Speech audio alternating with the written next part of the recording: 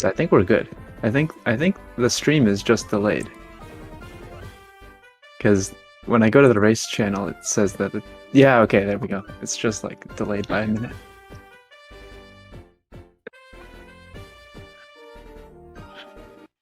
Alright, so I see that Lime is actually playing on Soul Silver, which is the slower version.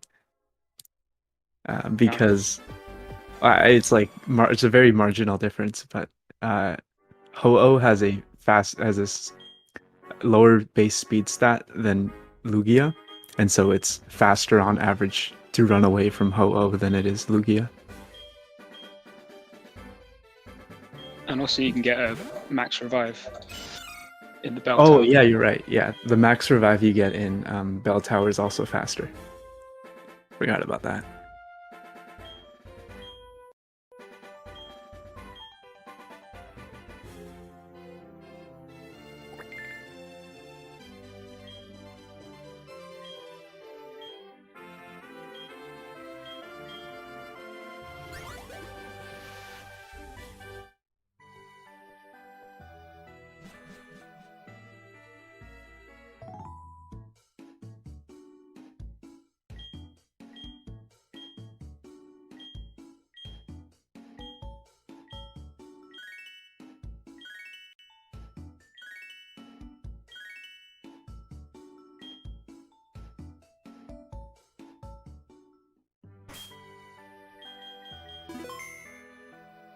Is Kidrocker a little high?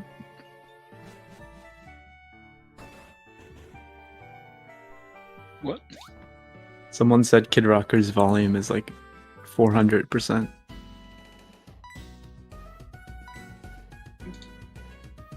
But it's just playing. It's using limes anyways. Yeah. Right, so.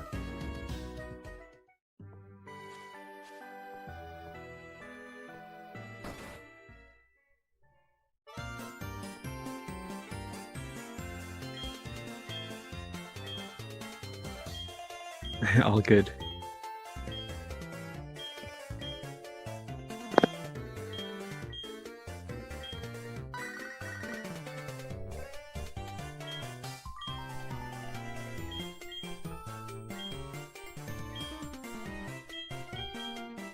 So we use Cyndaquil for this run because it is the fastest Pokemon to use.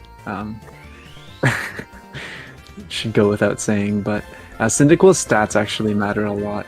And so they don't like it's not worth checking stats in a race because you're not actually going to be resetting if you have bad stats. So we won't know any of Cyndaquil's stats except for HP until the end of the first rival battle, which is in about 8 minutes.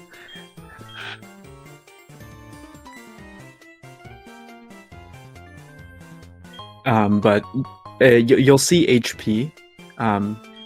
18 HP is the lowest, and I think 20 is the highest. So higher HP is just better to have, easier to keep Blaze, etc. And in some cases, it's the difference between early Rival 2 and late Rival 2. Oops.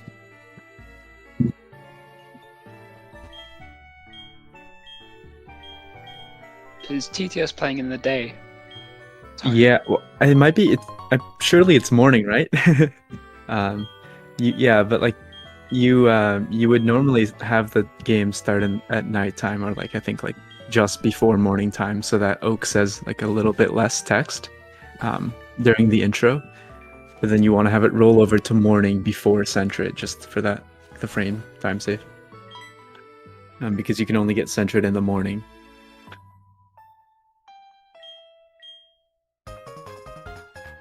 If that makes sense.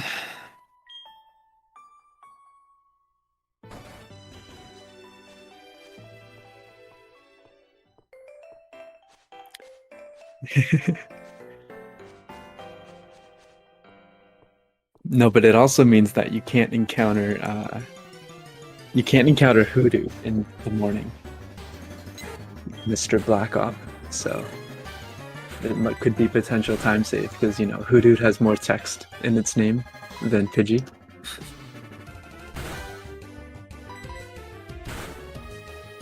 Yeah, so if you get minus attack, you reset.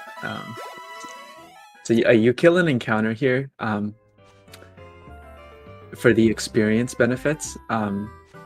It actually helps a lot. Most notably, you get level 14 after Falkner, which allows you to evolve into Quilava. Normally you wouldn't get level 14, but because you get level 14, it makes the first fight in Slowpoke well significantly better. But there's also like other improvements, like getting level 7 for youngster Joey's Rattata and getting level 10 early on the second Sage fight in Sprout Tower. Yeah, but you're right, youngster Mikey, not Joey. Joey exists in this game, but he's an optional trainer, so we don't fight him.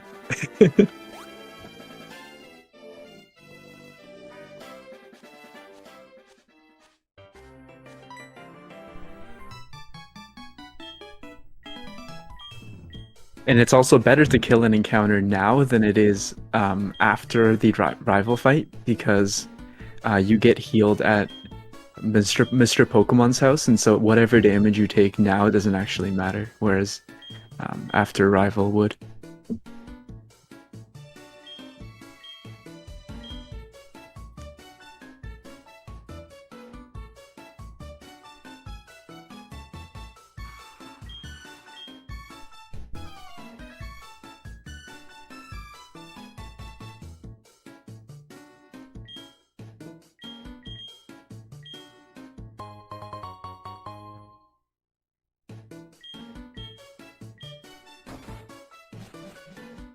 So now that we have the running shoes, you would think that you would like always use the running shoes, but that's actually not true. You want to be walking in the grass because the encounter rate is actually lower when you're walking through grass than it is when you're running, and so it ends up being faster on average to take the extra time walking because you'll get less encounters.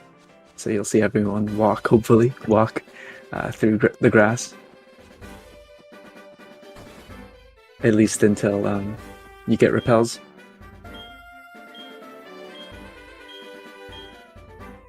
Something that's not really a thing in other games. Yeah, I think it's only in Heart Gold Steel Silver, right? Yeah. Yeah, until repels.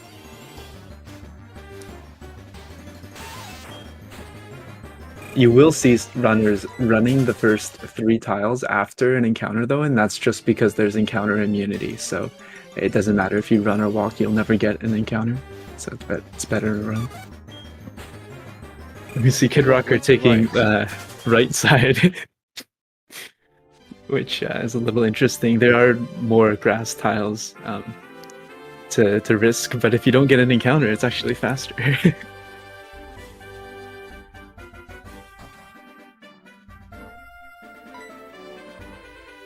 And look at that, Kidrocker's in the lead. Right side wins.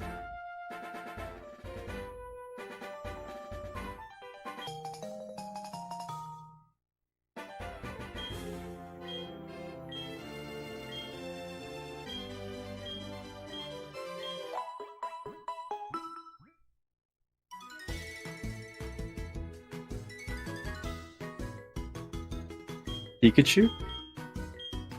Yeah. Well, there's only one Pikachu you fight in this run. Unfortunately, it's Red's Pikachu, so it's quite a problem. But Pikachu is more dependent on Snorlax's stats than Gyarados', and we'll get there. I'll explain that in 3 hours.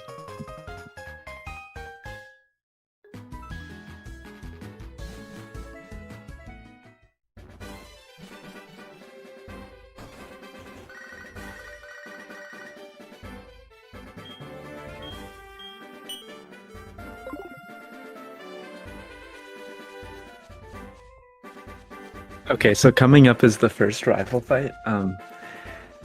You can actually lose to this fight, and it's pretty bad. Like you lose out on experience and on money. And I don't know how the money route would change, but with experience, you lose out on like 70 experience or something. So you'd need to get, uh, you would need to kill a couple encounters to make that up. And it's also, it's not that bad if you lose, because losing can be fast, but you want to win this fight, basically. Um, which is pretty easy. 300 something. 300 XP? Money. Money, okay. So I guess, XP. yeah. So you probably just pick up the extra rappel on Route 31 or whatever. Forget what route it is. Because rappels are 350. Wow, look at that. Lime just got a really good fight. Crit Totodile turn 2 or turn 1. So now he's in the lead. That saved like 20 seconds. Alright, let me see if I can see stats. Okay, Lime's got a decent Cyndaquil. I didn't see Kidrocker's, but Lime had I think 11 attack and 11 defense and 13 special attack. So I'd say that's above average Cyndaquil.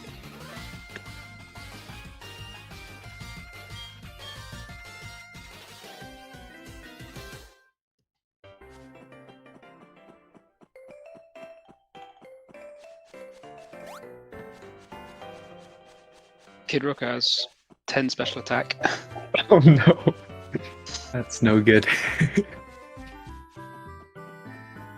So that's definitely minus nature. I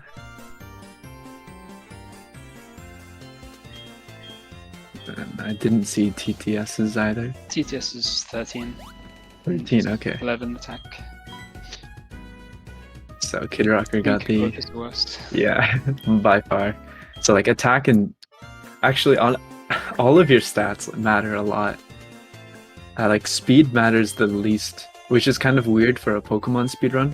Like speed only matters against 2 Pokemon, whereas like a defense and even special defense matter a lot. With like they depending on your special defense, you could end up doing entirely different strats or doing fights in different orders. So it's kind of weird because normally in Pokemon speedrunning, you'd like attack, special attack, and speed matter the most. So it's different in this run.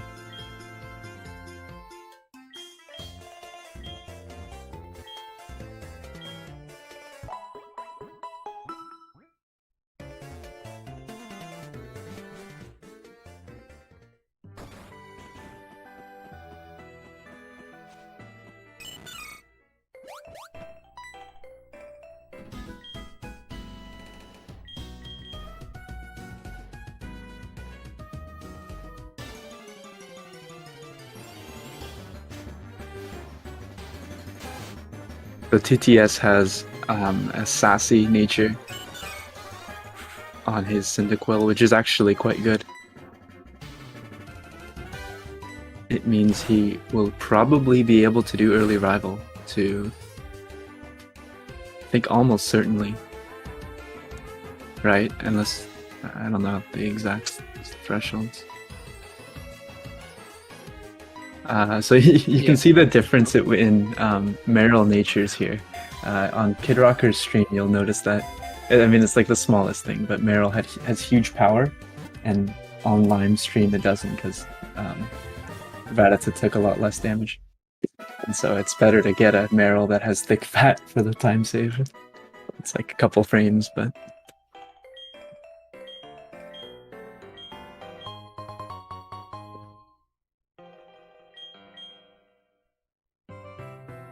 so now the runners are going to try to get a Sentret. Sentret is used for Surf, Whirlpool, and Cut.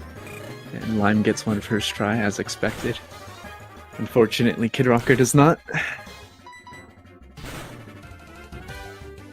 And so this is one part of the run where running is actually good because you want to get encounters. So there's no sense trying to minimize the amount of encounters you get. Just run, hope you get a Sentret, and then afterwards you can walk again. And so Lime gets the Sentret. This is actually a pretty good run for him, I think.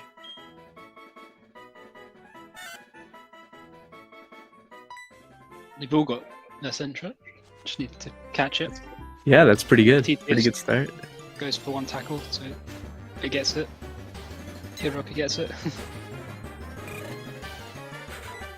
So now it'll come down to encounters.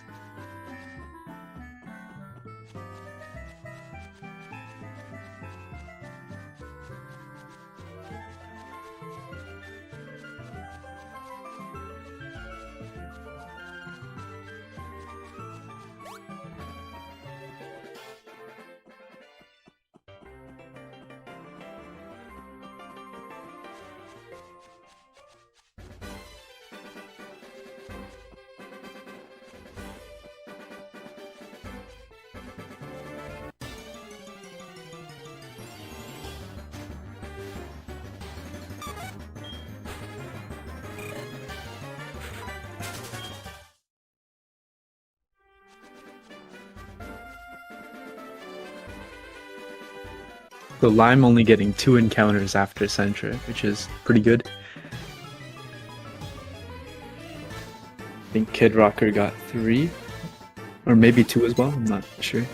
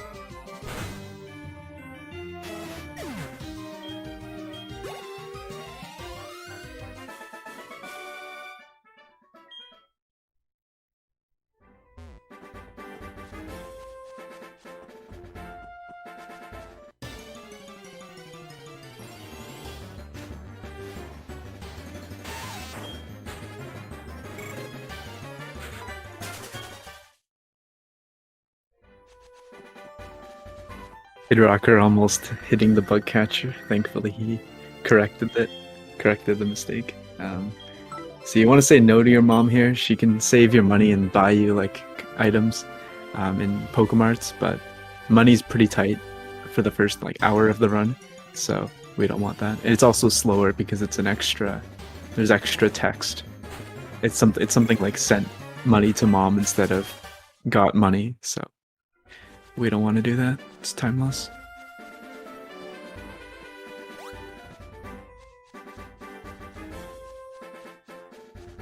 Well, I'm getting only 1 encounter after Mikey, I think, or maybe 2. 1740 something gate, which is pretty good. I'd say about average actually, but it's a race, so you can't complain. Where like the best gates I think are like high 15. I want to say. I think I've gotten a couple 15s. Someone can maybe correct me on that. So we enter the center here. This is like a race strat. The next couple fights are kind of scary. So if you were to die, you would get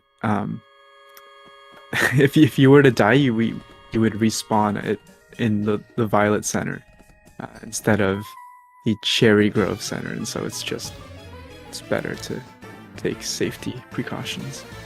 Don't want to go all the way back up. A long time. So you don't really want to save too much.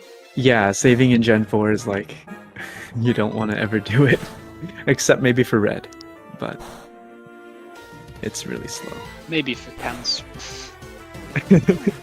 We still haven't looked into that. Maybe for double cans, if pace is good, like if it's the 50-50. Otherwise, I don't know. Because resets are pretty slow as well.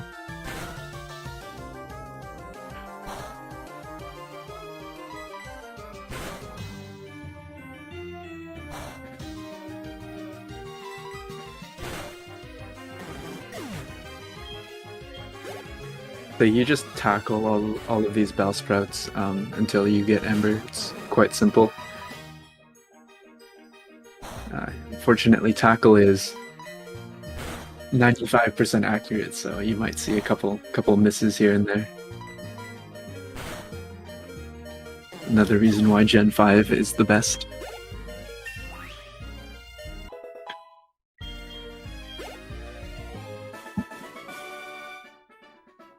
Lime says he needs X attack. Says attack's not good enough for Rival 2. What's your attack IV, Lime? Because remember I made that like new strat for low IV neutral attack. Oh, what's that new strat? It's like you leer Croconaw and then you attack it and then you leer again instead of leering twice. And it saves having to get the X attack. It's like the same amount of turns, so it's better. Don't you leer 3 times? I think it's like leer once, attack, and then leer twice, something like that. I can look up my notes. I did it in runs a couple times. It's pretty good. Let's see.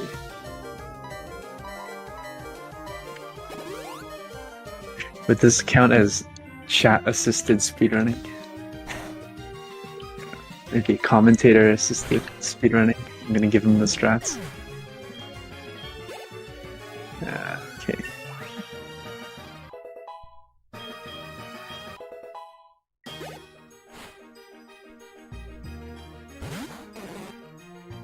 So I have this in my notes, and that's 25. Like, this is the attack stat, the actual stat at level 17.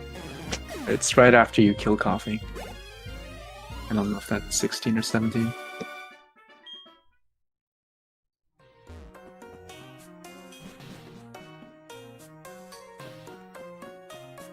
How's it the same amount of turns? Oh, it's one more turn, you're right. But it's still... X attack is slow, and you have to X attack... Like, X attack loses a turn anyways, right? Unless you get lucky with Zubat. So it's fine.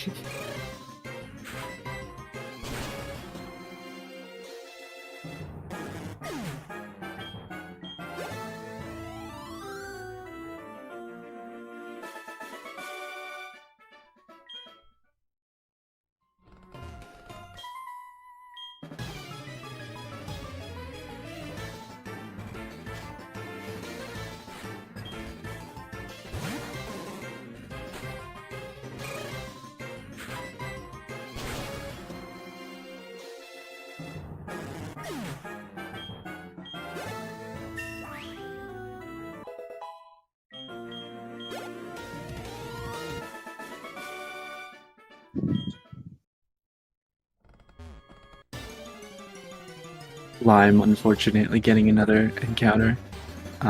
In some cases, it's actually good to kill this low wild encounters in Sprout Tower.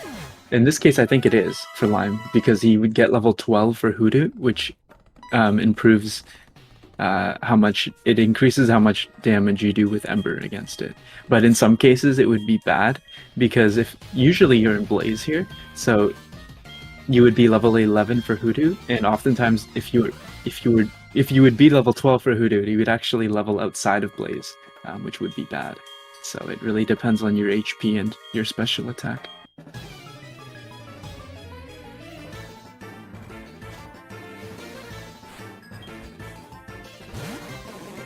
I keep looking at Lime's stream, but I gotta give Kidrocker and TTS the attention as well.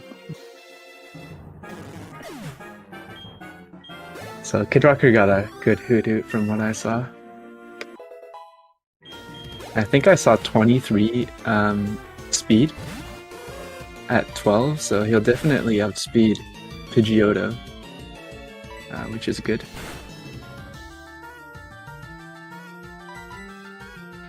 Lime is falling asleep.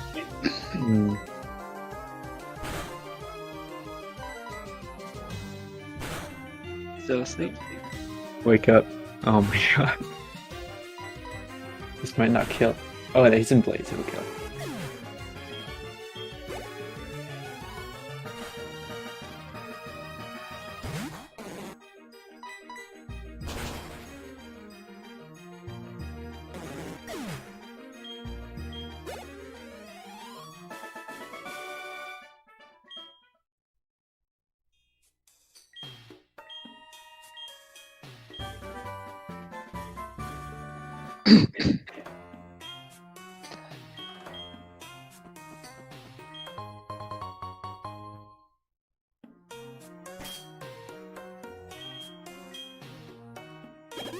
Okay, so Faulkner is a pretty bad fight.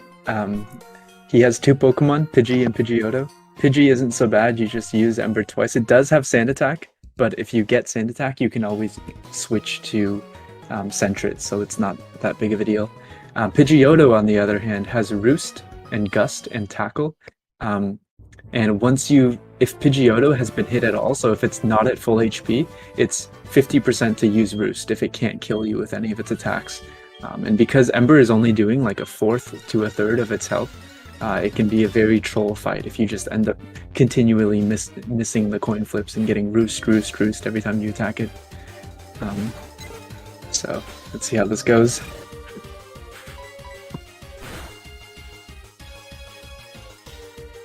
Lime unfortunately getting Sand Attack, but no big deal. He just swapped the Sentret to reset his accuracy stat.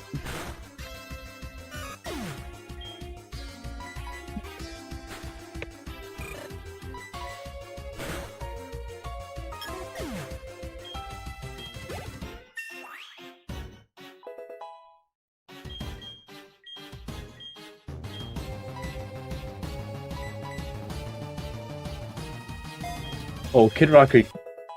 Oh no. Kidrocker went for. Unfortunately, that's. I think he was guaranteed to die there to Gust. Because Gust is 9 to 10 with high roll 12, right? Lime getting utterly trolled. Oh, there's the crit. Okay. This should put him into quick attack range. Yeah, okay. Lime's got the win.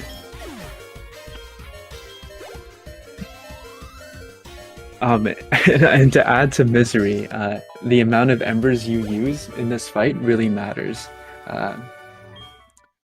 Because you want to be keeping low HP for Slowpoke well, but if you don't have enough embers, you will have to actually end up using the PC and Azalea before that. And so if you heal PP, you'll also heal your HP, so you'd be going into Slowpoke well with full HP, and you don't want to do that.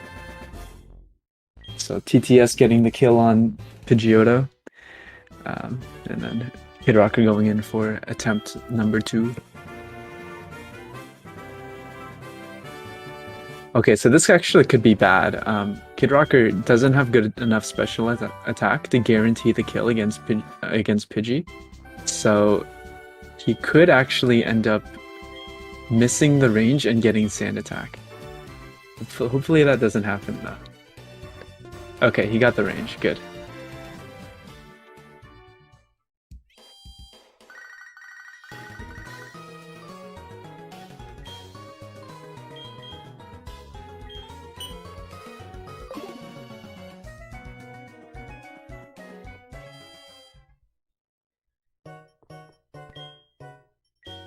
Okay, and he burned Pidgeotto, so it'll eventually die now, and it's a matter of time. But yeah, as you can see, this fight is completely troll. It might not be, but he's also minus special attack, Tahis, so I don't know. It's hard to say.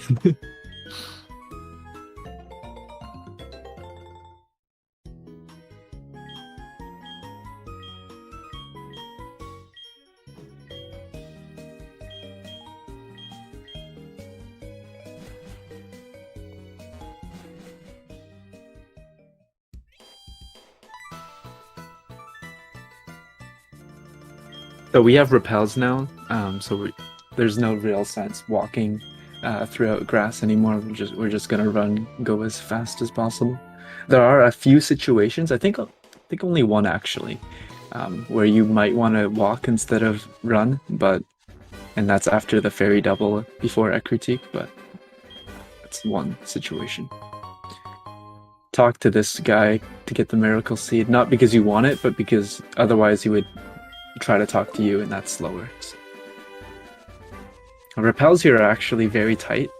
You want to any extra. I think you have like 2 extra steps of leeway in order to do this spinner setup correctly. But it's all running, so it's easy. So there's a rotator here, but if you stay on the right tile, he can't see you. So there's no worry. I get the first spinner of the run. I don't know if I want to explain spinners or if you want to do that, Crafton. I can explain if you want. They're always kind of a pain to explain. Well, I mean, basically they can spin every 32 frames. Not exactly, but you can think of it like that. And the aim is to pause within a window where you can pass safely, because you walk at 16 frames per tile, so you can get a window, and the way they do that is wait for them to spin and then walk 1 tile, and then the time of their reaction plus them walking will be like 32 frames, so it would be at the start of the next cycle, and then they'll pause, and if they're not facing the direction, then it's a safe pass, or they'll do other methods. Yeah, that's like the most basic method. There are like other ways to pass if you have like a setup, so if you know their cycle beforehand. But yeah, so Lime did that on the spinner just after the cave. He paused, and because that spinner doesn't react to running, most of them react to running, but because that one doesn't, he can run past and do that setup.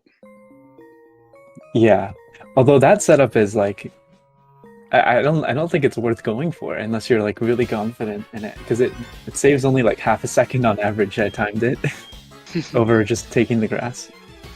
You have to be and like, I think pro gamer moves. I think if you pause frame perfectly as well, it doesn't work. Oh, so, is that as well? So yeah. Wait, why didn't? Oh, he didn't have a repel apparently.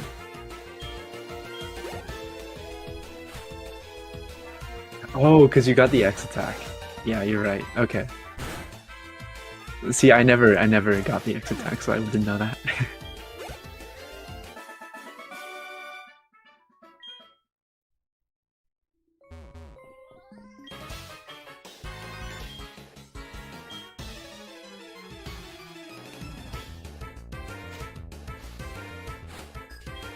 But even though Lime is in Blaze here, Cyndaquil is... Quilava doesn't actually kill every Pokemon in Slowpoke well. This Ekans can live, and it has really bad moves, like Poison Sting, which can poison. I guess that's kind of it. Getting Bite here would be fine, and you just don't want to get Poison Sting poisoned. Kidrocker actually YOLOing the Hiker. It doesn't look like it, because he went in the grass, but you need to go too deep into the grass in order to pass safely. So it's all good though.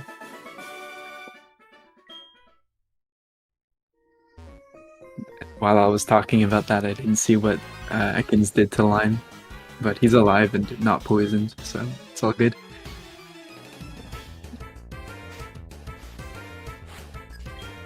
So like all of these fights, especially the first 2, but also this one, it's really helpful to be in Blaze for. Which actually, unfortunately, Lime is 1 HP outside of Blaze, but he got QA, so it's good now. He's in Blaze.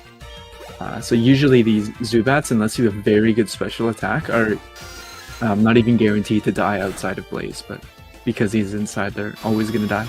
Inside of Blaze, they'll always die. Same with the next Zubat and the 2-hit KO range on the Coughing coming up as well. Everything is improved.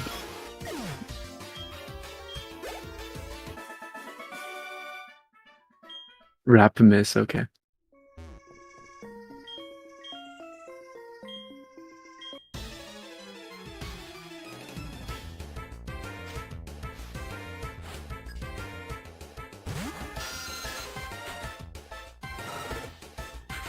Okay, so I haven't been really paying attention to Kidrocker or TTS's Cyndaquils. I think Kidrocker might do it, but Lime is going to be going for early Rival 2, I think. He has the stats. And so the difference between fighting Rival 2 after Proton and fighting Rival 2 after Bugsy is dependent on your special defense and your attack. Most attack stats can kill Croconaw in enough hits, and if you don't have a high enough attack stat, as Lime does, you can always get the X attack in Union Cave as he did. But special defense is what matters more, because you want to be able to live 2 hits from Croconaw's water gun. Otherwise, you're just fucked for the fight. I don't know if I can swear on stream, but No, you but can't. Apologies. time to get banned. But yeah, so if you don't have good enough special defense, you'll end up fighting Bugsy first, which is worse with most Cyndaquils because you want to be level 18 for Scyther if possible. And if you fight Bugsy early, you're only level 17. I suggest not swearing. Gotcha. Yes, we apologize for any offense that was caused. I mean, I went 36 minutes without swearing. I think that's pretty good. It's a new record. Oh, so Lime actually deposited Sentret, so he's going to be doing early Rival. Oh, your special defense was 26. Not Rival. Not enough. Sorry, go ahead. He's not going to do early Rival. Yeah, I thought he was. I thought he had good enough special defense. I think TTS has a sassy-natured Cyndaquil, so he'll be doing it. But you need to either have Sentret dead or in the PC for this gym because there's a double fight that you would otherwise have to fight. Which is why another reason why early Rival 2 is good, because you get to kill off Sentret without having to deposit it against Rival 2, so you can go straight into Bugsy rather than fight Bugsy, take out Sentret for Rival 2, and then a PC to fight Bugsy and then take out Sentret again. So you save about 25 seconds that way.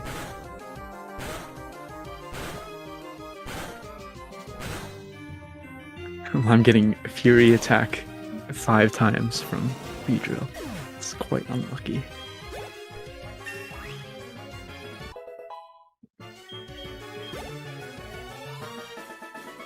Okay, so yeah, so TTS you'll see is doing early Rival. Kidrocker I don't know, and then Lime is doing late Rival or early Bugsy, however you want to think about it.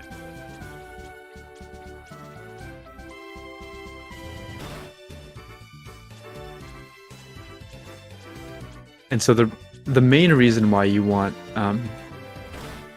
Sentret for the Rival fight is that the Ghastly has Curse, which I think it's only 1 in 3 to use, but if it does use it and you don't have Sentret alive, you're just gonna lose the fight, and so you want Sentret alive for that.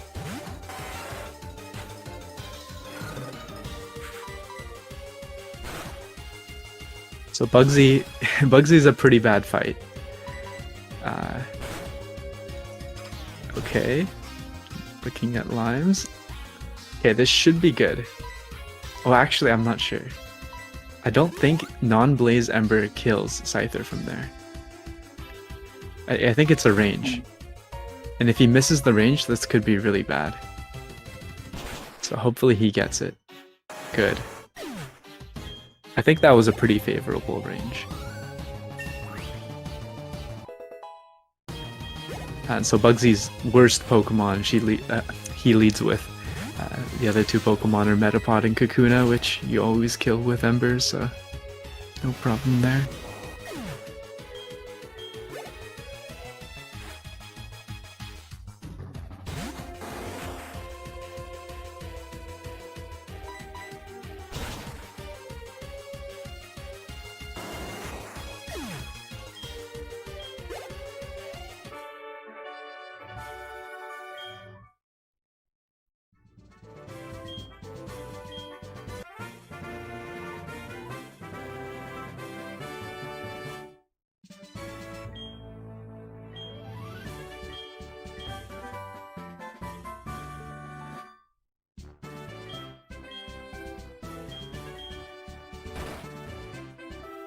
Kidrocker using quick attack here. Oh, but he okay. So the normal strat there is to use tackle before quick attack because you're slower than Crocodile. So you want it to use water gun on you before you hit it into torrent. But Kidrocker did the opposite and used quick attack, hit it into torrent, and then got water gun, which is pretty unlucky. But he lived, so it's all good. That could have been really bad. He killed Sentry. I don't know. I don't think so.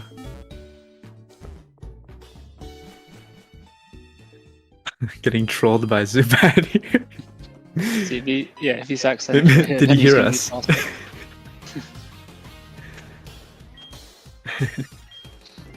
Yeah, so you want to kill Sentret now because, as I mentioned, you need to one Pokemon for Buxy's gym. Alright, Lime going into Rival 2.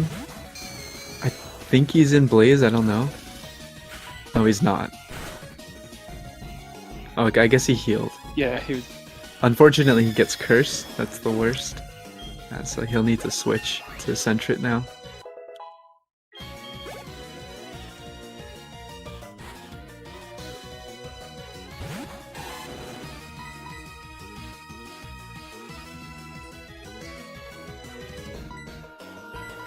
Interesting, so he went for Leer once first. Is that better? Instead of swapping turn 1. Oh, you weren't in Blaze, okay.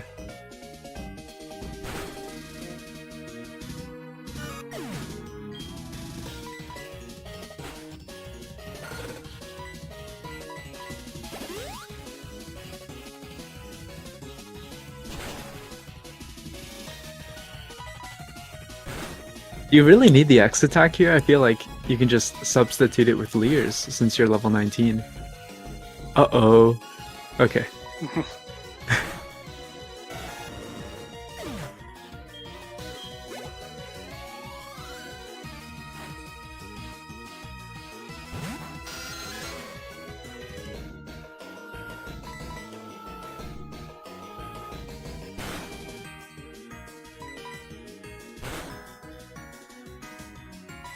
God. Zubat's getting a lot of flinches.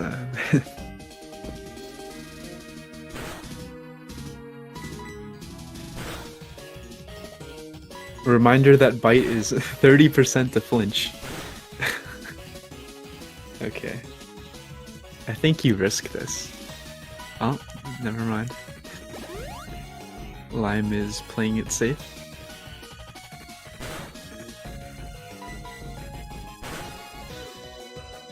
Oh my god.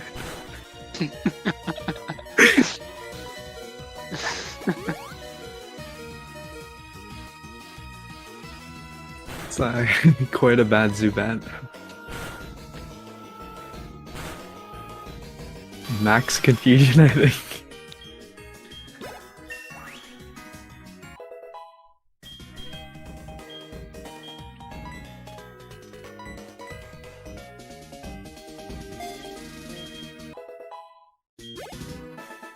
Alright, so Kidrocker fighting Scyther now. Hopefully this crits action. I don't think that would have been Blaze. Okay, if this crit from quick attack now. Damn, that's not gonna kill.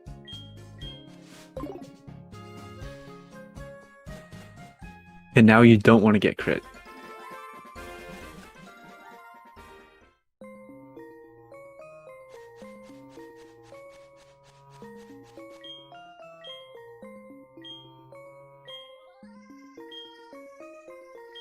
TTS and Lime pretty close now. Mm-hmm.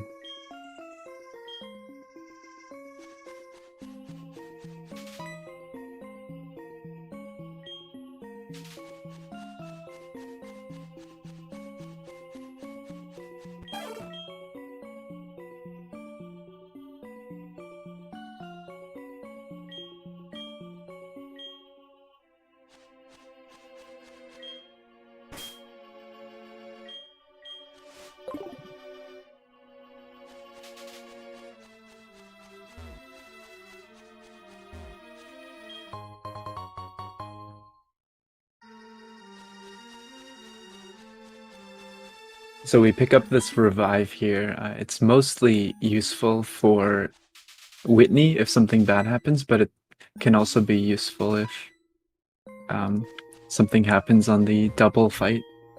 So it's just nice to have. Lime unfortunately took a few extra steps, so he won't be able to combine teaching cut to Sentret and repelling in the same menu. And if you're asking me, I would have combined that in the same menu. I would have just risked the 3 tiles, but maybe what he did was better. I don't know. uh,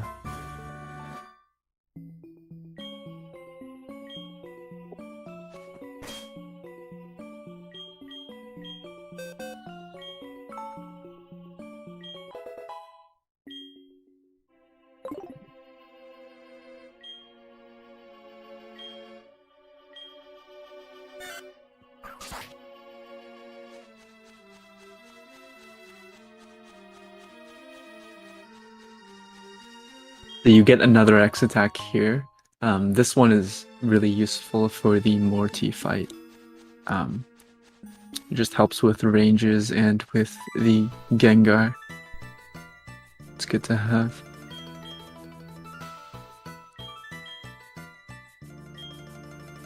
Ilex Forest has like a lot of good items, surprisingly, that you can pick up. There's like a super potion, ether, a full heal, an X attack, a revive, a bunch of stuff.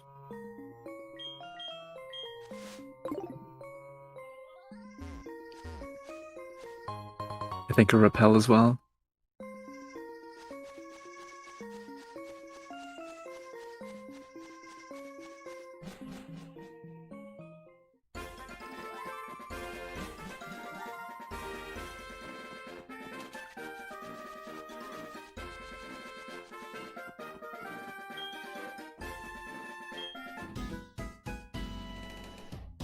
So with perfect steps, the repel would have worn off in the middle grass tile, and so that would have saved a little bit of time because you would have had to walk fewer tiles for this Ethan cutscene.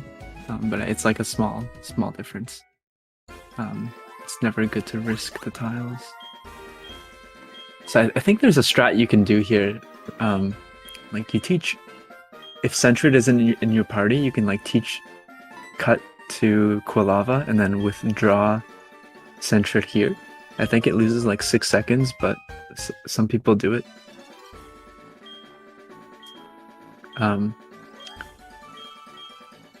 But Lime already taught cut to Quilava to Sentret, so he won't be doing it.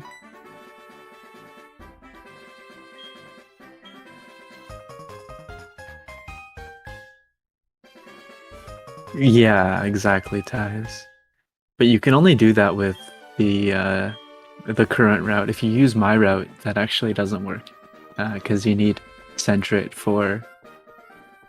You need to bring Sentret into the Pokemon League, and so it needs to have cut for Surge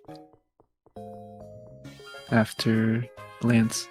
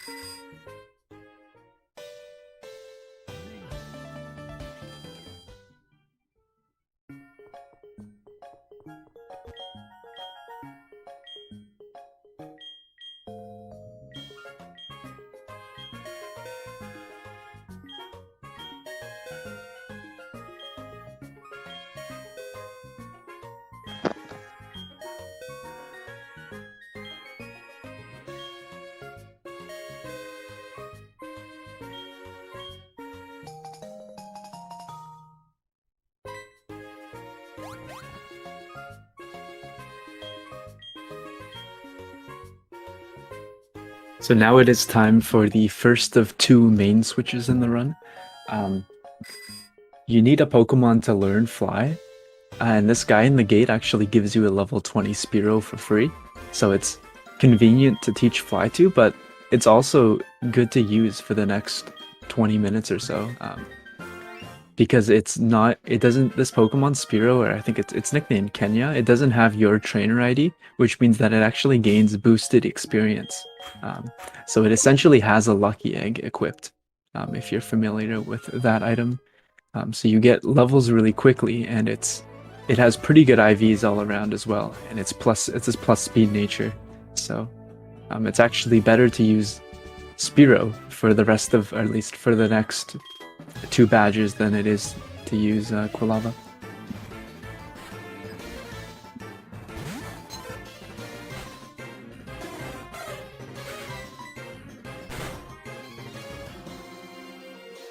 So these Jigglypuffs, I think, are 14 and 16 ranges. And if you miss the ranges, they have I think they have Sing and Disable, so you don't want to be missing them. Lime misses the first one, but only gets Pound Crit, which isn't great, but it's better than Sing.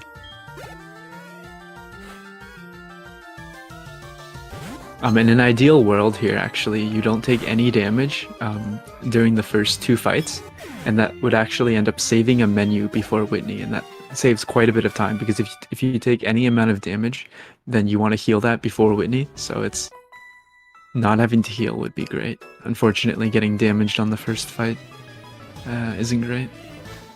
This Snubble here is a bit of a troll. The God fight here is to use Aerial Ace turn 1 and then crit. And then a crit would always kill because it has Intimidate, so you would get crit through the attack drop.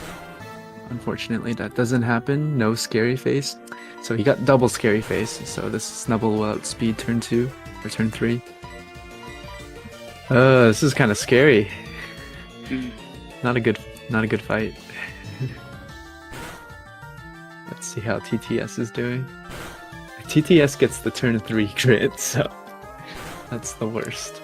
Oh my god. Wow. So Lime will have to Super Potion before Whitney. So you teach Mirror Move here, which, while you don't actually need for the next fight, it actually saves time to teach it. Because you would, if you, as a Firo, you would actually try to learn it if you don't already know it. So it's better to not try to teach a move twice than it is to teach it once. So that's why we teach it. It's also useful against Whitney, so.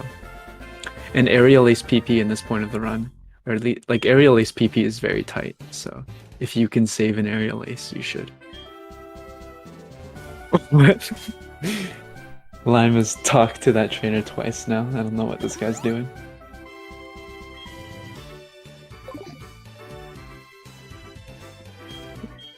Okay, so Whitney is a really, really easy fight if things go right.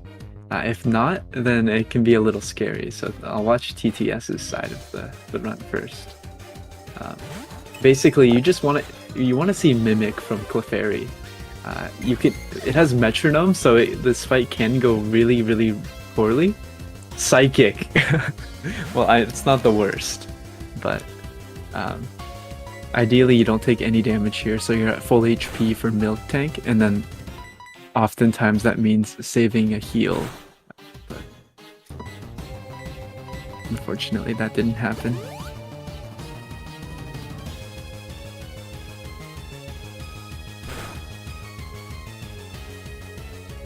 Yeah, your Super Potion count is pretty low, Lime.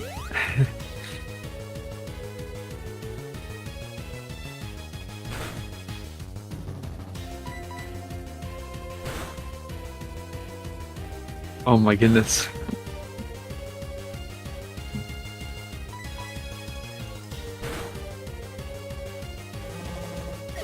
The TTS and Lime both killing Milk Tank around the same time.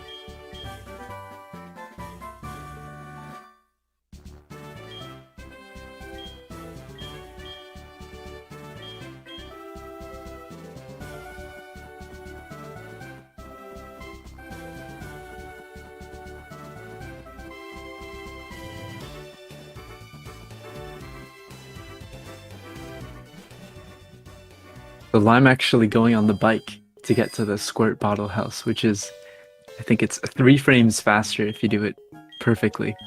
It's a bit of a swag strat.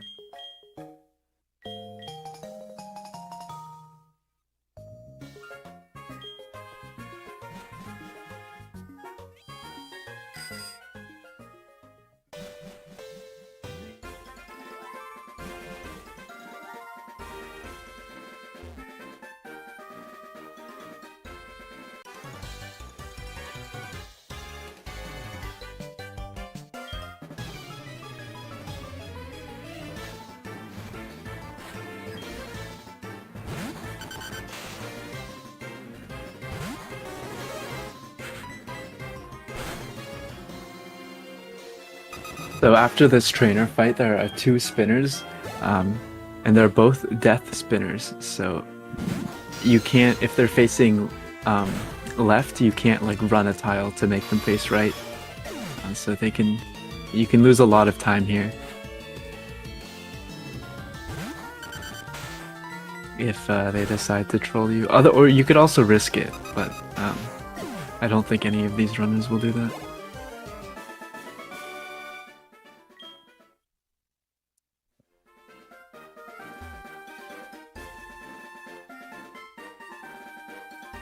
One pro of passing death spinners is you can actually run past them as they are death, which means that you don't have to do the fancy menu, like walk 1 tile and then menu, since if you react fast enough, you can always get by them in time.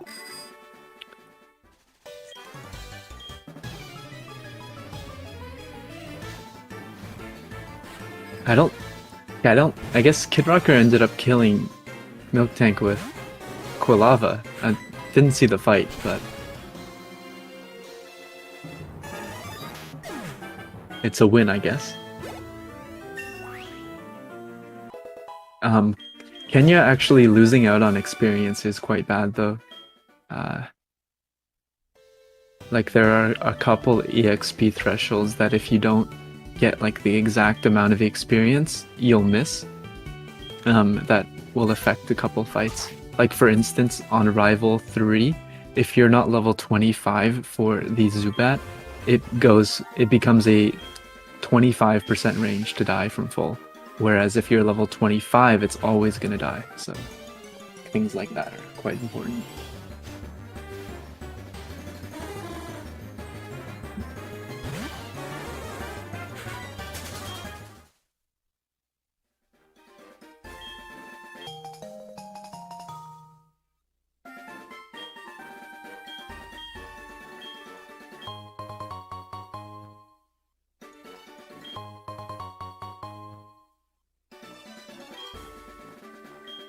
Oh, there's a hyper potion there. Today I learned what. I was like, where's this guy going? Interesting. I thought he was gonna get the one in Ekritik, the hidden one. Maybe he'll get both.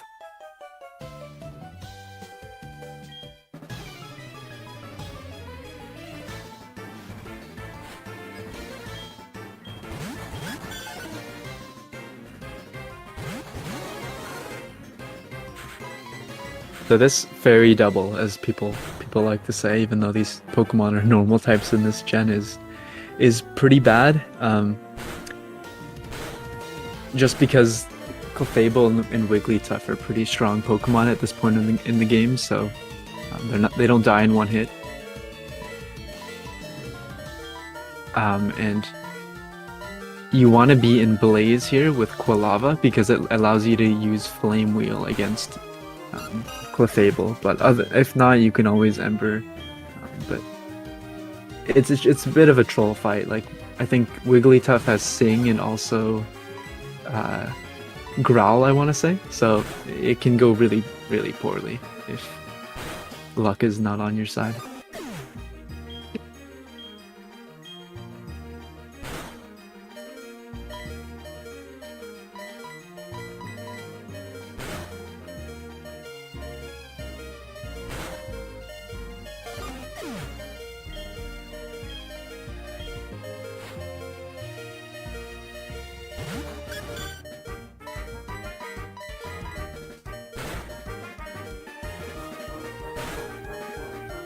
Kidrocker unfortunately biked a little bit too far up and hit this spinner. I'm not sure what he has. Level 11 Magmar, okay. Yeah, I've noticed that like so many of the trainers in this game have really low level Pokemon. Like this coughing here I think is like level 15 or something. It's something like really low. Level 12, like look at this. Yeah. Like it would not be a range, or like it would never die if it were like a reasonable level. The coughing's I think like a 81% range. But... Yep. Yeah. Team Rocket is just really weak in this game. Yeah, the reason we do that now, even though it's a range, is because you get level 25 for Zubat. Yeah. Yeah. Exactly. And because you need to menu here anyway, so if you get poisoned or whatever, it's not as big of a deal. But if you get poisoned after this, like if you were to fight Rival and then fight this guy, then if you were to be poisoned, then you'd have to do an extra menu as well. So you'll see the runners get a netball here. This is going to be used for Magikarp in about 12 minutes.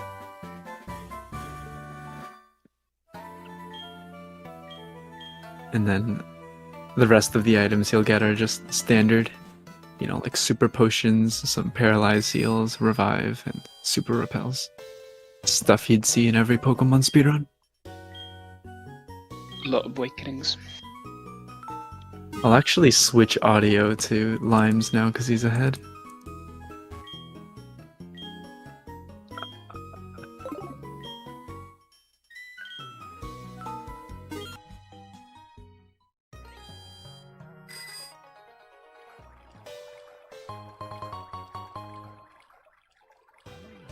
Why a netball? Because it guarantees... What is this guy doing? Strange movement. Netball guarantees the Magikarp capture from full HP, so you don't have to weaken it.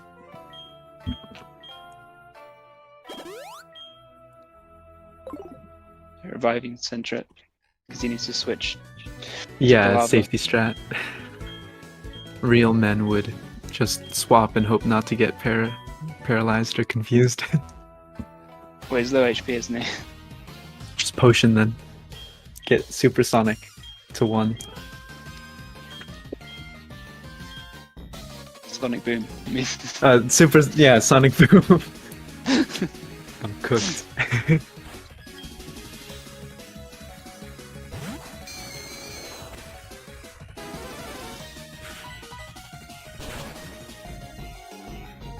I don't know if Kidrocker is listening, but he actually had to go to the Critique Center, but if you had gone to the PC in the bug catching in the national park area, then...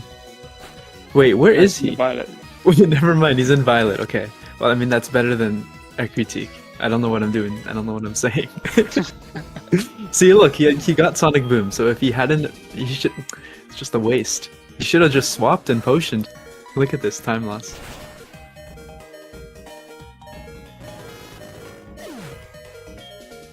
I'm gonna patronize Lime as much as I can.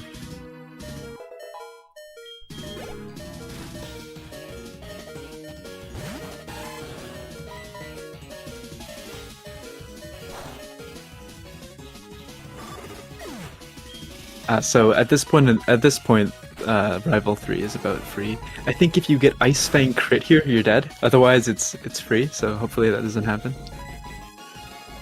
You could get frozen. Yeah, that as well. But you have the full heal though. So he got double Scary Face here, so that means Zubat will actually outspeed. You still outspeed Zubat at -2, but at -4 it outspeeds you, unfortunately. So you can get trolled here pretty bad. Thankfully, he just got Wing Attack. And so TTS. This is kind of the downside of going into Rival 3 with high HP Quilava, because while it is safer oftentimes you end up losing a lot of turns to Crocodile, because it won't attack you until you're at -6 speed, so you can end up losing, like 4 turns. Lime To was a- some time here. He didn't go yeah. one tile up. Oh, he did. You're right. That's a new time save, isn't it? But yeah, Rival 3 has a lot of different strats you can go for that depend on your like Quilava's HP and Kenya's.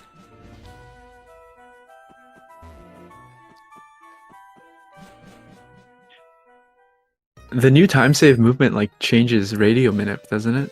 Slightly, like it offsets it.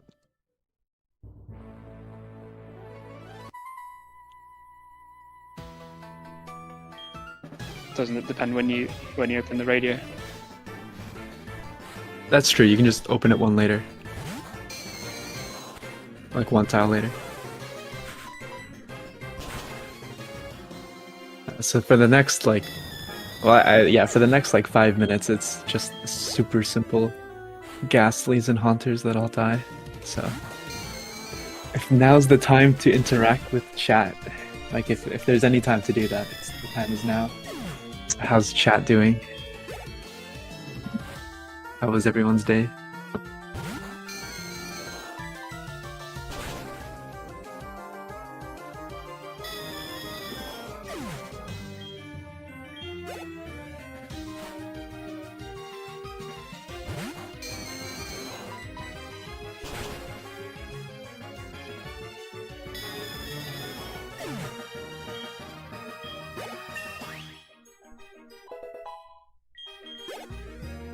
A good quality message.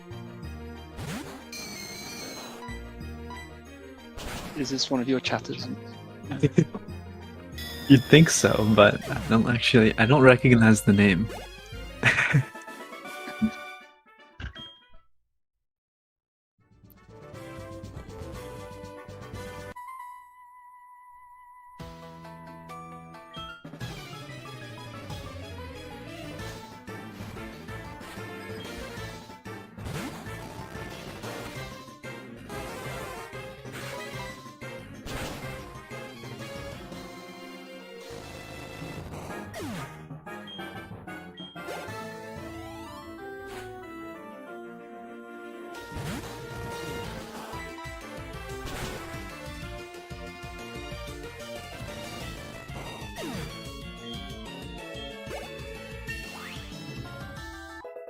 You have to go soon, Crafted, right?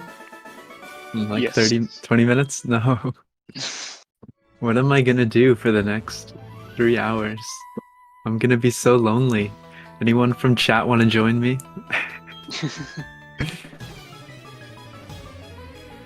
Anyone that I know, rather. Any takers? This is your one chance of your one opportunity to commentate with the one and only Minnow.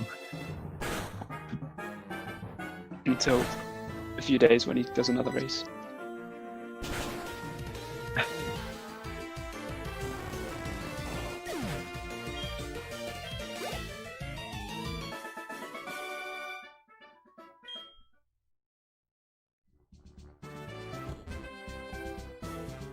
Lime walking. Lime walking. What? Isn't that an he instant he walked DQ? the easier part as well. Isn't that an instant? I ban think from that's a the DC, tournament? yeah.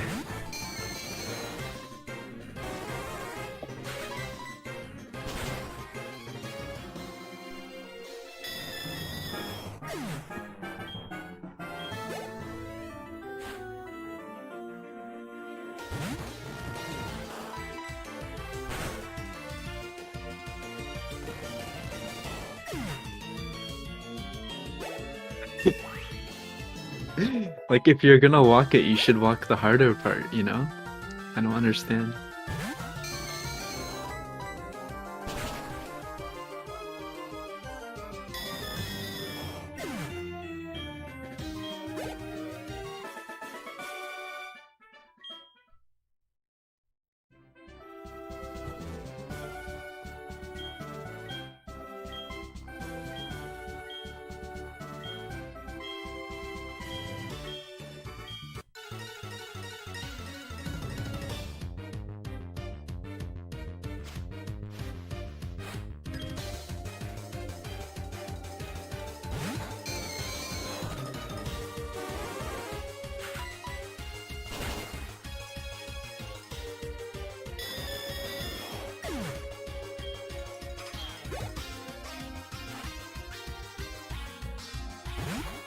Okay, so this Haunter is a 50% range. Hopefully Lime gets it.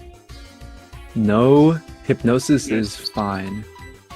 You need to set up this X attack at some point anyways, so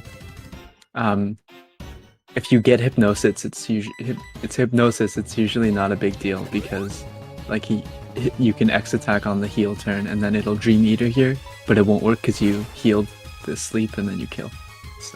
So it's only this fight is only really bad if you get Curse from Haunter, because then you have to switch out. And usually your other Pokemon in your party are dead here, so it means using 2 revives. Hypnosis miss, perfect. So Lime getting a nearly perfect fight. The only way it could have gone better is if he got the range on Haunter, but no complaints.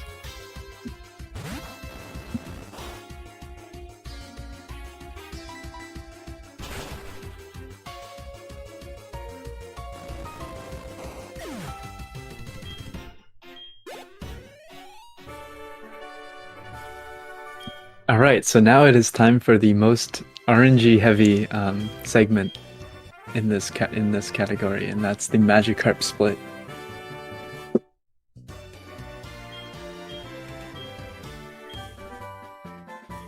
So this Magikarp can take anywhere from about 2.5 minutes to over 10 to find, and it's by far the worst part of the run. And because it's Manipless, there's nothing you can do about it. You just have to hope to get a 1% Magikarp, which isn't fun, but such is Pokemon.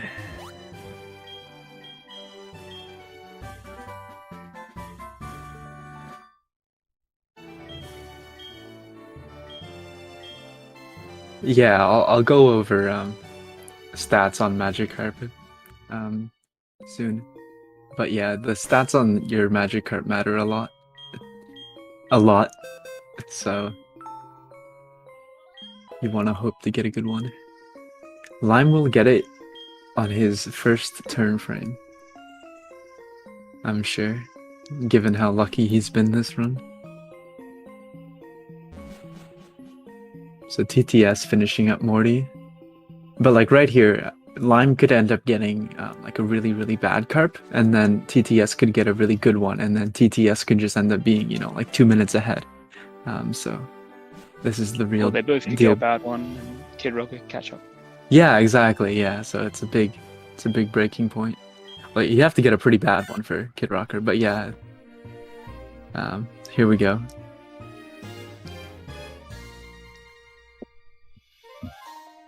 Okay. He's confused why he paused there. 3 turn frames? You guys are crazy.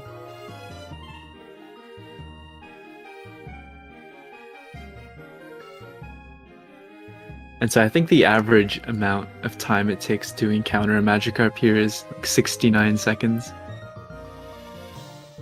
But that's assuming you do frame perfect turn frames, so oftentimes it ends up being a lot more.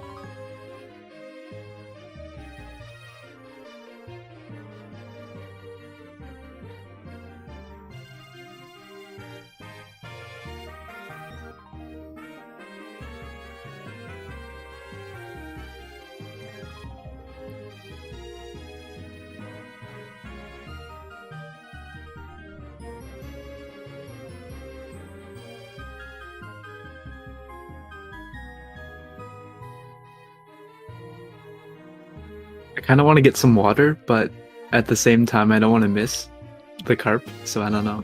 I might just wait until rocket section.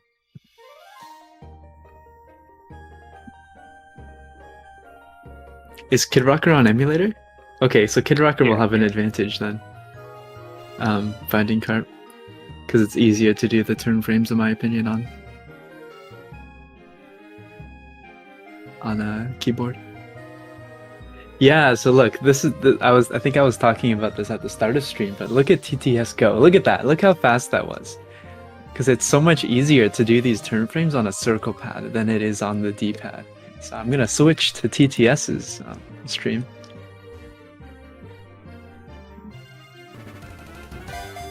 So what's the advantage on emulator? Apart from this, do you just mean it's a bit faster? Pardon? You said something about an emulator advantage. Oh, I think I find it slightly easier to use the keyboard for the turn frames. Some people Oh. disagree. Okay. Yeah, you could also like if you're using like a third-party controller, you could map the turn frames to, you know, like a joystick, right? On emulator. But yeah, TTS in the lead now. Lime's still looking for carp.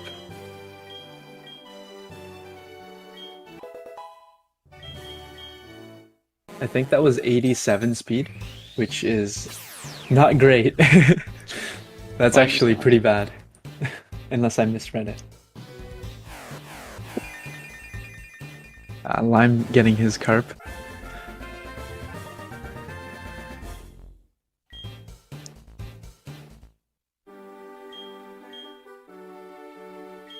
Well, I don't think the gender of the Magikarp matters in glitchless.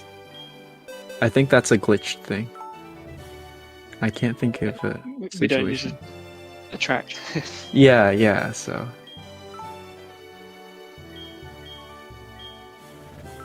Neutral nature. 89 speed, yikes. That's really not good. So the biggest thing that speed ends up mattering for is the Kimono Girl's Jolteon. If you underspeed it, like it has really bad moves like double team, Thunder Wave, and Thunderbolt, and so giving it a turn is really bad. So if you outspeed it, you always kill it, but if you underspeed it, it can go for like Thunder Wave, and you can get like fully parried, or if it goes for Thunderbolt, it could crit, you know, stuff like that. So that's the main thing. But there's a bunch of other Pokemon that if you have really low speed, end up outspeeding you. So like I think the best nature to have would be like a plus speed high IV nature, because you would save a lot of turns.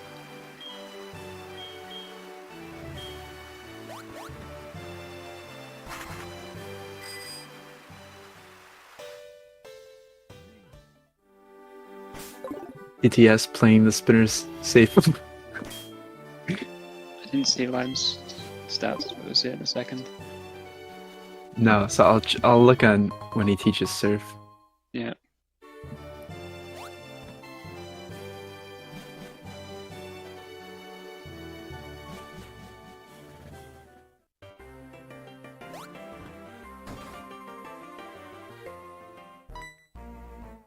I think that speed was in the hundreds, which is already an improvement. That looked like decent tech. I mean, of course, it's Lime luck, right? So we're looking at plus attack minus speed F. I was close. It's pretty good, actually. 150 attack, 71 special attack.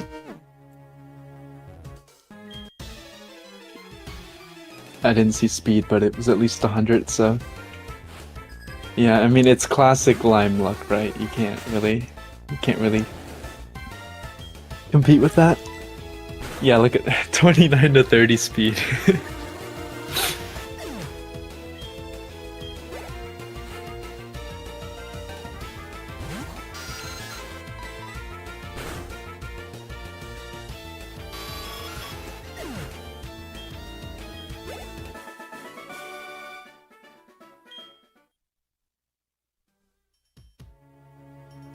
Now, is 71 speed enough, special attack enough to get Arbok? That's the question.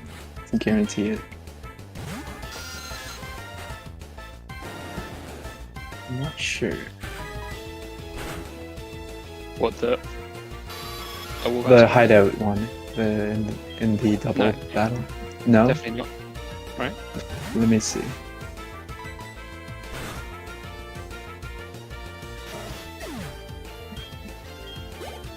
You're right. You need 79.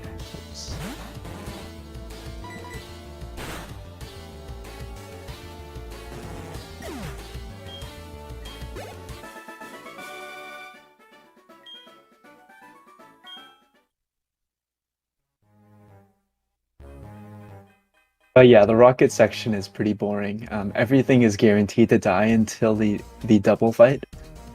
And even in the double fight, Arbok is really the only thing that can live, unless you have very bad attack. Then also Gloom can live. 0 to 1 speed. That's so sad. My notes say 79 Alwo.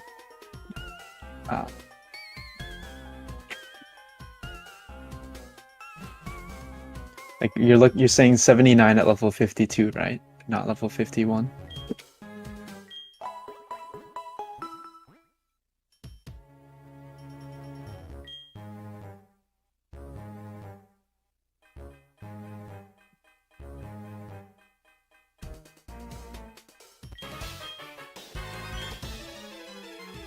Crafted, how about you stay for another hour? How about that? No. How about not? No.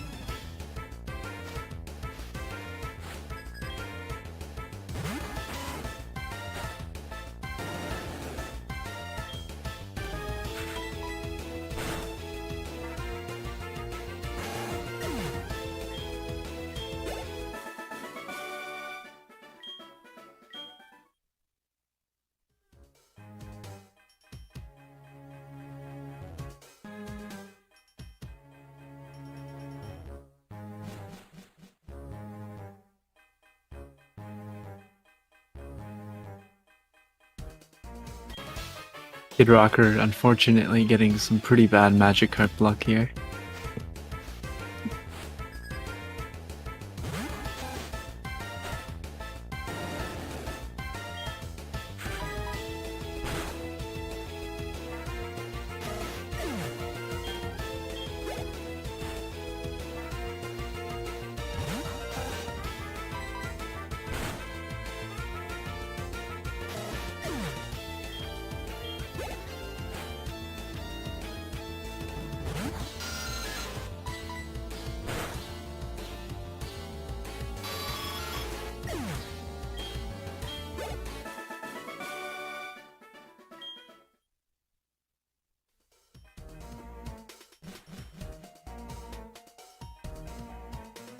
There we go.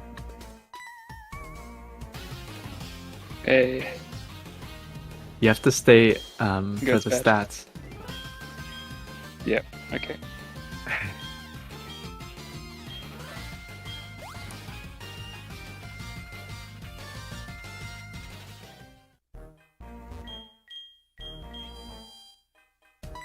What's your special attack, TTS?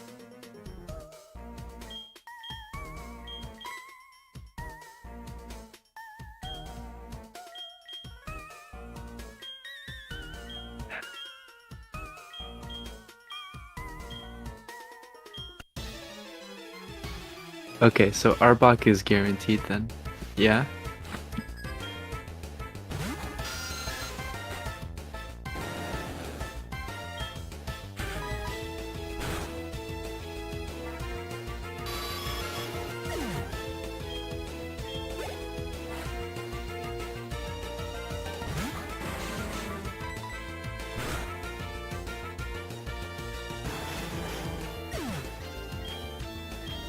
think Kidrocker also has 91 speed at level 51, which isn't great.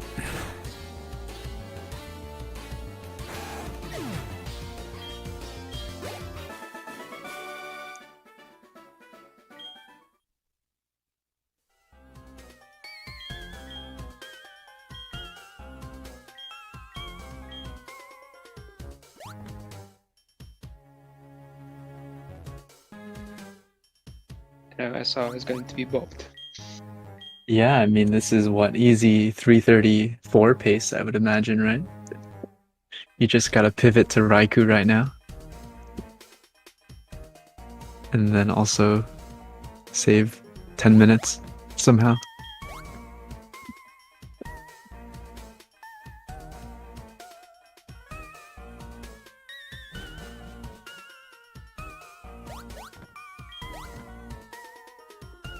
You might bop your race PB.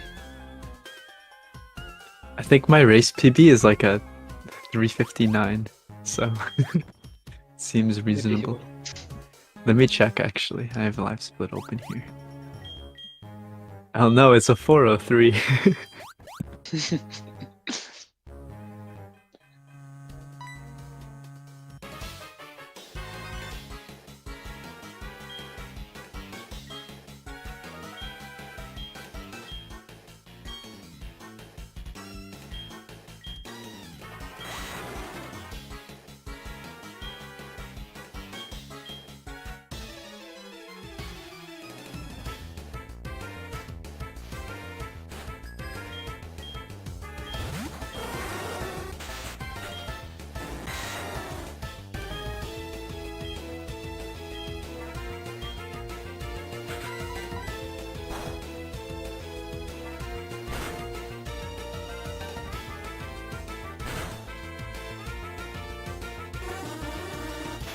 That looks like low attack, isn't it? I can't really see. Is that 118? That can't be 118, right? That's so low. Is that even possible? Do you teach the I don't strength? think. I guess I'll do it in this menu.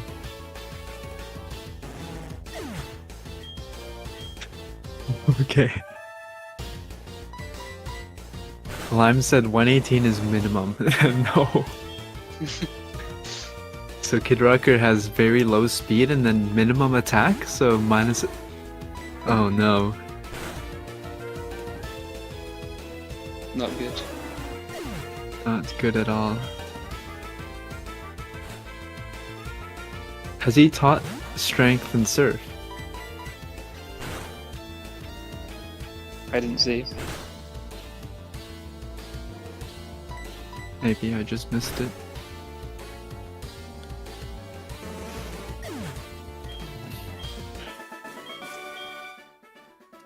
Minus attack 0 to 1. Oh my god. That is the worst. Damn. And of course Slime got, what, 150 attacks, so, you know, plus attack. It's just Lime luck for you. Not fair.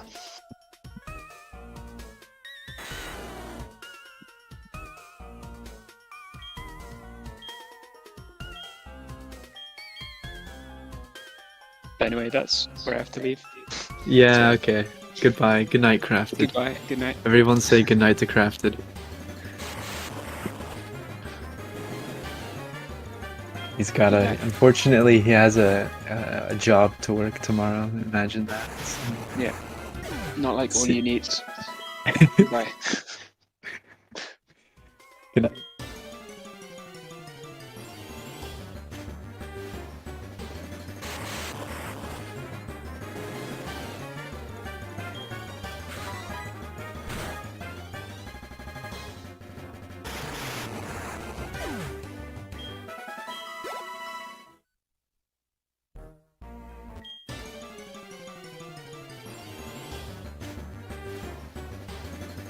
So these electrodes can live if they have good enough special defense, and then your special attack is really bad. I've never seen it happen myself, but I did the counts, and it is technically possible. I think maybe they can outspeed you too.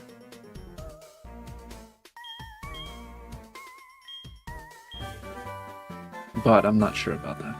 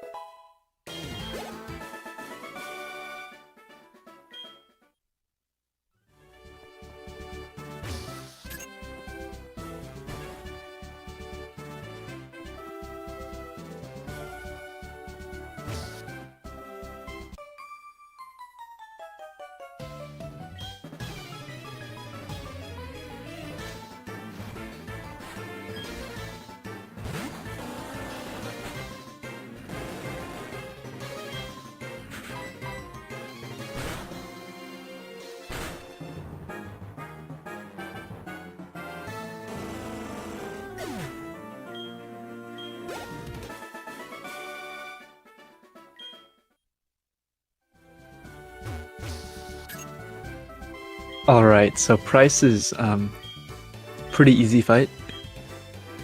His Dugong can be a little bit of a problem. It has Aurora Beam, and Aurora Beam has a 10% chance of lowering your attack. So if that happens, it can be a little troll, but it's otherwise a pretty free fight.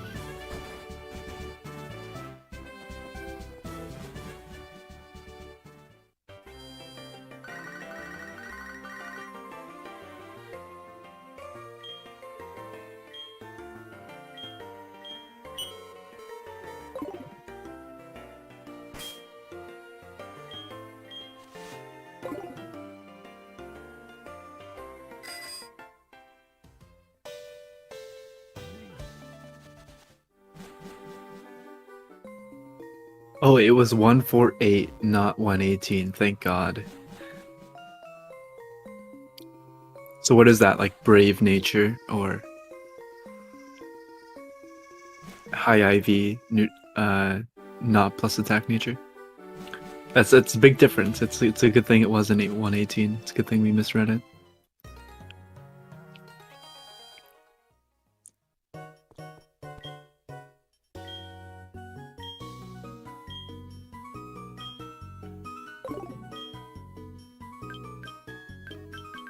The TTS is actually doing shopping. Is this a new strat? I've never seen early max repel shopping like this. Wouldn't this just be slower though? I did join the tourney, Lovesick. I'm racing on Saturday. I ended up taking Saiyan's spot. Short on repels. You shouldn't have told me that, You could have told me this is some, sick news shopping route. But now it's you've ruined the surprise.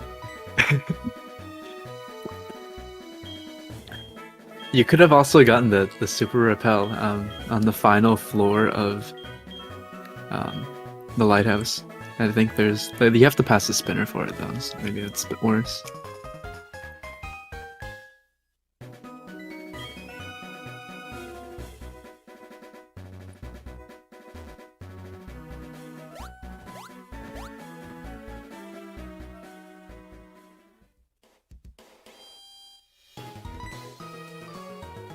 Actually, with that, Lime is actually ahead now. Look at that. Let's go, Lime. So, just by a little bit though. I'm not even sure if I should have... Like, a couple bonks would give TTS the lead now. So it's very close. It's gonna depend on the spinners in Lighthouse.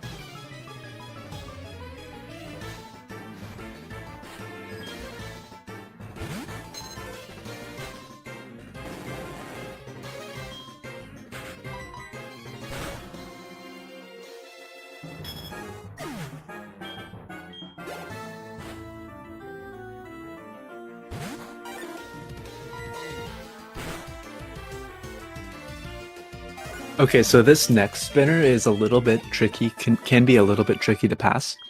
There is a setup that runners go for here, but there's only a 3-frame window to actually do it correctly and have a safe pass, so you have to menu pretty quickly.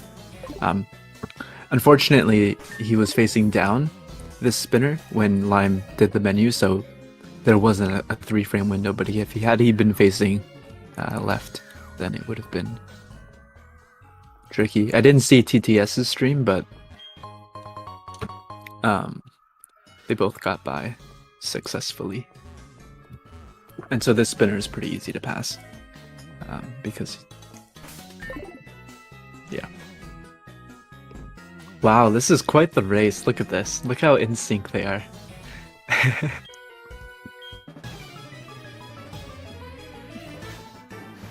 It's remarkable how close this is. It's down to the frame.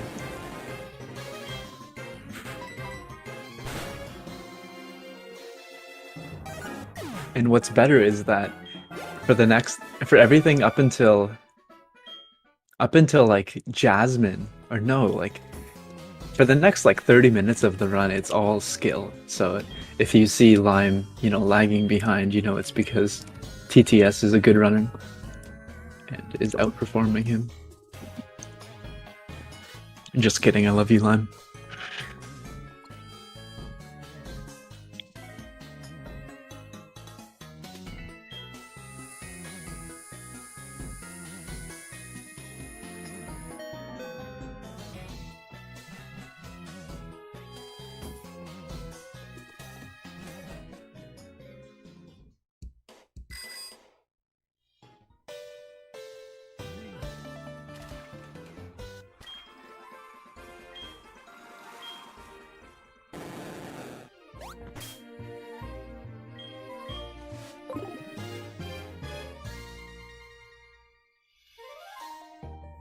Yeah, for real.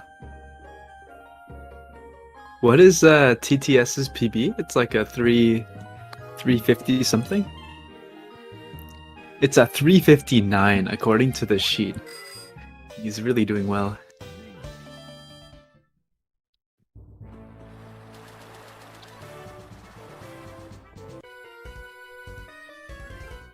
So for this walker here in the gym, if you do the movement perfectly, then he actually ends up seeing you. So you want to like walk one tile or wait a very small amount of time so that he doesn't see you.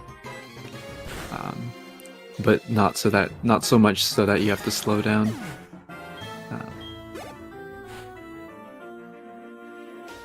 Isn't it?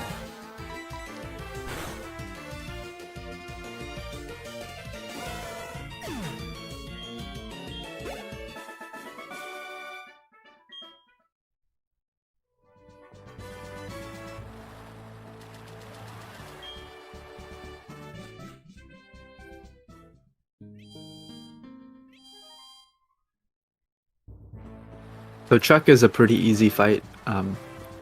Poliwrath does live, and it has Body Slam and Hypnosis. Well, those are its bad moves. It also has, I think, Surf it can go for. So you want to get Surf if possible. But Body Slam is also okay so long as you don't get paralyzed. Ideally, you would actually just crit turn 1 and save a bunch of time. Which, you know, given Lime's luck and TTS's skill, I think both runners are capable of such.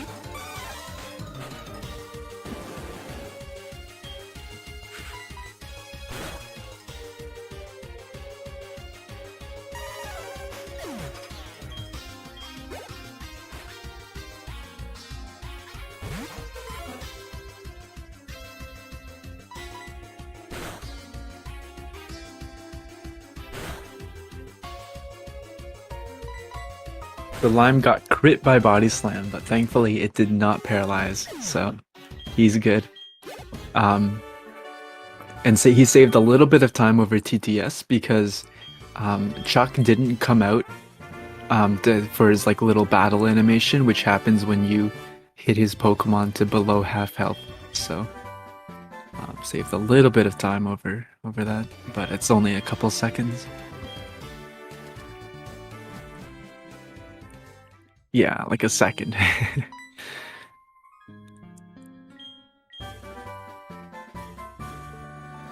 So the Jasmine split, aside from like getting crits in a fight and, you know, when you crit you get extra text, aside from that is pure execution. So let's see how the runners fare. There's a lot of menus and movement.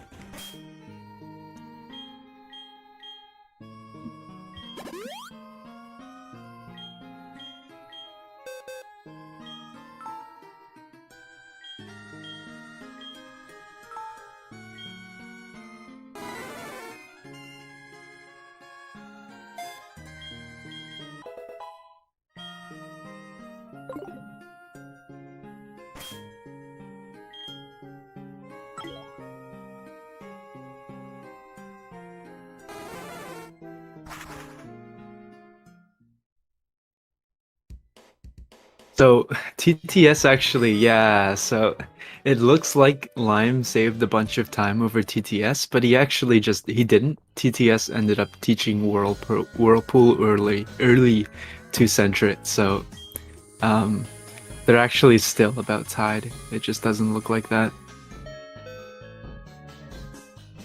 I guess you'll teach Whirlpool in Ice Path then, right, Lime? That's the next spot to do it, or I guess after Clear. Works too.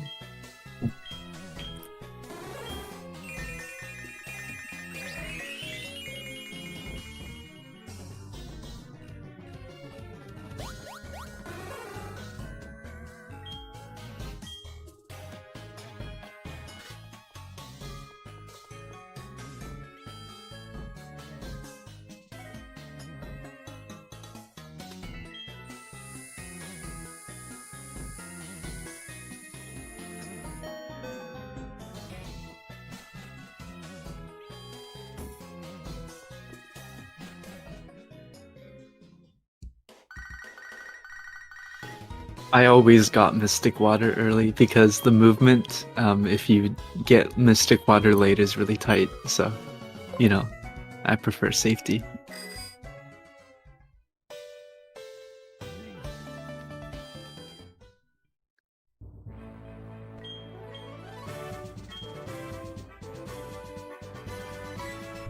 So the movement after the gentleman is a little tricky because you want to clear his final text box with the D-pad to save the turn frame, but his final text box is like really it's a short text box, so I always find myself taking an extra step after talking to him.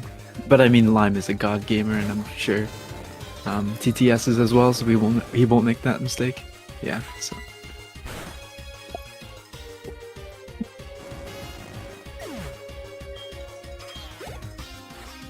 But Jasmine's also a completely free fight. With Gyarados, you just surf, surf, surf. Everything always dies.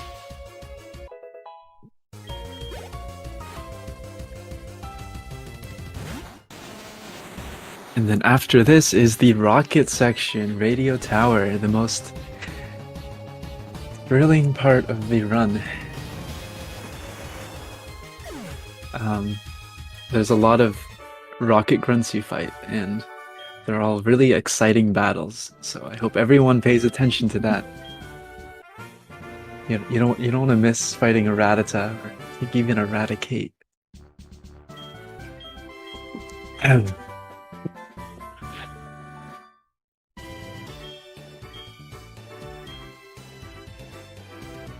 Yeah, thankfully, we have Kidrocker here that we'll be able to watch Kidrocker a little bit more during the rocket section because there's nothing to really talk about. For the runners, they have to focus a little bit on the movement. There are like a few sections where if you're like in complete autopilot, you could easily hit an optional, but if you're thinking about what you're doing, you'll be fine.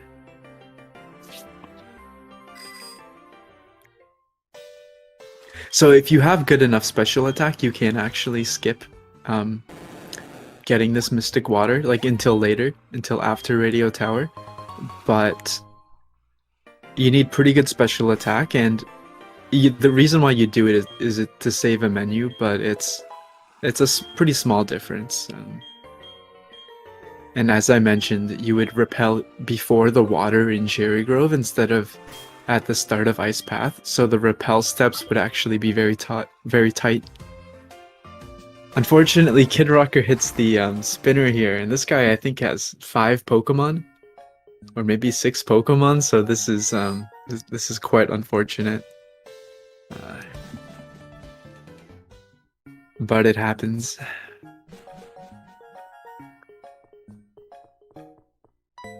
You guys want to talk about... Some guy was talking about Dragon Ball Z, I think, earlier. You guys want to talk about anime or something? Because there's really nothing to talk about. How do you dodge spinners? It's complicated. And it depends on the spinner. You basically walk a tile, menu. If they haven't spun, you pass. Otherwise, you wait for them to spin again if they have already spun. And repeat.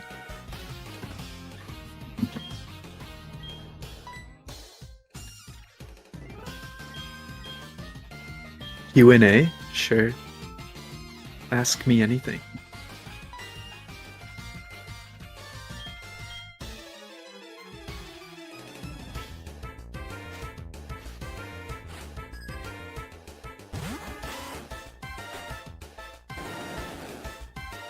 Yeah, there's like a new Bleach anime or something, right?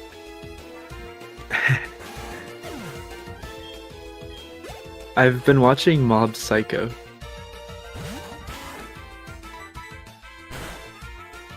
I saw the new episode today. What's my favorite color? I don't know, man. I'm sorry, that's such a bad question. Like, what do you want me to say? Blue? Red? I don't know. Does anyone actually have a favorite color? If you can choose the VB with Team Rocket, would you say yes or no? Uh,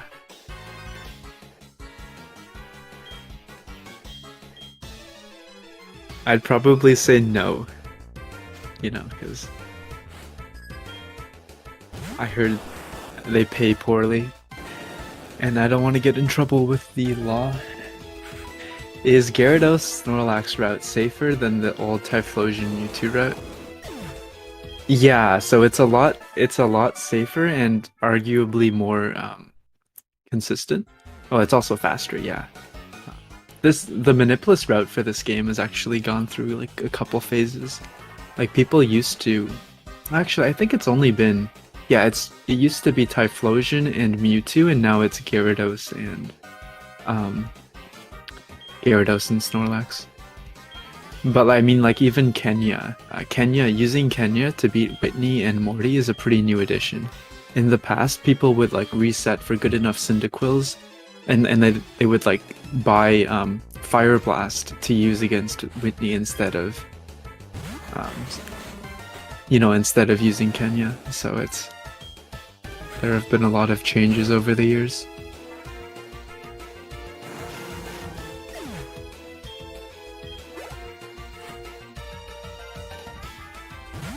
Did he add me to it? He did not. I added him back as a friend, Tahis, but I haven't been added to the group chat.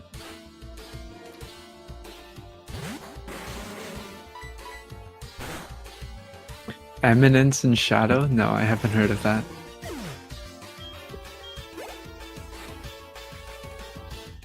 Kidrocker re-entering the gym? I didn't see what happened. Oh, I guess he entered from the bottom, never mind.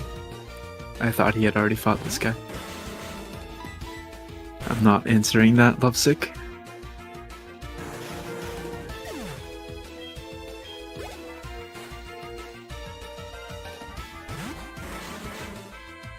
So this Wheezing, if you have very, very bad special attack, is a 15 and 16 range, so it is technically possible to get completely trolled by it, but I think you need like 0 to 1 IV or something. I don't know if it's ever actually happened to anyone.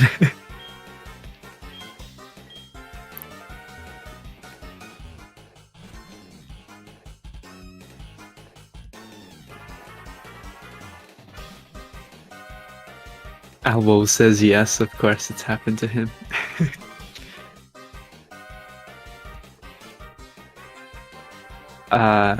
If by comms you mean commentators, I'm not getting the new Pokemon games.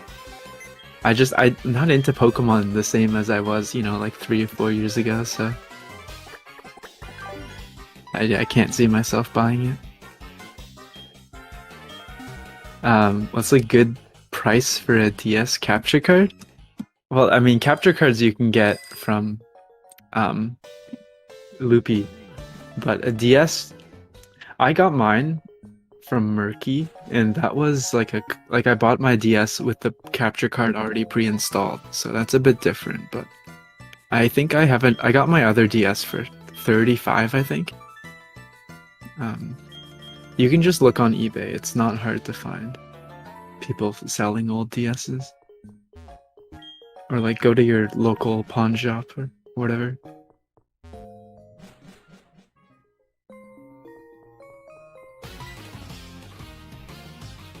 Kidrocker unfortunately getting paralyzed against Poliwrath. It's quite unlucky.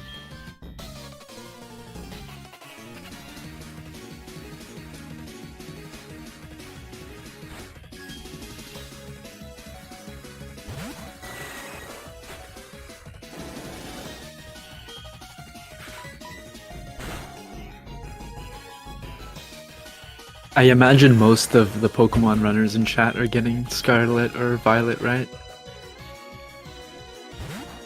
There's gonna be like it seems that like every November there's a Pokemon speedrunning craze with the new Pokemon games.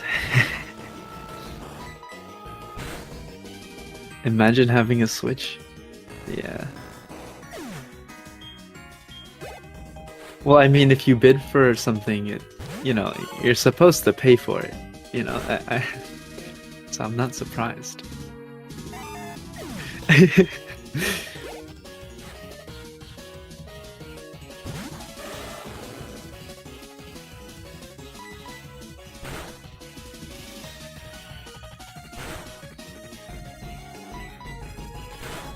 Well, I think it's kind of bad timing, Like the last tournament was bad as well for BDSP. Like it was around this time, um, last year, and BDSP released around the same time. So I remember a lot of people didn't want to join the tournament because, they were prepping for the new games. And you know what? In retrospect, I can't blame them, given how successful, or how interesting BDSP were as speedruns with all the glitches and everything. So who knows?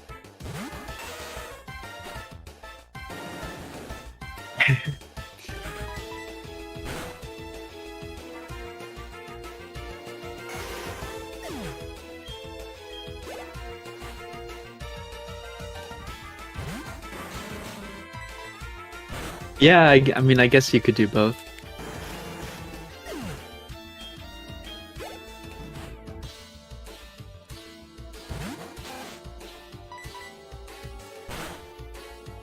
I don't think it's spoilers to say that, like, I know someone has already found a sequence break.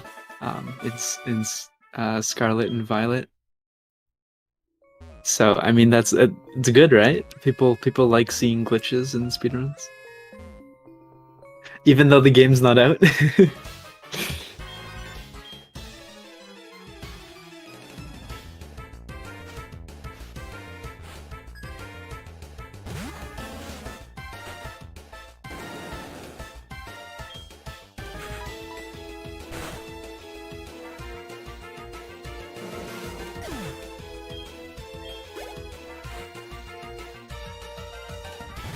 Yeah, I saw this chart that had like the past six Pokemon game, like the past six Pokemon game releases, and like there was on average each Pokemon game leaked 9 days in advance, which is it's crazy if it were anything but Pokemon. But Pokemon games, they just always get leaked early. Like I think Sun and Moon got leaked 10 days early. Legends Arceus was only 4, and then like this, I think Scarlet and Violet was like 10 as well, or 11. So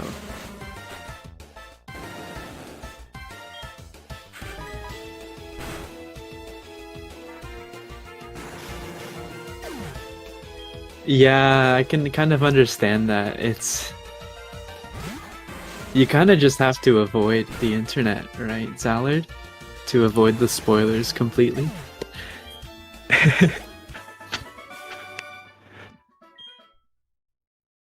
How does everyone know this Twitch account? Like, I'm pretty sure I streamed on there for, like 20 minutes or something. And now everybody somehow knows it. Like, it's kind of weird. You were there, really? Interesting. I didn't. Okay, well. Yeah, for sure.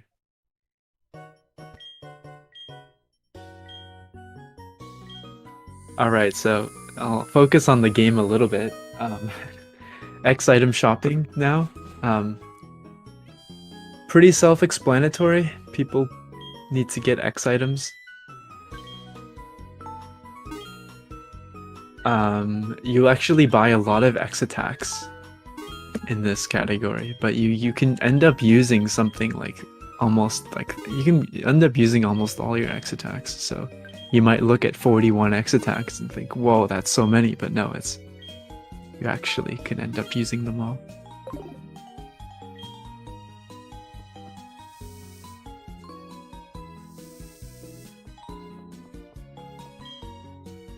And so one difference between Heart Gold and Soul Silver is in Soul Silver you need to buy 2 escape ropes here, but in Heart Gold you only need to buy one.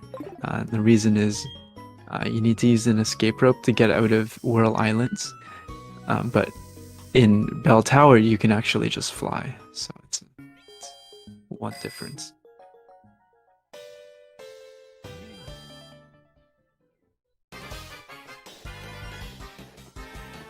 Lime, strange movement.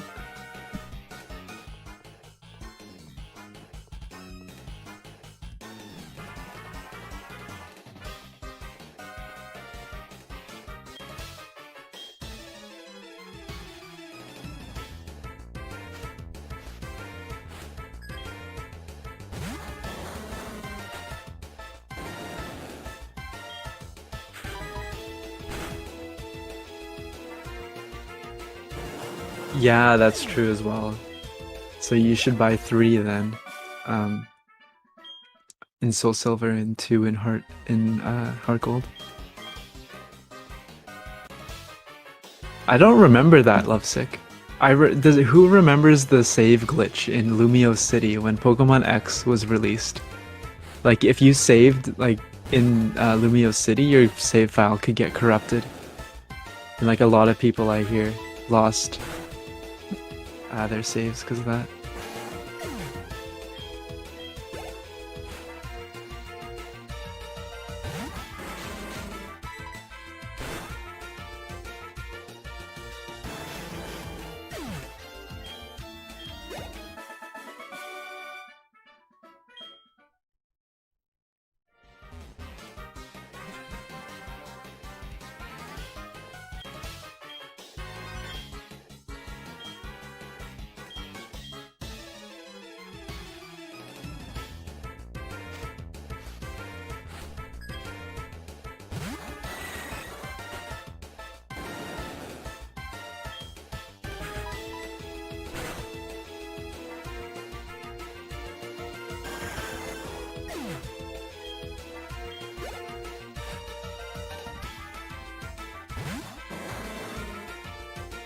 Oh, is that right?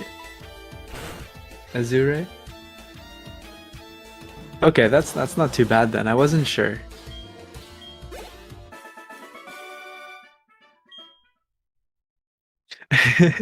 I remember I knew someone that restarted, saved in front of their starter, or I guess like kept resetting Poplio until it was female, because like I think he told me that like he didn't want a male Primarina, which kind of I don't know.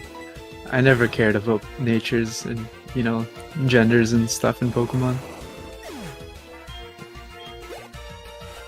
Like, just play with what you have, right? That's part of the challenge.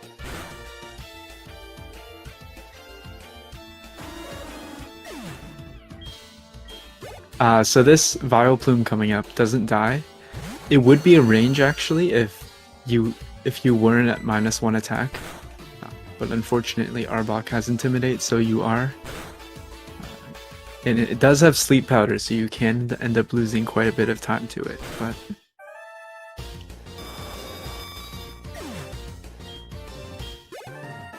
Fortunately, Lime just got Mega Drain.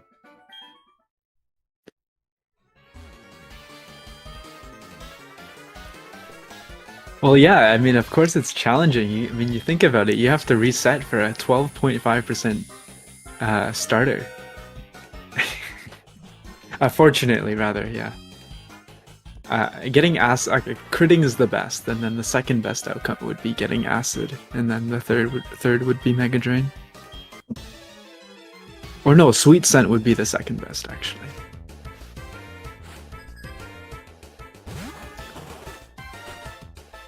So there are there are small improvements with fights if you have really good attack. For instance, on this Archer fight,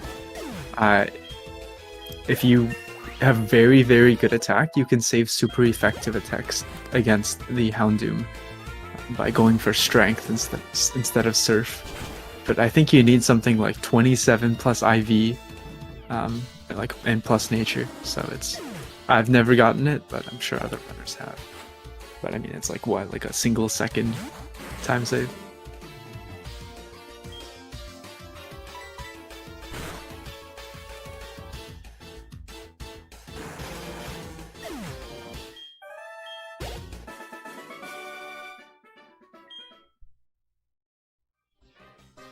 So Lime is finally done with rocket section, and TTS will catch up soon.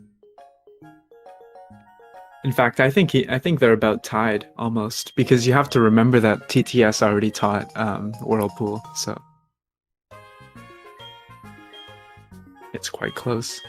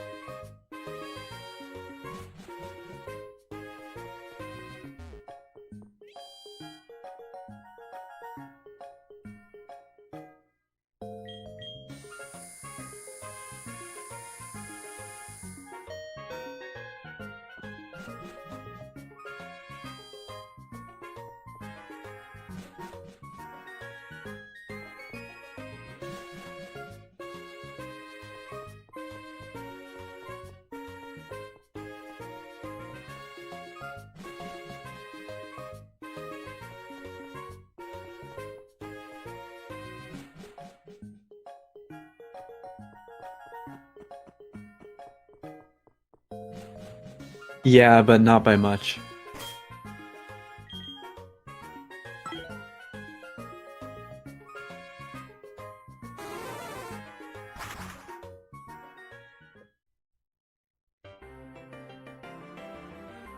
Well, you can check that question. You can answer that question yourself, Lovesick. Come on.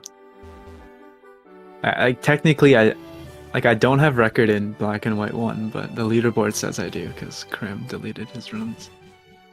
Okay, so Ice Path is pure execution. It's always fun to watch runners do this area, but never fun to actually do it in a run yourself because the movement's difficult, and there's lots of places you can bonk. So after getting Waterfall here, which is the TM you get, you'll see Lime actually go one tile right and then 2 tiles left. And so even though that's extra steps, because you get the acceleration boost on the bike, it ends up being faster than just going left. So that's a small improvement that people started doing, I think, 2 years ago, I want to say.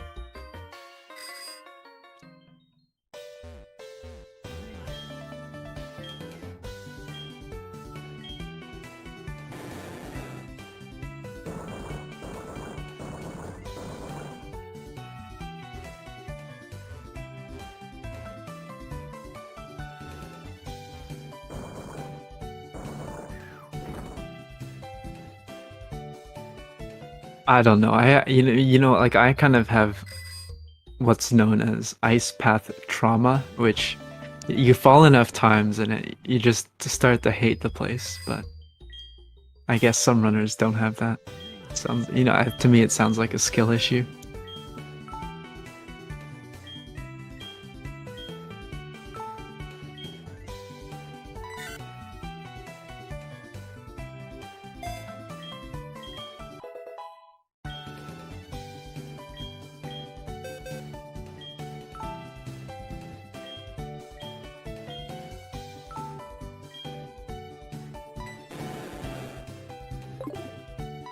Don't teach over flail. That would be really bad. I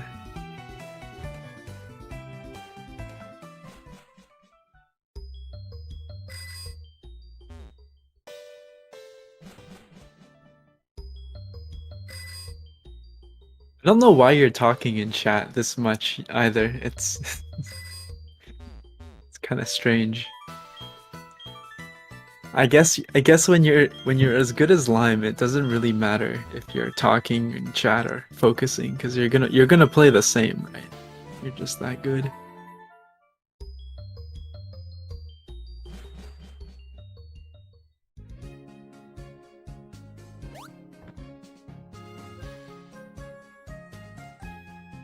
Clearly, you never watched then. I've never seen Lime lose a race.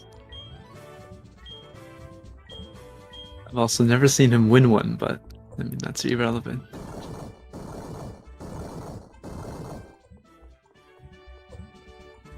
So here is what's known as a run manip for the spinner. So on the second time passing the spinner, you can actually run for a single tile so that the spinner is always going to be facing right, and in that frame window, you can actually guarantee that he'll stay facing right for the remainder of time that it takes to pass him. So this is a pretty new spinner tech. I mean, I say new, but it's been around for like a year and a half. But it's pretty cool. Kidrocker hitting. Did he hit a spinner? What happened?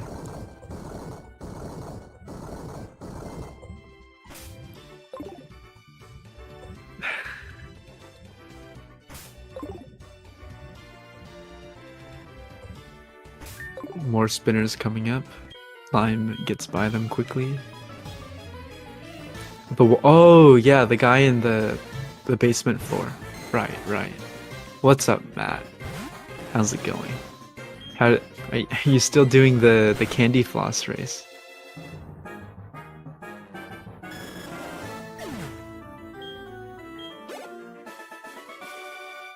You perished, but you're doing a race. You gotta finish it.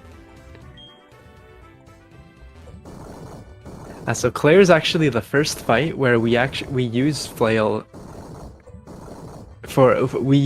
with its intended mechanics. So the way this fight works is you basically spam a bunch of X attacks. This Gyarados here has Dragon Rage, so it's always going to be doing 40 damage. So the idea behind this is we want to set up enough X attacks such that flail is guaranteed to kill the Kingdra. So flail damage, if you don't know, is dependent on your current HP. So depending on the HP you go into the fight with and also your attack stat, you might be using 3 X attacks instead of 4 or 4 instead of 2. So you'll see that a lot of fights coming up will follow this same pattern, especially in Kanto, but it's quite the it's quite a cool strat that you don't really see in any other Pokemon speedrun.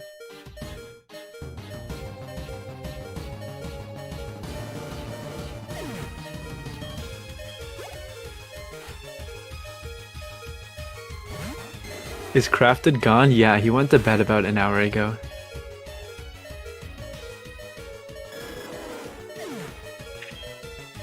He said he's going to bed, but I know he just went out drinking with his girlfriend. So, I mean, completely understandable, right?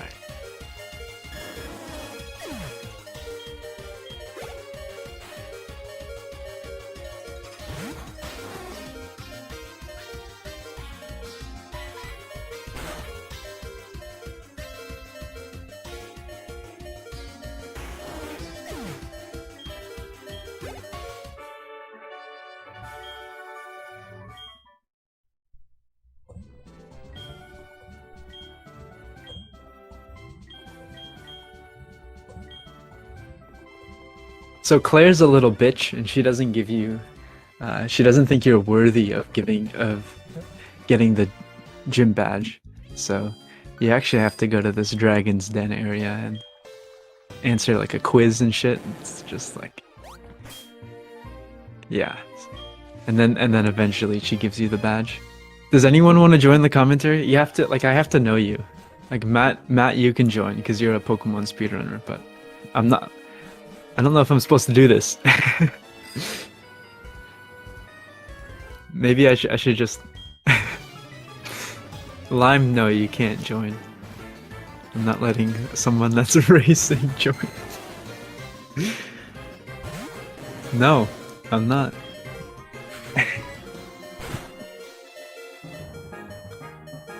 I'll let you join after you win. How about that? Because otherwise... ruin the fun.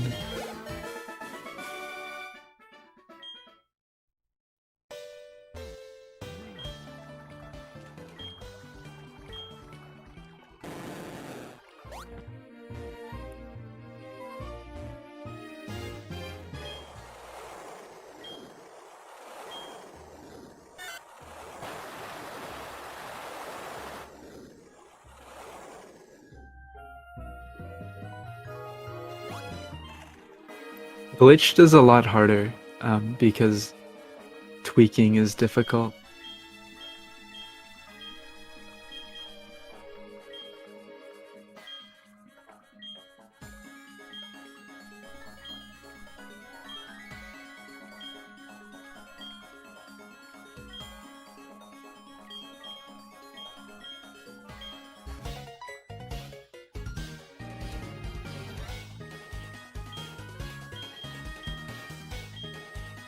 Yeah, man, I'm so excited for the 2023 Red tournament.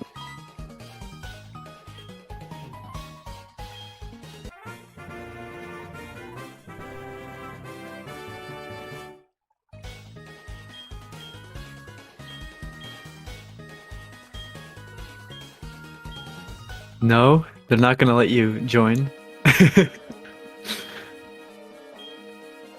Sounds to me like you're a wuss.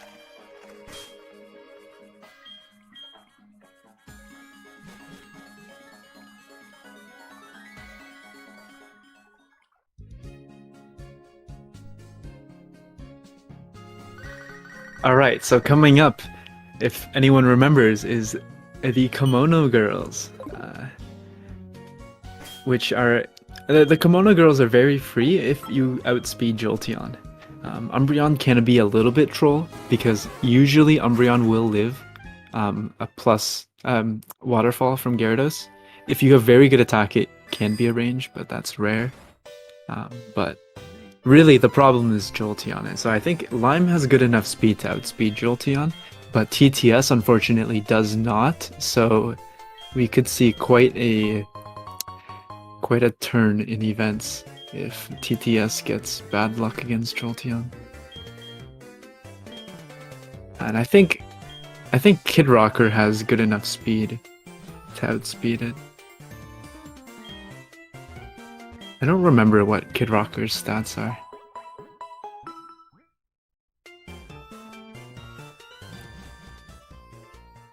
I watched the red tournaments for Araya and Araya only.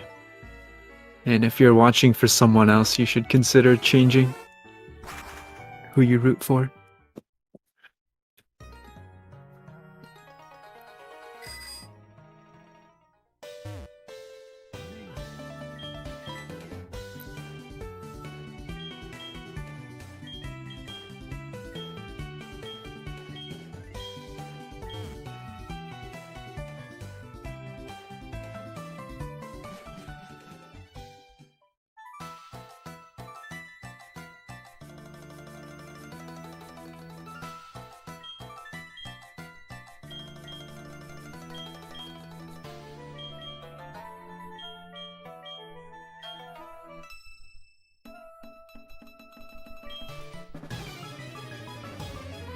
I think a White 2 tournament would be really cool, like a Manipped White 2 tournament.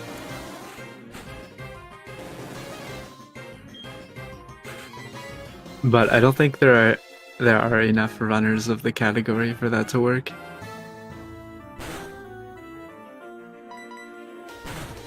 Since, you know, like White 2 is a pretty consistent speedrun if you have your Manips right. Yeah, exactly. And like making Manips, making a good Manip in Gen 5 is pretty skill based.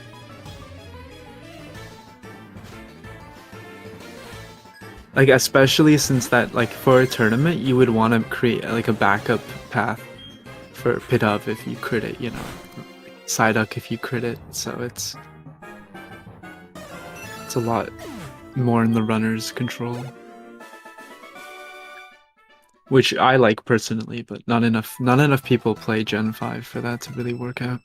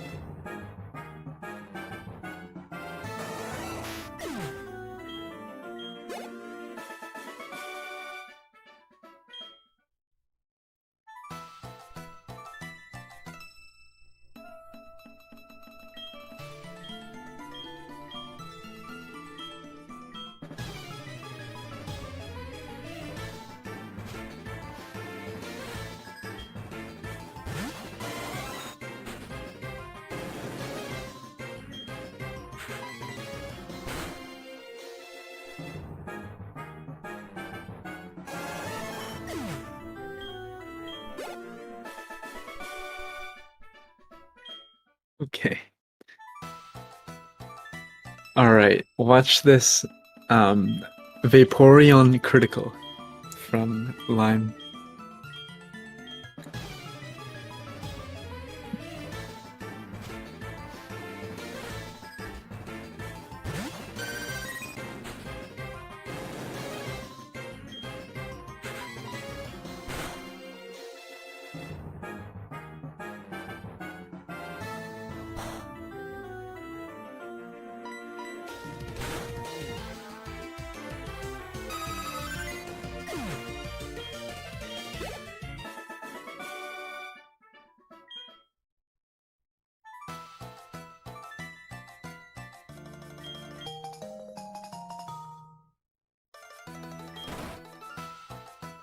Hello.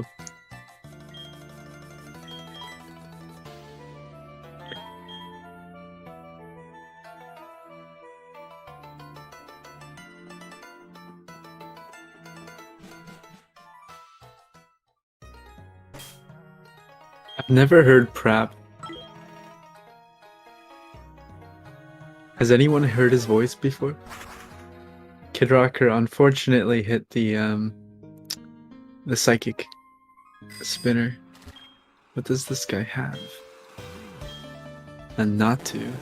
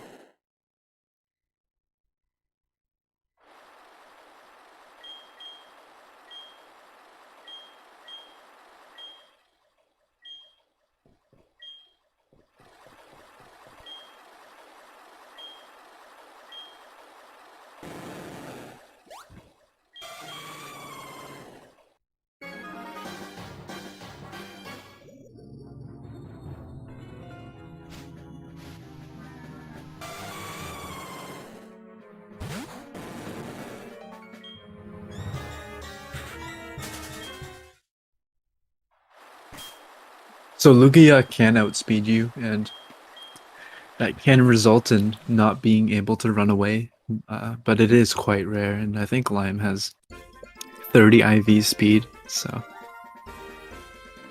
it was pretty unlikely to happen.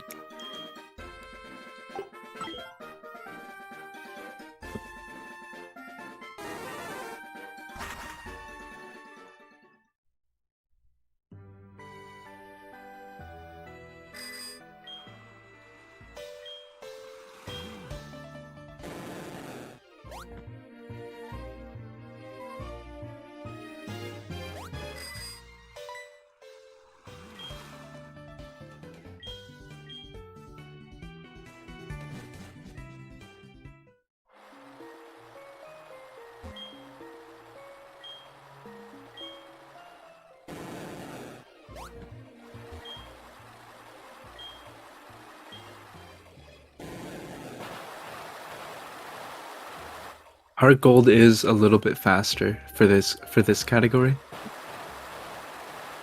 Because there's a faster max revive you get in Bell Tower, and also because it's faster to run away from Ho-Oh.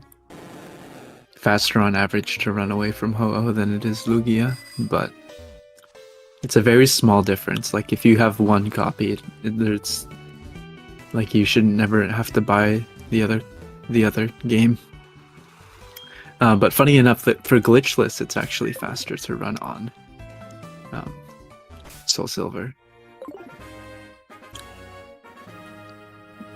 Lime, what are you doing? Oh my goodness.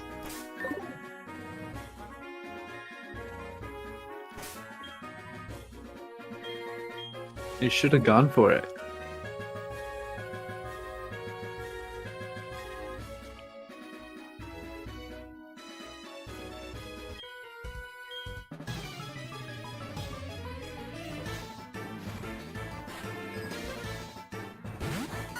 What is all-star passes?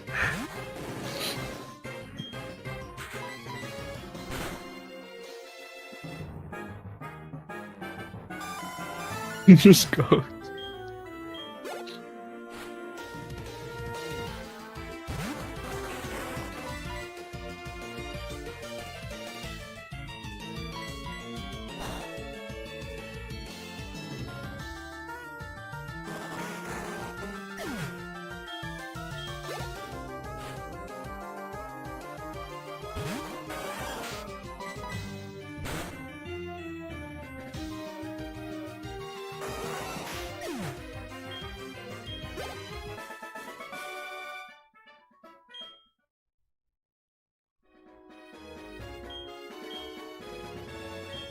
No.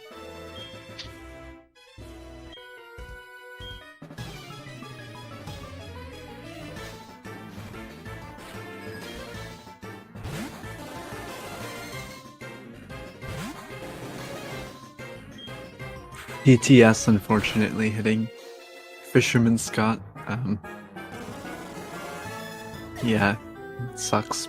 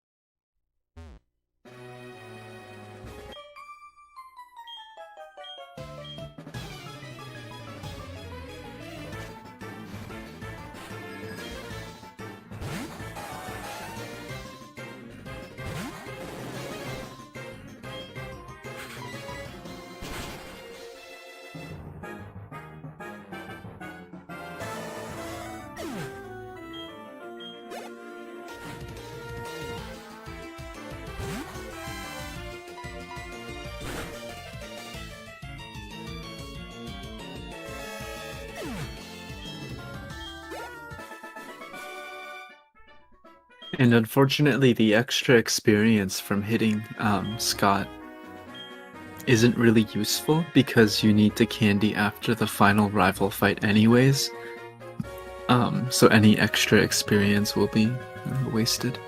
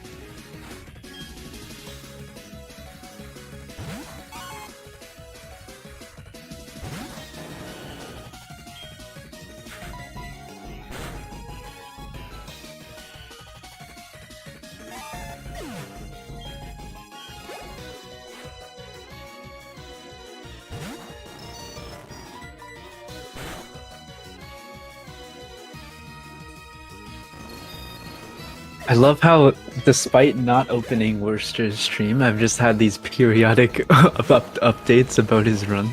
Like, Worcester got to Goldenrod, Worcester beat Whitney. Worcester fucked up location minute, question mark.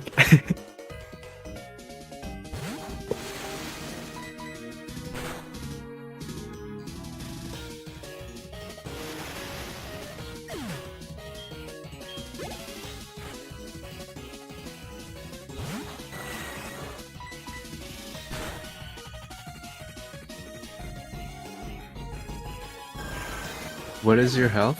I don't know.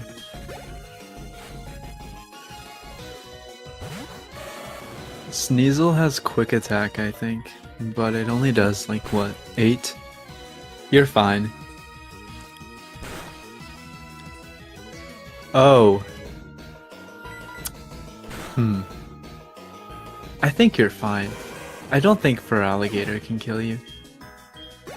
Not at 27. And you'll hit level 60 before Feraligatr anyways.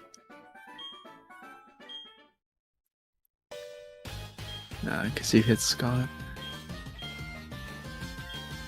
Lime, are you going? Okay, so there's like a new strat I came up with here, and it involves skipping the PC. But I don't know if anyone here is gonna go for it. Let's see, because you do need, the PP is tight, so maybe it might not be the greatest marathon strat, race strat. Yeah, so Lime's not doing the new route. It feels bad.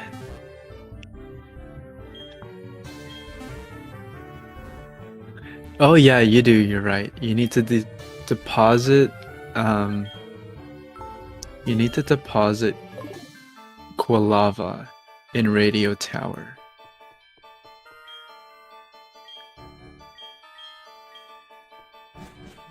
But you're skipping the elixir as well, so you could, but that seems kind of silly to me.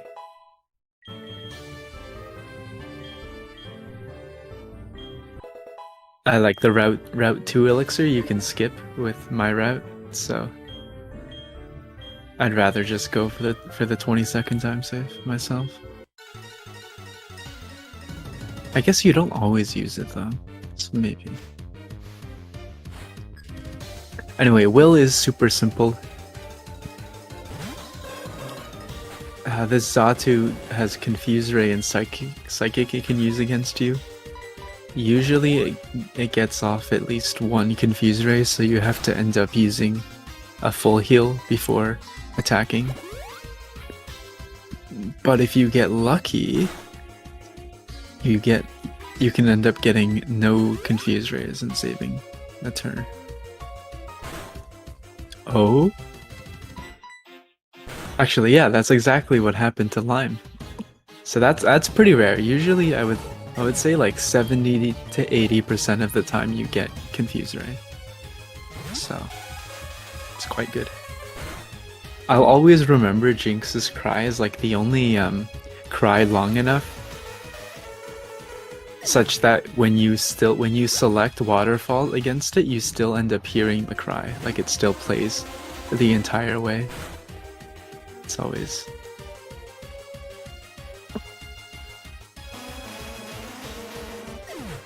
easy to remember that way.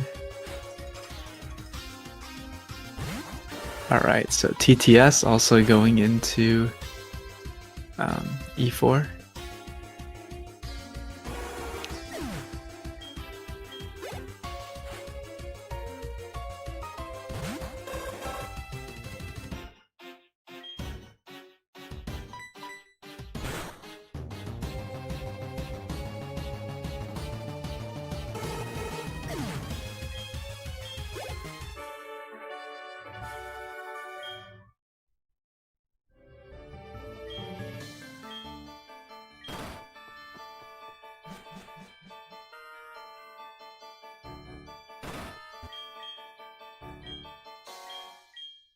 Koga's a pretty free fight.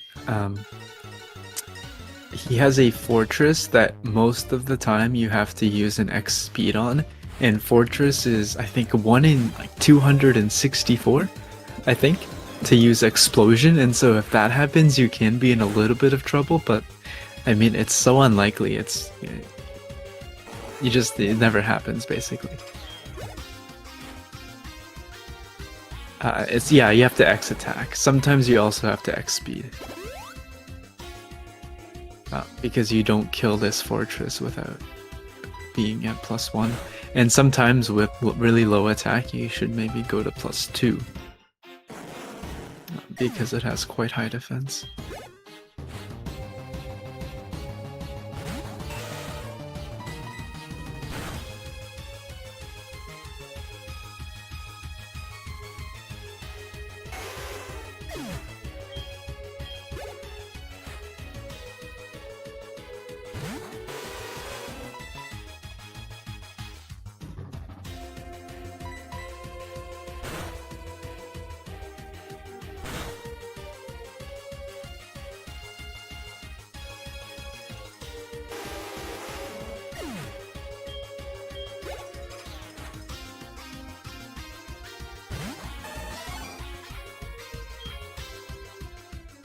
But that's Koga.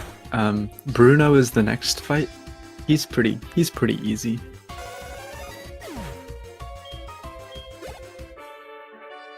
If your Gyarados has good enough attack, you can actually go for like a slightly risky strat against Bruno, and that is skipping the X attack that you normally use, and going for a potential Machamp range.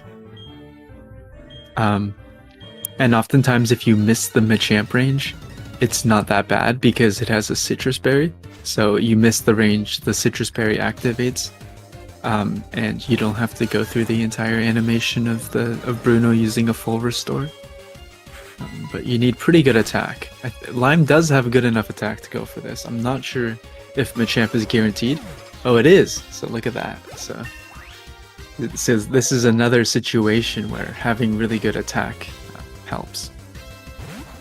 Because you're saving like a turn here.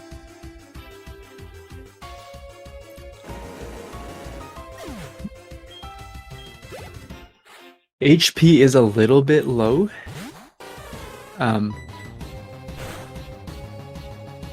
Ideally here, I think you don't want to get hit by Umbreon. And like, if you could go into Lance with whatever 67 HP, then I think you would always end up skipping the heal, and that would be really good.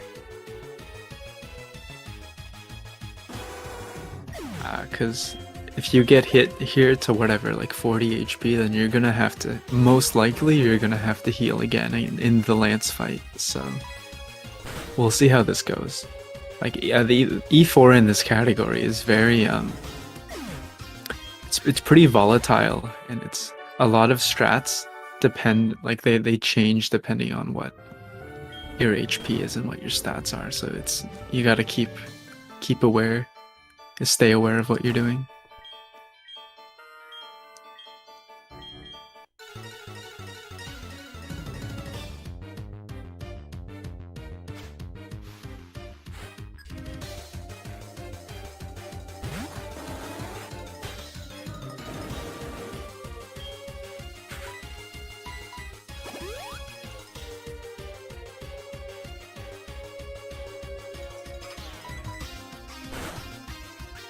So Lime did get double team, but fortunately he hit through, so no big deal.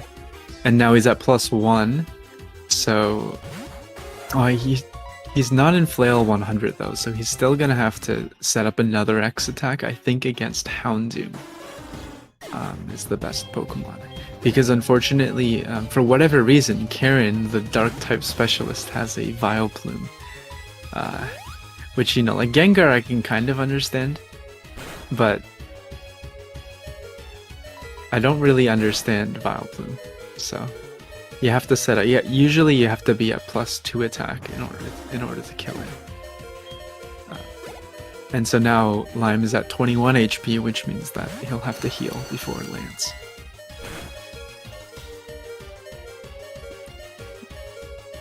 Vileplume is scary and evil. I don't know about that. It's a pretty friendly Pokemon if you ask me.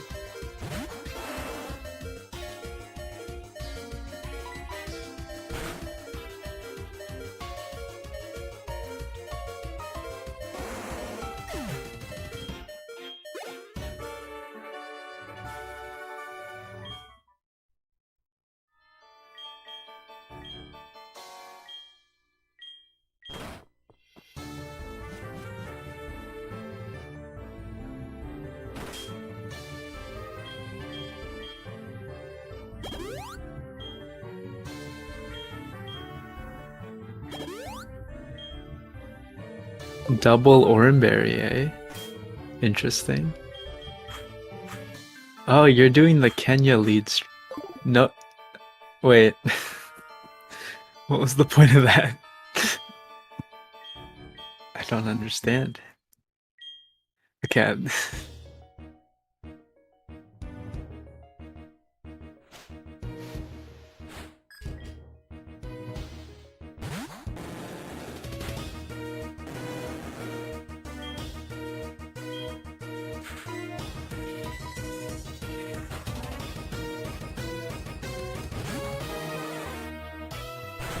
Not after opening the menu, though.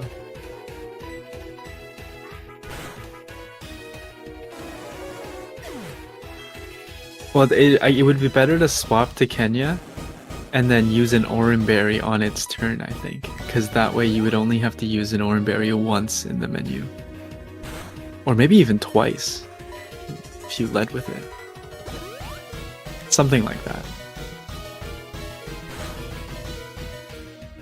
Ooh, okay. Wow, okay, wait, does this keep Flail? This fight, Lance especially, with Gyarados can be a little tricky because you're level 63 against Gyarados, but once you've killed it, you get to level 64. And so if you're at like 3 HP on Gyarados and you level, you can oftentimes get to 7 HP, which isn't Flail 200. And so it's like a lot of the time it can be a little scary because it does depend on your HP IV, whether or not you keep Flail 200.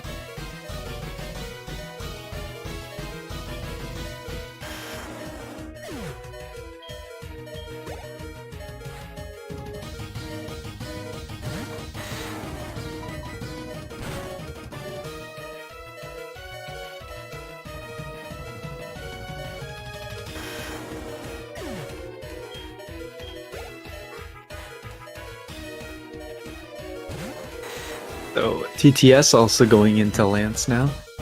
I didn't see his HP before the fight. Yeah, usually Houndoom goes for Nasty Plot. Getting Crunch there is pretty rare. Unfortunately, his stream seems to have paused right before, like right on Gyarados, so we will not be able to see what happened. It's quite unlucky. So I think Lime got a 249.23 Lance time. So if I'd say that's pretty good pace. This can reasonably 352, I would say.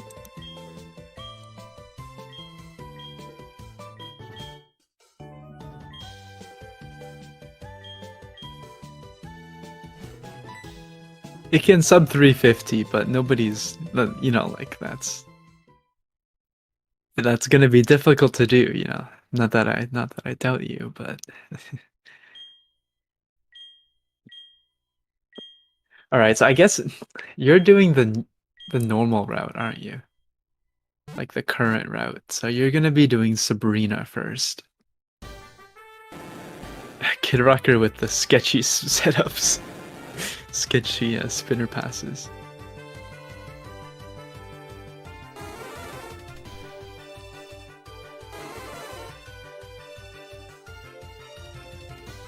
Unfortunately, he also hits this spinner. But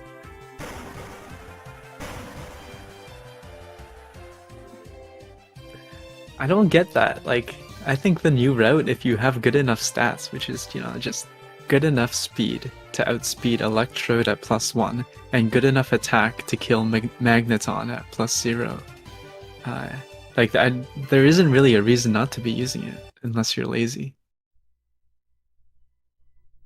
Because, like, immediately you get 20 seconds of time save just by skipping the Elixir before Blaine, and then also skipping the PC in the Pokemon League.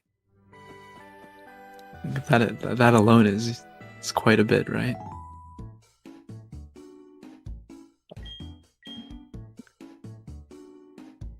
And when you look at the time losses, it's, you know, 2 seconds from the extra movement having to do early surge.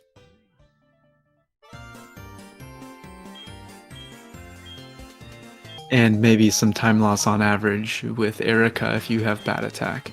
And like everything else is a net positive, right?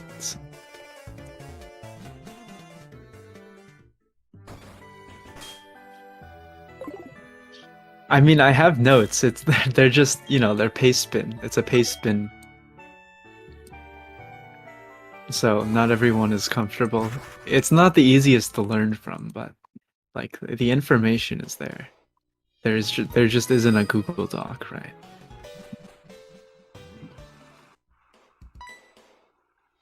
Anyway, it's time for Kanto. But before Kanto, everyone's gonna go on the SSN, which has the best music in the game, in my opinion. So make sure to plug your headphones in and jam it out.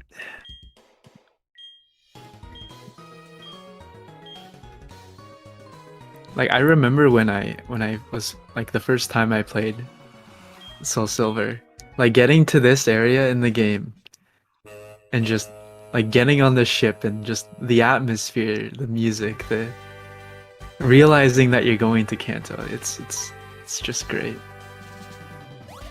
It's like an experience that I'll never be able to relive.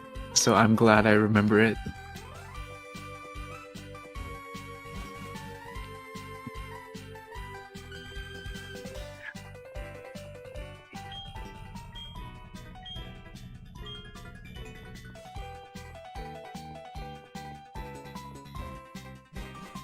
You know, we were doing so well with the copy pastas, and then I mean, it's always lovesick, right?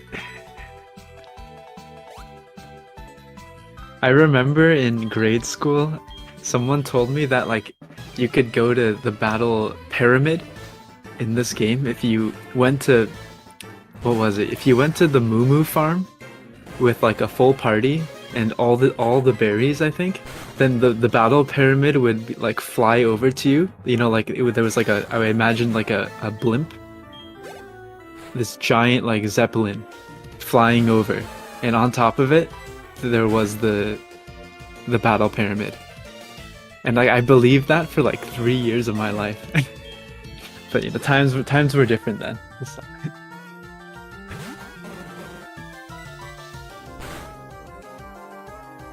Yeah, I think I'm gonna have to disconnect you, TTS. 1 for splicing, and then 2 for saying that the SSN is a mid-theme. Cannot believe that.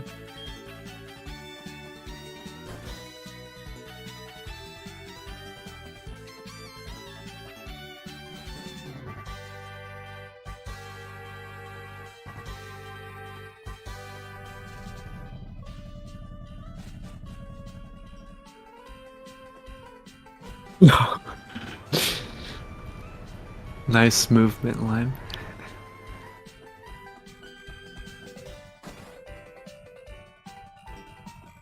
And like you also have to remember that like in a casual playthrough, when you're 8 years old or whatever, like you're not in the SSN for 20 minutes. You're in here for like at least an hour, trying to figure out what to do, where the little girl is, how to get past the sailor, right? So it's really quite the experience, man. If you were 18, you're too old to be on this website. That means you're like 28 right now. You're too old, man. You get off Twitch.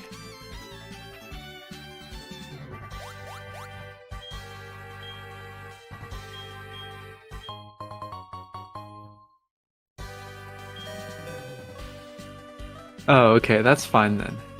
Yeah. If you're like above 25 and you're on Twitch, then never mind. Never mind. So you fly out of Vermilion because like usually it would be faster. Flying is quite slow, so usually it'd be faster to bike, but there are enough transitions such that it's better to fly. So it's possible to get an encounter here. Lime does not get one, but I think it's like 30% or something to get an encounter in those 3 grass tiles. Alright, 2 spinners in Sabrina's gym. First one you have to do like a setup for, and then the second one you can run Manip. So Lime plays it safe. That menu was a little slow, so can't blame him. This setup is quite difficult. Wow, he got it! That's so impressive. I've never been able to do that, so congrats to Lime. Sabrina's a pretty free fight. You just X speed because you can almost never outspeed the Alakazam. This Alakazam, I think, is plus speed nature, and it also has like 24 IV. Like all of her Pokemon are 24 IV, so it has like 150 speed. So unless you're doing my route and you have perfect speed, you'll always have to X speed here.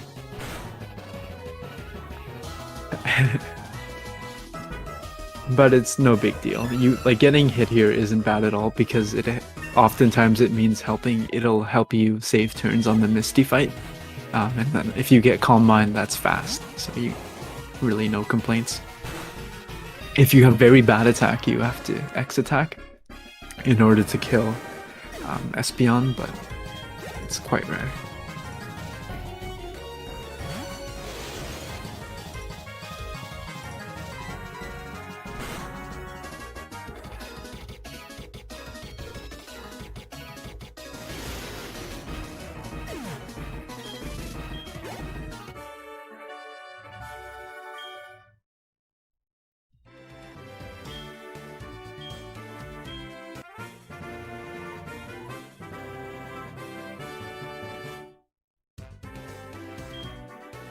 So next up in Lime's Kanto journey is gonna be Misty. Misty is one of the easier gym leaders in Kanto, but first, before fighting her, you have to.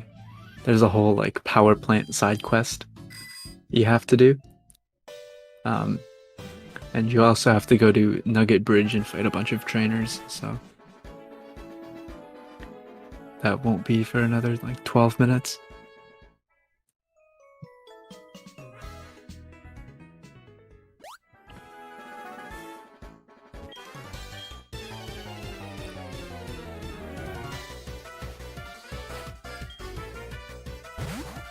You guys have gotta be more original with these copy pastas.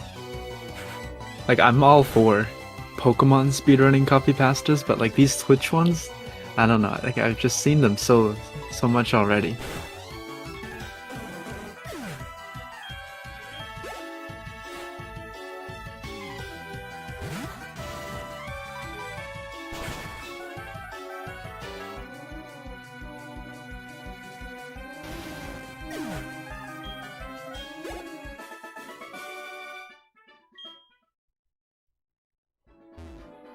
I don't know about that one, Lime.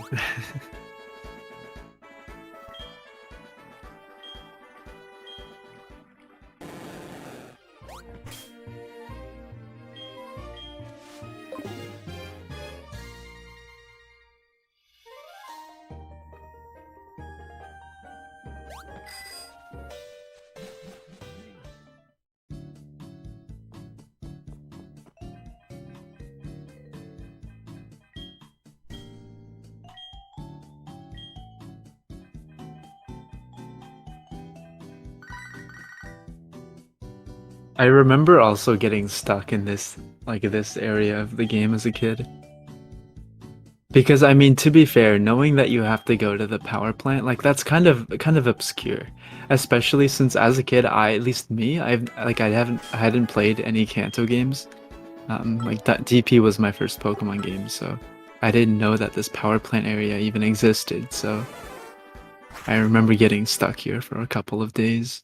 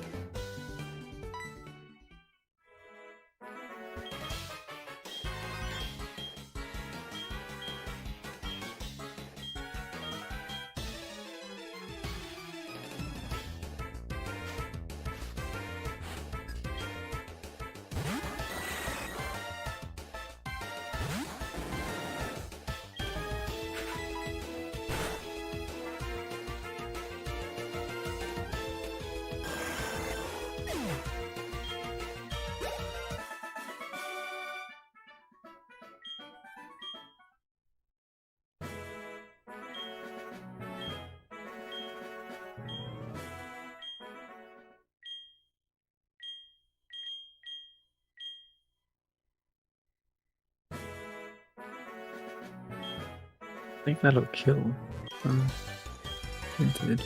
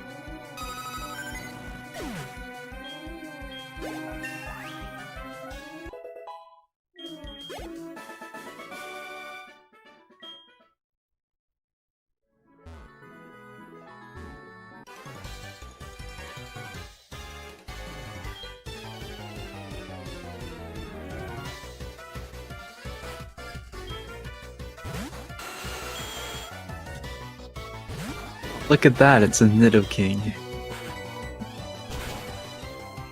Such an iconic cry.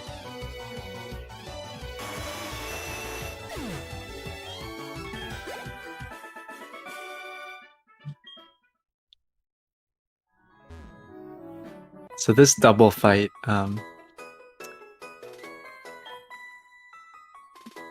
is kind of a pain because you have to use Kenya, and so Kenya's actually pretty useful in this fight. It kills most of the Pokemon with Aerial Ace. Another reason to use Kenya, by the way, over Solo, Quilava, and Gyarados. But it just kind of sucks that this battle exists.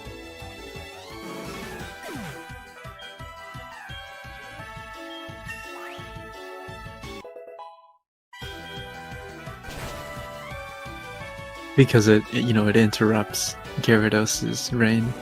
And also because Effect Spore is a thing, so... Like, Kenya being poisoned here doesn't matter. You don't use Kenya after this fight, but poison ticks... being poisoned in battle loses time. And there's a text box.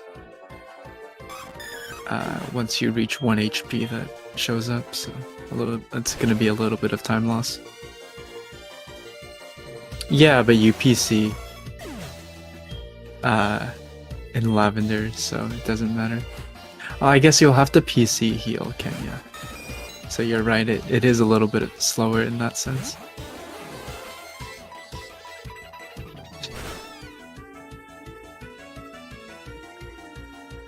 Take the mail off. Can you do that in the PC? What's up, Jimmy?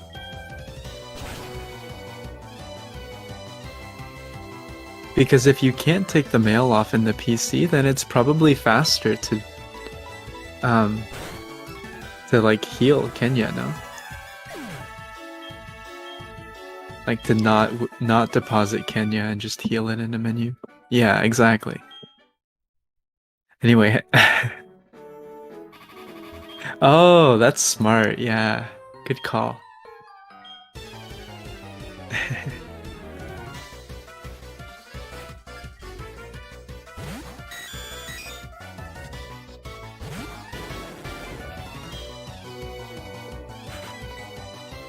Alright, let's see if do you guys think any of the runners will be going for the new Cerulean gym setups? I don't think so, since they're kind of bad, but maybe Lime will surprise me.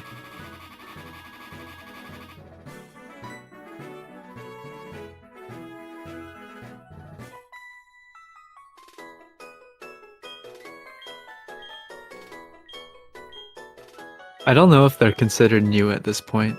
I came up with them like 2 months ago, Jimmy, but like I've been kind of inactive in the community, so. And I mean, they're slower on average to go for. Like you're strictly going for the 12-second time save, top end. So I don't know. Okay, well, Lime is not going for them.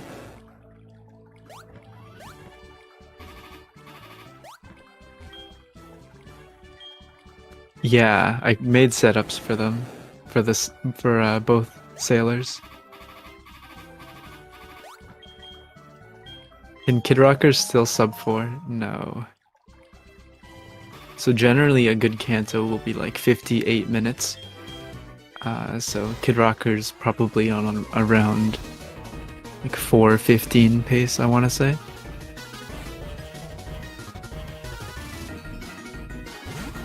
I have like a playlist, but I guess nobody checks my YouTube, right? So I shouldn't be surprised.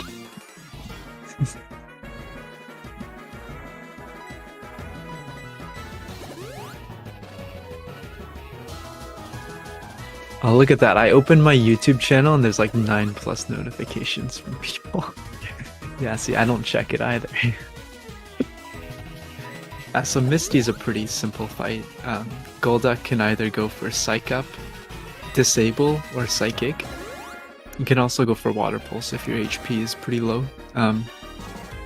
You want to get Psychic.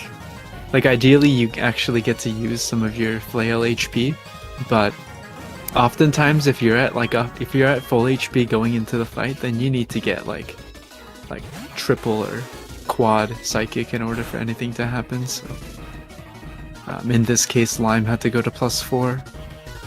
Thankfully, his speed IV is quite high, so he didn't have to X speed, I don't think.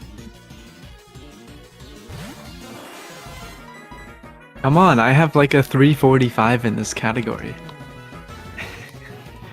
I'm like 4th place or something. You guys don't know this?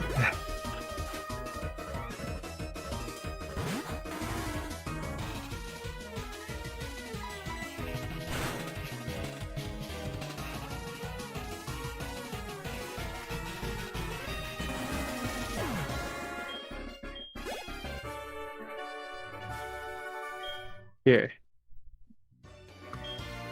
I know Splendid's knows, because Splendid is a big, long-time fan. Yeah, it was an offline run.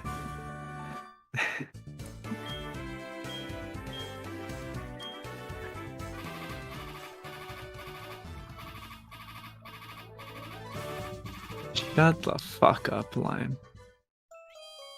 I'm not supposed to swear. Oops.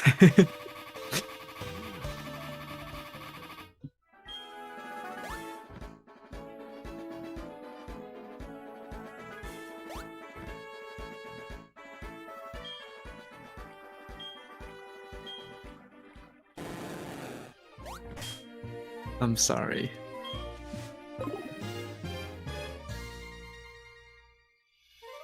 Kidrocker used Flail against Aerodactyls. This is gonna kill. Okay, it did. It's scaring me here. And that was Flail 150 as well.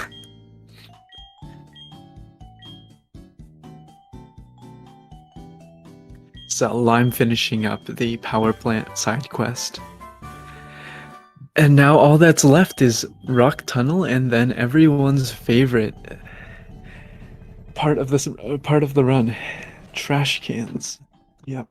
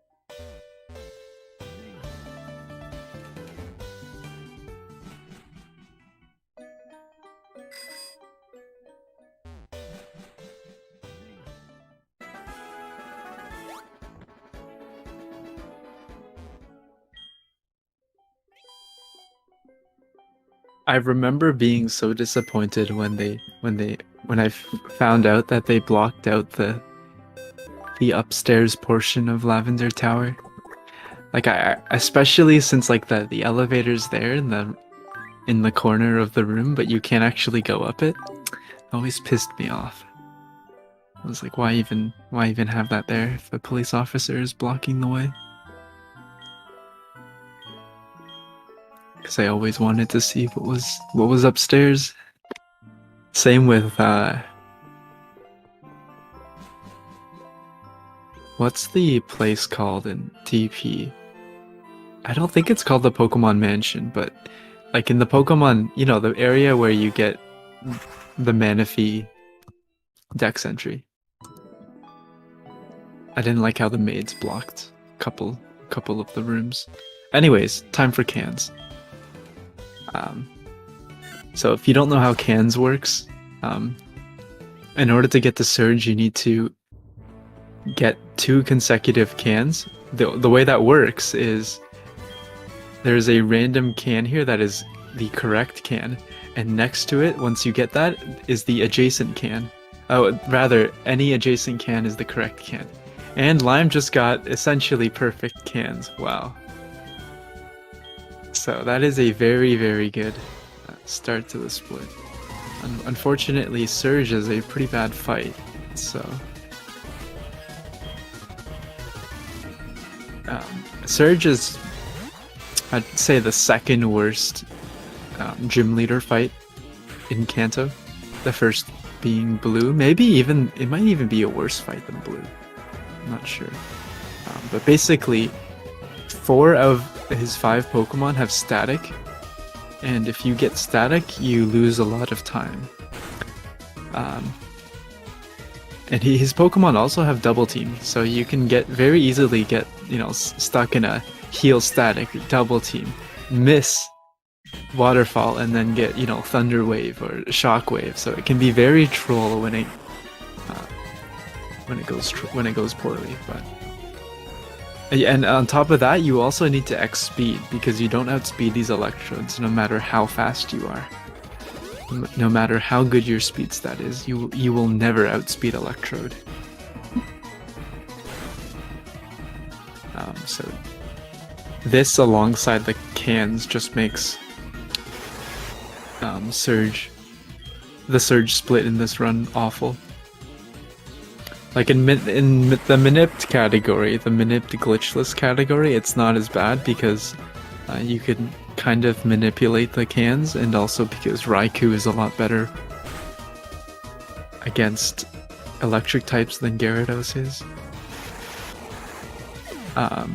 So TTS getting decent cans as well, so good to see that.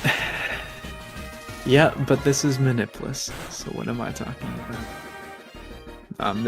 If you're going to get static on any Pokemon, you want to get it on Electabuzz, because it's Surge's last Pokemon, and you need to menu to use a Max Repel anyways.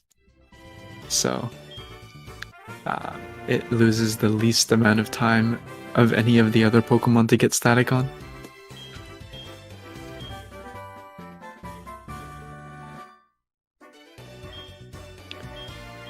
No, but if you do Surge first and you get really bad cans, then it's better reset efficiency. If you think about it, you're saving like 25 minutes from a 3-hour run, or a 3-hour reset point. You really got to think about it that way. So cool little strat here that unfortunately Lime messed up is getting off the bike here and running 1 tile upwards before using the Poke-Flute on Snorlax. And the way this actually saves time is it's faster to send out a Pokemon if it's already out, like behind you in the overworld, than it is to send it out when you're on a bike or when the Pokemon is not visible on the overworld. Because when it's not visible on the overworld, there's like the Pokeball throwing animation. But when it is, you just like kind of like send the Pokemon out as if it's right next to you, and so it's faster to do the latter. But unfortunately, Lime messed it up. Classic Lime. Look at this! Look at this guy go.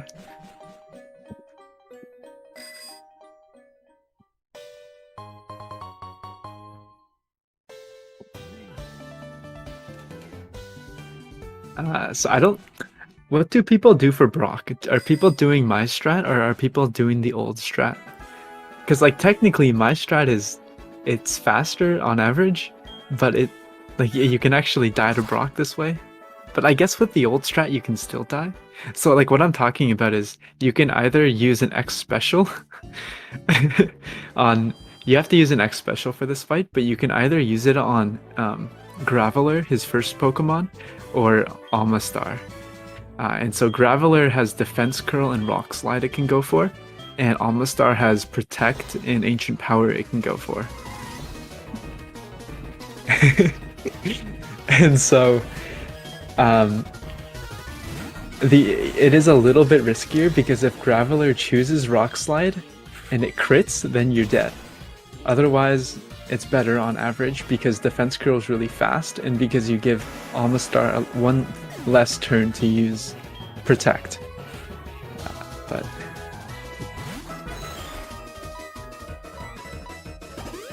yeah, I think it's better. It's something, yeah, I don't think it's a good race strat. I think for PB attempts, I'm gonna be using an X special against Graveler, but in actual like races and tournaments, it's better to use an X special against Amistar because it is more consistent that way. Right, whereas in a PB, if you die to Graveler, you're probably gonna reset.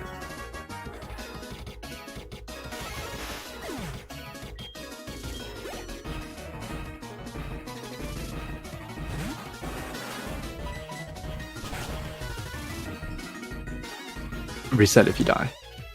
I guess I didn't mention it, but both runners, in fact all three runners, will hopefully catch Snorlax with the Master Ball, and Snorlax is a amazing Pokemon to deal with Red, and I'll explain that later on. But without Snorlax, you would have to use a Shuckle to beat Red, and that's a lot slower. So it's good. We also use Snorlax for, we need to teach something Rock Climb to get to Red. So it happens that Snorlax is both good for beating Pikachu and for using Rock Climb. And we have a Master Ball, so it's the perfect Pokemon.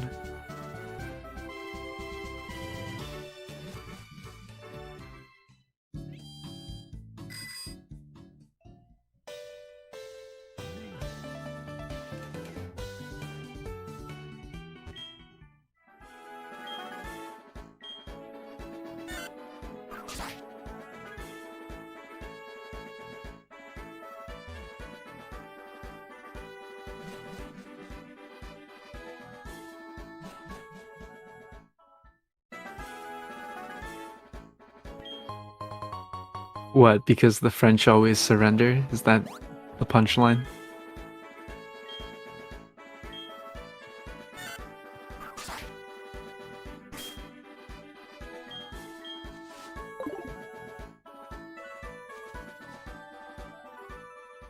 Oh, I thought you were making a joke.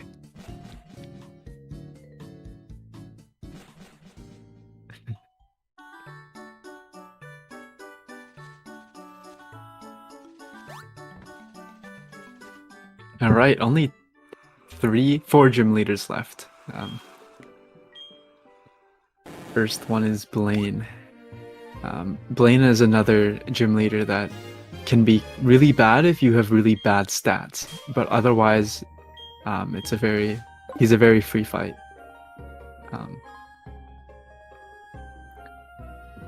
So I'll explain that when we get there.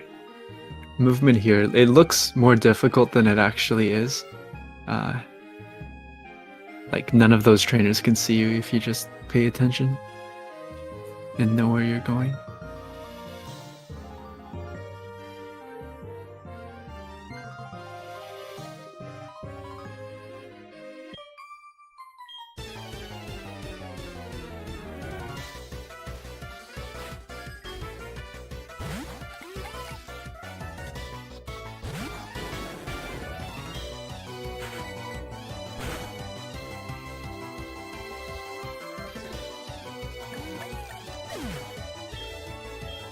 The TTS finishing up with Brock, heading towards Blaine as well. Yeah, so Blaine has 3 Pokemon, a Macargo, a Magmar, and a Rapidash, and he sends them out in that order. Rapidash usually outspeeds you, and it has Bounce and Quick Attack, so if he does outspeed you, you want to see Quick Attack and not Bounce, for obvious reasons. The real problem, and it's rarely a problem, but the real issue is if you underspeed Magmar, because Magmar has Thunder Punch, and I guess it also has Flare. Rapidash also has Flare Blitz, you're right. But you're right. But Magmar has Thunder Punch, and so if you're at, like, if Lime were to have really bad speed right now, and if he were to go into Magmar, I think he would be dead to Thunder Punch. And so you have to like X speed, I guess, and also X special. If you wanted to play it super safe with bad speed. And what's worse is that Macargo, if you give it a turn, it usually uses Sunny Day. So your water type moves would get worse. So it's a whole mess if you have like really bad speed, but otherwise the fight is free.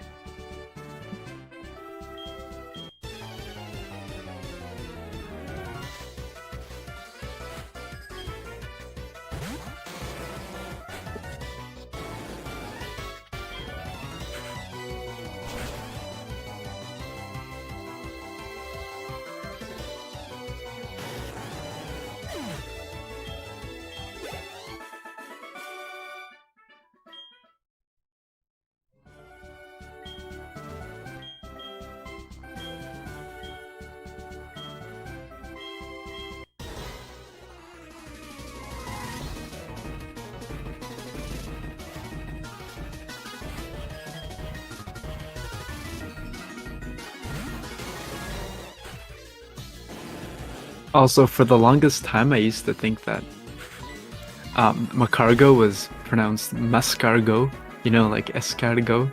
I think in French is snail. Just a random tidbit.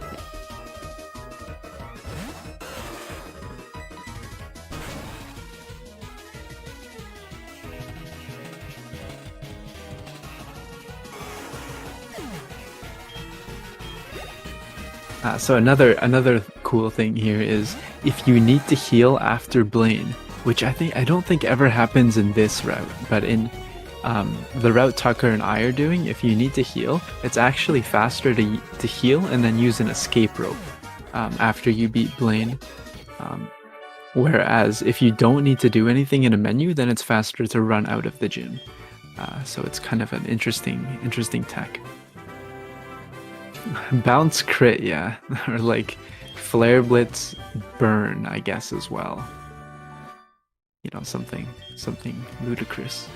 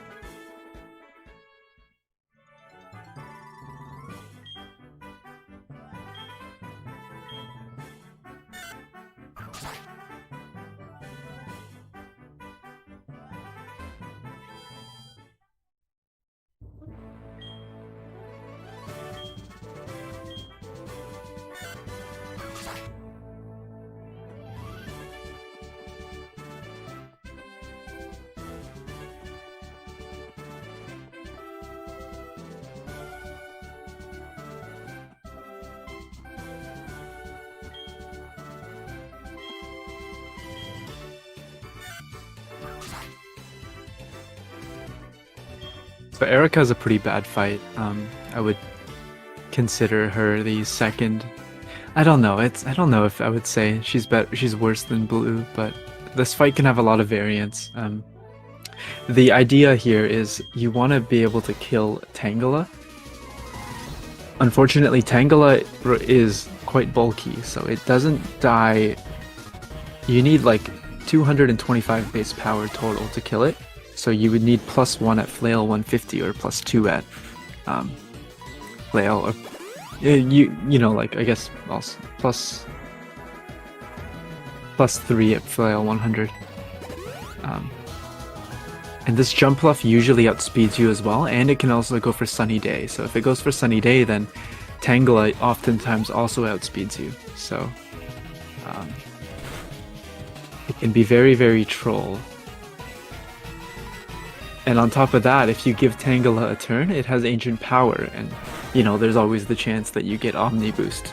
So, like ideally for this fight, you would want to go in at around 70 HP, I want to say, maybe a little bit lower, so that Jumpluff is more likely to actually use Giga Drain and not Sunny Day, and so that you can quickly get Flail 100 and kill her pokes.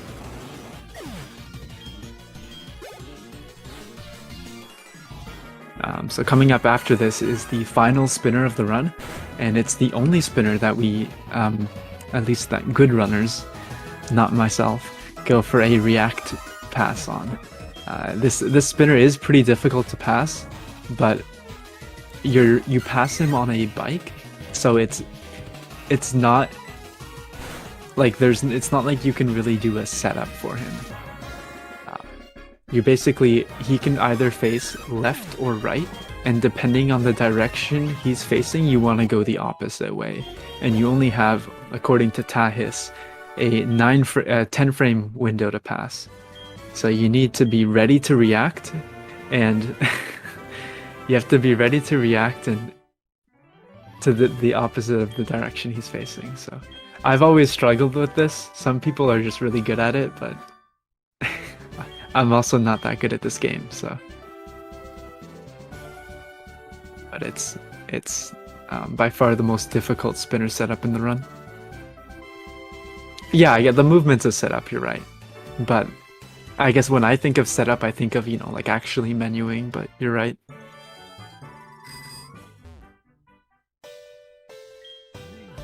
And for the longest time, Lime told me that he was doing the movement like wrong, which I thought was kind of funny, because he was still going for the react pass, but the setup itself was incorrect.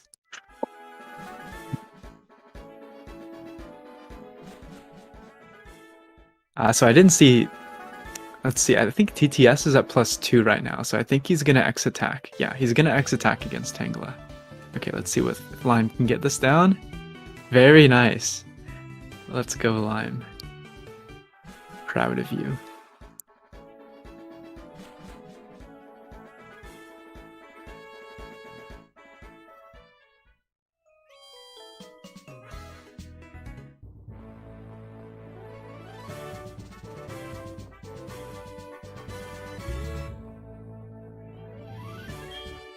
So Janine is a pretty easy fight. There's a lot of like YOLO kind of strats you can go for here. And depending on your speed and attack, you can sometimes you can sometimes spend anywhere from 0 to 2 turns setting up against Crobat. So you're just gonna go in at +0 against the Weezing. I guess you're plus attack nature, so you can go for this. But if your attack is kind of low, then sometimes it's not a bad idea to also X attack against Crobat.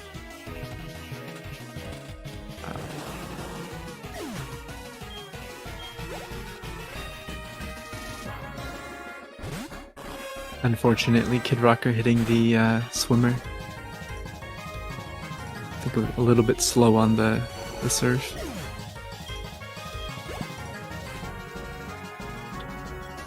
So there is a strat here that actually I don't think anyone knows about this, or maybe like 2 people. One of these Ariadoses has Nightshade, so at very specific HP values, it's possible to use an Oran Berry, get Nightshade, and get hit into Flail 200 for blue.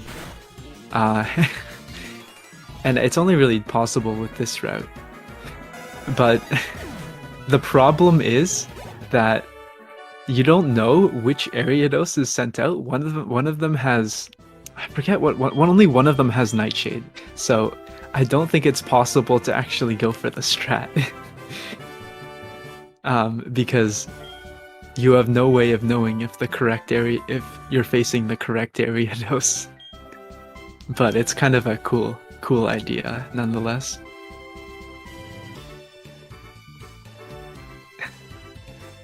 Oh, unfortunately, it seems that TTS hit the biker spinner. Sorry, I'm focusing more on Lime's stream right now, but I'll try to focus on the other streams. It's hard not to look at the leading racer. Anyway, one fight left for Lime. Two fights left. One gym leader, one boss fight. And they are quite difficult. So the first one is Blue, the 8th gym leader of Kanto. He leads with an Executor that has Trick Room, Psychic, Leaf Storm, and Hypnosis.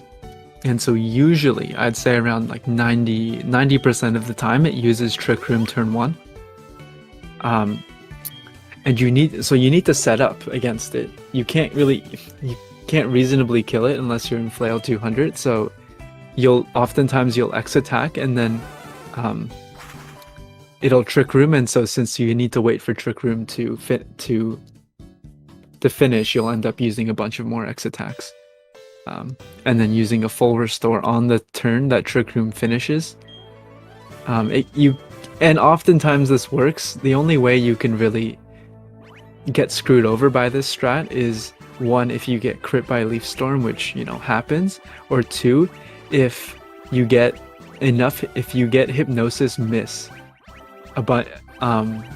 Like 3 Hypnosis miss. Basically, if it uses Hypnosis on the turn that Trick Room runs out, then it'll use Hypnosis, and if that hits, then you have Hypnosis, you're put to sleep, and it'll use Trick Room.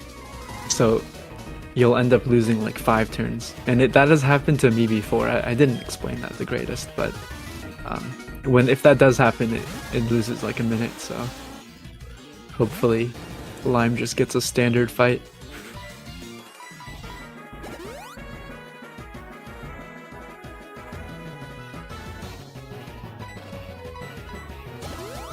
Yeah, Trick Room turn 1.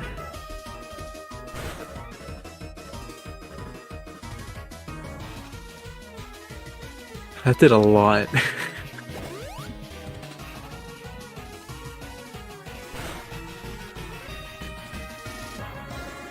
Alright, so as long as this Leaf Storm here doesn't crit, we're all good. Or Hypnosis, that's okay too. So it'll use Leaf Storm here, and then Trick Room will wear out, and then it'll use Trick Room, but on that turn we kill it with Strength.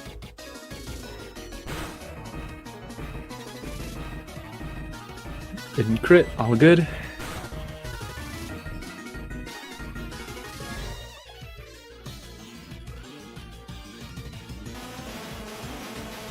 So with really bad attack on your Gyarados, that Executor can actually be a range.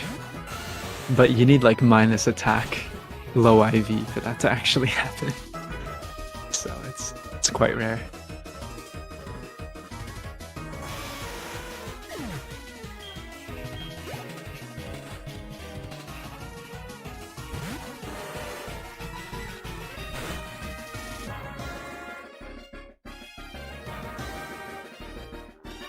So Blue will now send out a Arcanine with Intimidate and then a Gyarados with Intimidate. So even though Gyarados was initially at +4, against the next Gyarados it's only going to be at +2. So a lot of the time Strength won't actually kill it, the opposing Gyarados. And so we'll need to sometimes use Flail and then Strength. Because if you were to use Strength and it doesn't kill, then Blue will use a full restore, and that loses a lot of time, so it's better to just use the extra turns if you don't have really good attack. But, Lime has an Adamant Gyarados, so as expected, we just go for the range, 15 and 16. Alright, well, one fight left. So if you remember, 20 minutes ago, we caught, I don't know why I'm saying we, but we caught a Snorlax, and so that Snorlax is very important to kill Pikachu, which is Red's first Pokemon.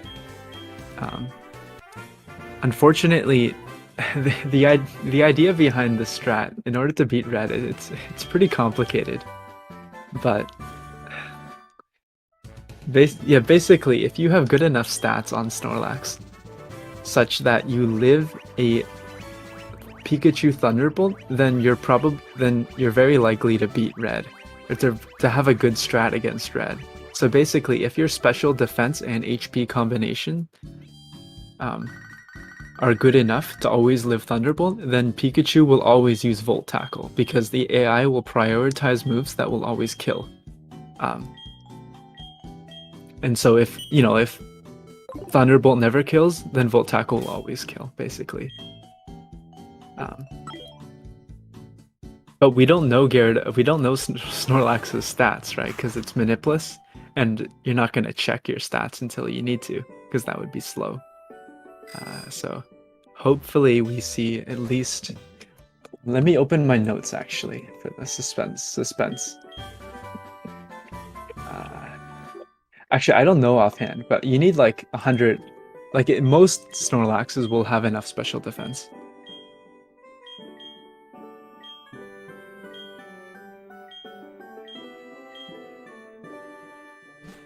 So TTS here using a full restore. I think this is on the final turn.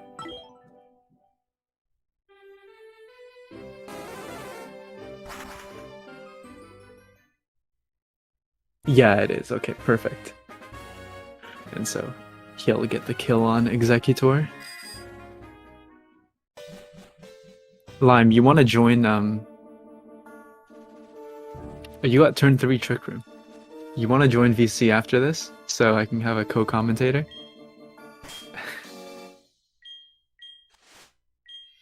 Oh yeah, no, TTS is easily on PB pace. His PB is, I think, a 359, so...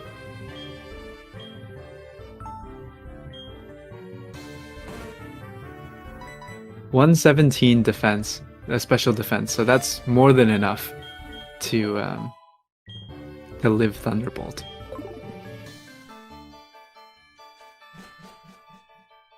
So basically, the strat for Pikachu, and it is a bit more complex than I'm making it out to be, but the idea is to have Pikachu use Volt Tackle and end up killing itself against Gyarados, against Snorlax, with recoil.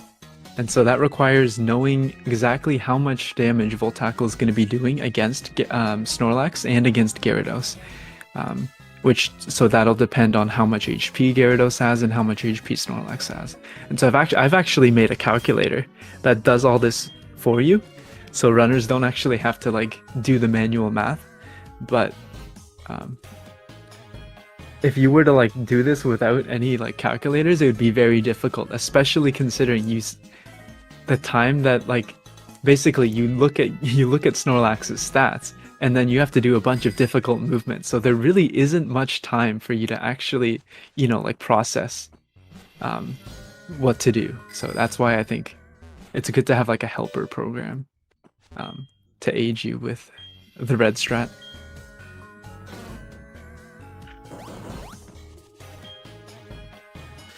Okay, okay, you say that, but Jimmy is like a math Olympiad winner, so he's exempted.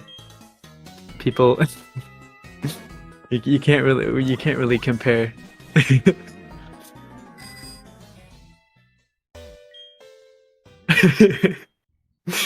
Most controversial take. I think Slayer told me.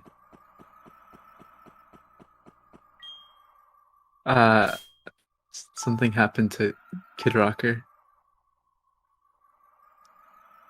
Saving for red. I think this is worth disconnecting Lime for.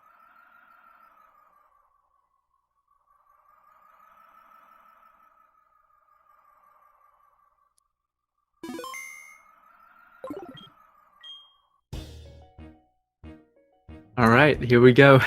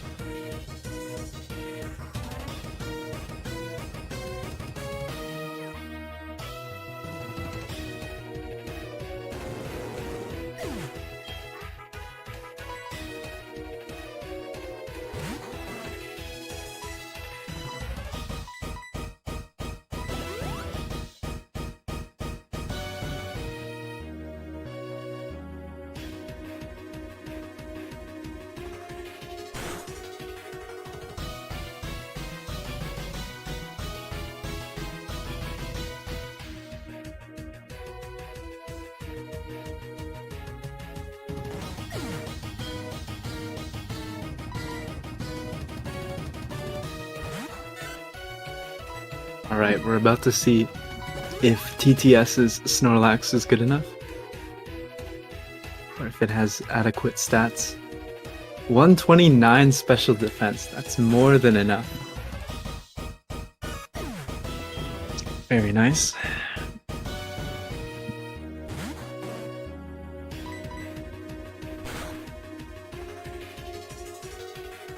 And so Pikachu here will kill itself to recoil.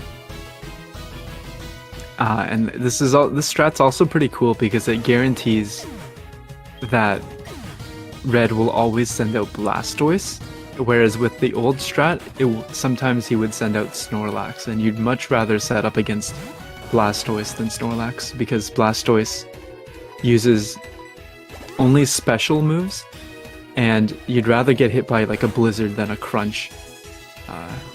Snorlax also has like Giga Impact. Anyway, the idea here is usually you want to go for... Oh, is that right? I didn't know that.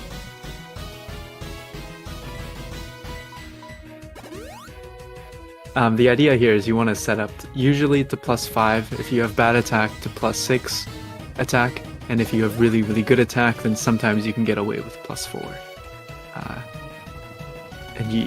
And then you just kill Red's Pokemon after using a couple Expedefs. Sometimes if you're lucky, you can get to Flail 200. If you get like the right rolls from some of his Pokemon, but it's rare, and it's like the damage ranges, like it's basically just luck if you end up getting Flail 200. So you can't really count on it.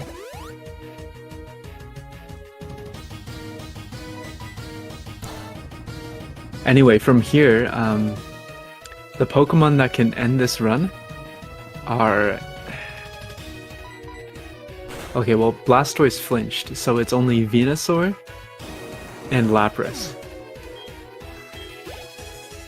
I think, right? Because Snorlax is gonna die. Charizard's gonna die. So yeah, it's only Venusaur and Lapras. And they would have to crit. And even if you die to either of those Pokemon, you can now still revive and set up again, so... I would say that Lime has got this in the bag. Unless something catastrophic happens.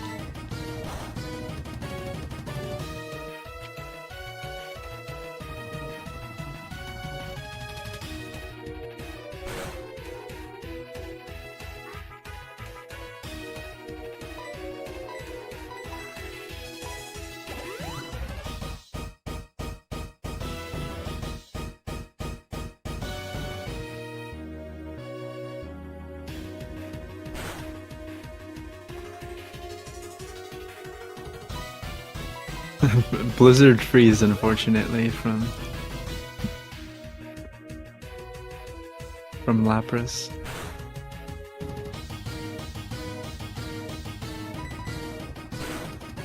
And I think that's gonna be it. I mean, Venusaur actually, but not gonna say anything yet.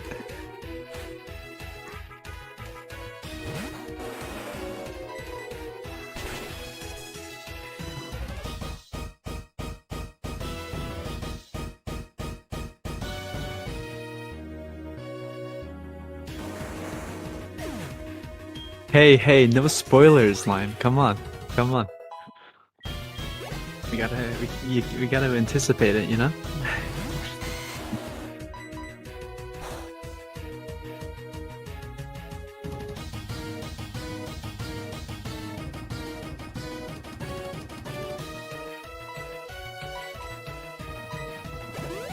Yeah, I mean, I'd rather get Sleep Powder than Sludge Bomb Poison, so...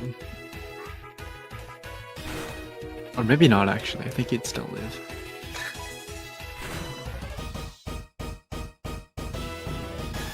Anyways, congrats, Lime. That's a pretty good race time. Congrats.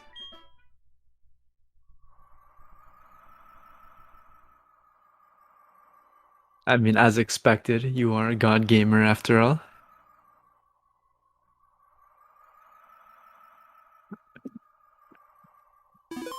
I'll send you an invite if you wanna. Yeah, you're right. How do I do this? Done.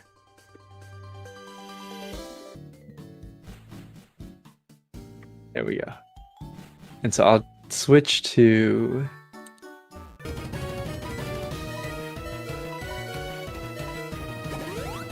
It'll auto send. Okay.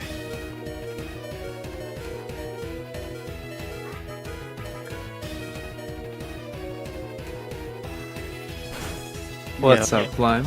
Yo, how's it going? How'd you feel about that race? I'm kind of salty about the early game, and also getting paralyzed, frozen, and asleep on red. Like, Yeah. I mean, red is red, right? yeah. Yeah, and that was like a 116 carp, right? Yeah, it might have been 117 actually. I'm trying to remember. I can actually go back in my VOD and look. It was not a very good start, and I didn't even die in the beginning, but all my fights just went so terribly that I lost a lot of time anyway. Did you hit any spinners? I wasn't. No optional. Oh, good. That's pretty good then. Sorry. Yeah. I think I messed up a setup somewhere. Oh yeah, I messed up the first Sabrina. So. I think Scott was kind of slow as well, if I remember. Oh yeah, because I thought that I messed up the first pass, but I didn't actually. Just my pause felt late. So I'm not sure. Okay, let me see what my carp time was. Yeah, okay, 117. TTS finishing up red here. Alright, I'll tell you the split time when the ball pops. 117.31 was my carp time. What was your Morty time? 112.34. So slow carp hunt, but the carp itself was very good. Which really and then your the carp itself, stats wise, was also pretty good. Like admin nature.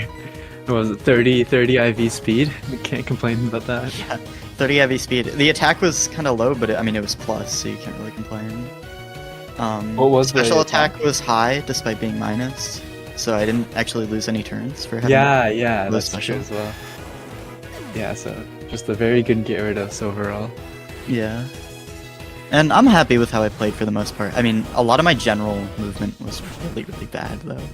Like, I made a lot of movement mistakes, and probably partly because I wasn't focusing them as much as I probably should have. Yeah. Also, I mean, I've been practicing, so I should practice more. Sorry, what was that? I was just saying that I think I should practice more. Rock Tunnel wasn't the greatest, but... Oh, Rock Tunnel was so bad. I think I bonked like 9 times. Who am I to speak?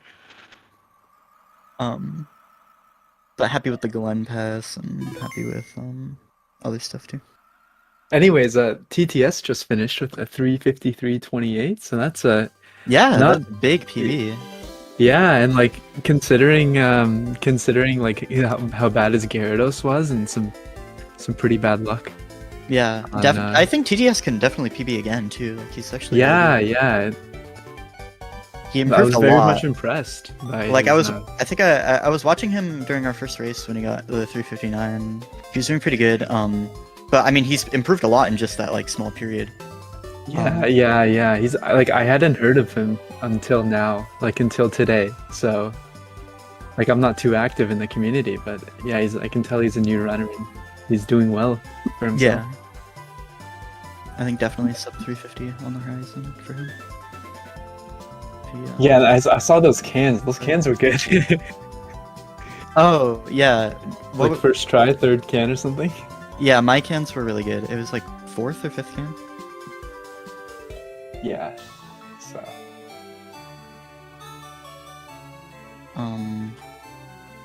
Yeah, I think just for next time I gotta practice more. Especially considering now I'm going into like the bracket phase where it's all first places and best seconds, so I gotta probably work a little bit harder. I don't know. Right, I'm gonna look at that bracket now actually, because like, I'm substituting in for Saiyan, I think. So Yeah. how's this gonna work? You're against Bill Bonsai and Afonso, and then so it's gonna be draws for winners round 2. So it's slightly random again. Okay, and so it's. Are we at the point where it's best second time and first? Yeah. So TTS just got best second with 353, 20, Okay. 28. What's up, TTS? Yo, nice PB. Going. Thank you. 6 minutes. Oh shoot! Oh, Pretty huge. What are your thoughts, TTS? How do you feel about that run overall? I know you were saying spin to win, so probably not pleased about the spinners, but well, hitting the fisherman was dumb. I don't know why I didn't react quick enough to just get the instant pass, or maybe I was a tile lower than when I should have been, or something really dumb. It should not have happened, and I was kicking myself for letting it happen, especially as close as we were going into Victory Road. oh, And for sure. Yeah, we were close that. for a lot of it. And then as I'm doing Erica, I'm watching you blitz down Cycling Road, and I see you get the react pass, and I went, all right, I have to go for it if I'm gonna stay anywhere competitive. And I ended up pushing left a little too long. I had the react, but I went 2 tiles instead of 1, so he ended Yeah, up that's spinning just me. something you have to practice a ton. It's mean, it's difficult. I keep making that mistake as well, so I know what you Yeah. mean. Yeah. I've done a lot of practice too. I've done a lot of prep for this tournament since I decided, I've only been doing Pokemon speedruns for a month. Let's make a bad call and join a tournament with no experience. I mean, I you're think it was a doing good call. really amazing. Like for only playing for a month, 353 is very, very good. Yeah. Yeah, I Definitely agree. in the upper So- percentile of runners. Definitely way Yeah. faster improvement than me, I think. I don't This know. definitely isn't my first category. I did do Diamond and Pearl any percent a little bit when I first got my DS, kind of under the radar. I never ended up submitting the time because I wanted to get sub hour, but I got sick of DP any percent and left it like an hour and 30 seconds for my PB time. Gotcha. And I had never gotten around to submitting it because Heart Gold kind of took over. Well, it's the better game, so And it kind of is. I've had a lot more fun. yeah. I was telling myself I'm just gonna get the sub 1 hour and DP any percent as like my hazing to get into DS Pokemon speedrunning. Yeah, I mean that's a good barrier. I mean, Yeah, it's and really it's a easy short run. category. Right, it's Yeah. really easy, short, a little bit of manip in there, so you can, start learning manip stuff. So Hmm. It's a good taste of what Pokemon speedrunning really is. I Yeah, hope and Yumi I've- is- Or sorry, you go. I had a full course meal because I've been routing white 2 on the side, and I've been working on my Yeah. manips and everything. I have all my manips, I just haven't been able to put it into a run because Heart Gold Soul Silver is consumed me. Yeah, I mean you're definitely immersing yourself, and that's a great way to get better at speedrunning. Yeah, I love for sure. white. I love white too. I hope you enjoy it. I've wanted to. I really love Gen 5. I kind of Mhm. slept on it when I played them as a kid. I got White 2 on release and I played it and I loved it, but like I just don't have as many memories playing it for some reason as I do with Gen 4 as much, so Yeah. in Gen 5. I hope I really want to try and get more people to run plot any percent races because that's actually it's a lot of fun. Manipless? And there isn't not Manipless. There's a special race manip route that's really good, really consistent. There's a save and quit Golduck that you can use for the whole okay. run. Okay. It's really awesome, and it's I feel like there's not that much luck at all in it. I mean, there's some in the beginning, but after that, once you get Golduck, I mean, it really comes down to your tweaks and your menuing and stuff, and it's a lot of fun. I mean, I'm always down for racing random crap. I just need prep in advance. Yeah, no, for sure. But yeah, I've having a lot of fun doing races and stuff and getting to know people in TSR because I come from a community that's a lot more segregated and toxic. So coming into a more inviting community has been a lot of fun. I'm glad. Yeah, it's good. It's good to see that, man. Yeah, Yes, I that is enjoy the a vibes good here. community. No, I'm not trying Mart Skip. The farthest I've gotten holding Manip and DP any percent is through Orberg Mine, and I'm not going any farther. Well, Mart Skip, you'd lose like half of your runs, even if you had Manip, right? Yeah, 'Cause, I've only done like the basic route, not the more advanced one that skips all the marts. And that one has like 13 like in and outs of the route above Jubilife, and I'm not about that. I've practiced it a ton on console. I'm just not good at it. yeah, when I first started, like Gen 4, like I was so bad at the in and outs. But Yeah. it's like a rhythm thing. I've gotten a lot better at it. But it just takes time. Yeah, I definitely need a lot more time on that. My movement might be a lot better now if I return to the category after doing a lot of Heart Gold stuff, but I'm not set to a very strict movement pattern or anything. I wonder, what was Rebentus's carp time in this? 1:10:01. That's insane. So, yeah, if my got our- start could have been 7.5 minutes better if it was like a Rebentus start, and that would have been a 3:43 clock. It's interesting.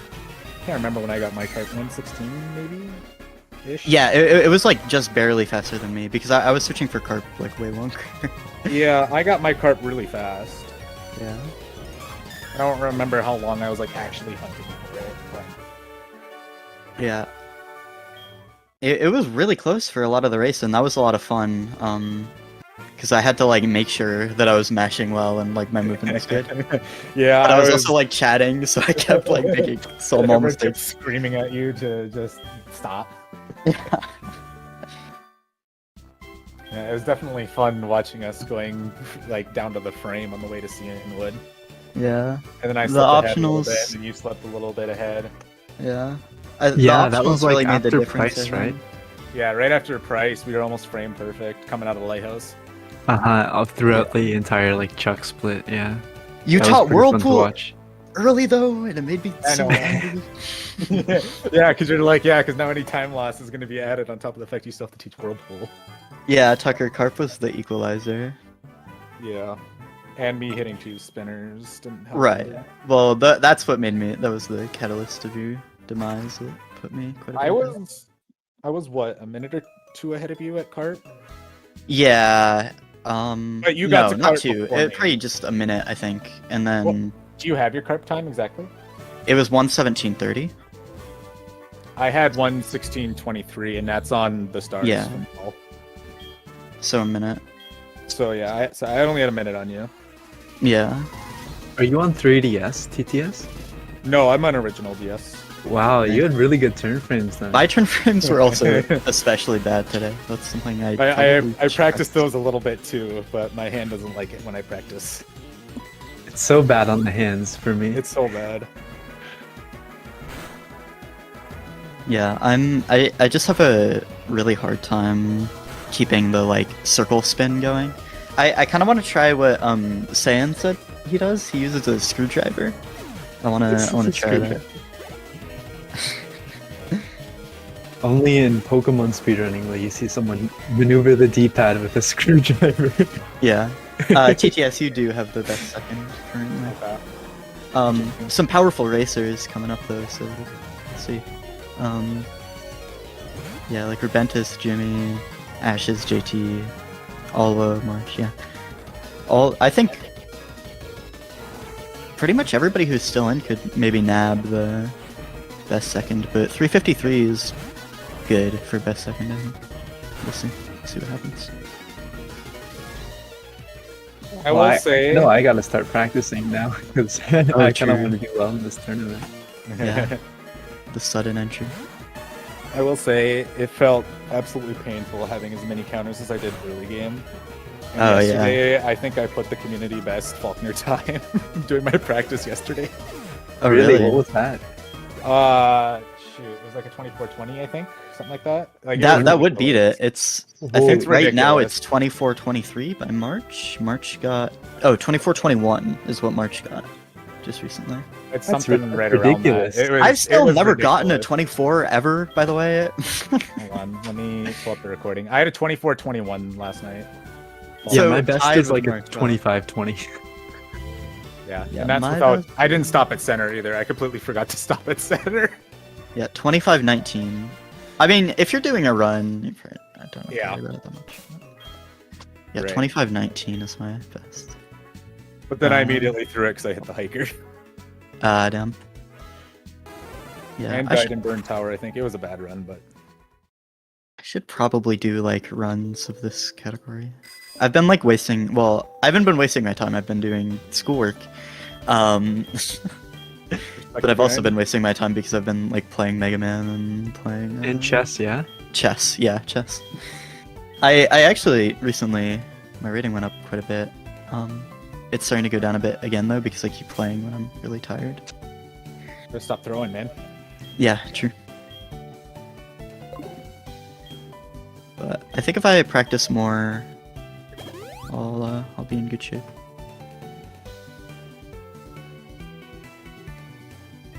Kidrocker is... I think is Kidrocker going to Blue now? Yeah, I think so. Let's see. Yeah. Okay. Did you have a textbook blue?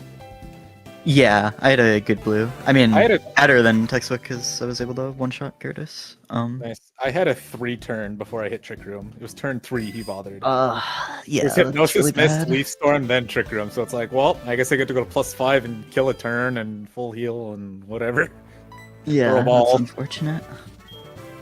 No, Is I don't there think he's another 438 pace. Kidrocker right now, Oh, Uh, Kidrocker could get less than. he could get like a 425 or better, like 422. Yeah, Gotta pray it for that it red comes one. down to the red and blue orange Yeah, yeah. and Nope. decision making.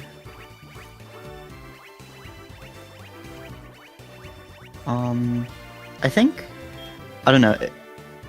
Hopefully he finishes before 4:30. I don't know if there's another race that's occurring though. Yeah, exactly, Tucker. Yeah, Kidrocker can definitely PB. I don't know if he's using the helper or not, or if he's just using Tucker's notes. Oh, He knows maybe not. about it. Maybe he's still in chat. I can. Here's the Minnow Gyarados helper. Obviously, at this point, don't worry about the. Well, actually, does your red fight solver take into account the IV calc? It doesn't, right? I'm guessing not. It's just based on the. Does it what? It's just based on the cases, right? It's not based on the IV calc built in. Correct. It doesn't look at the IVs at Yeah. all. Because it's just HP that matters. Yeah, exactly. So, yeah, just put in your. Stuff.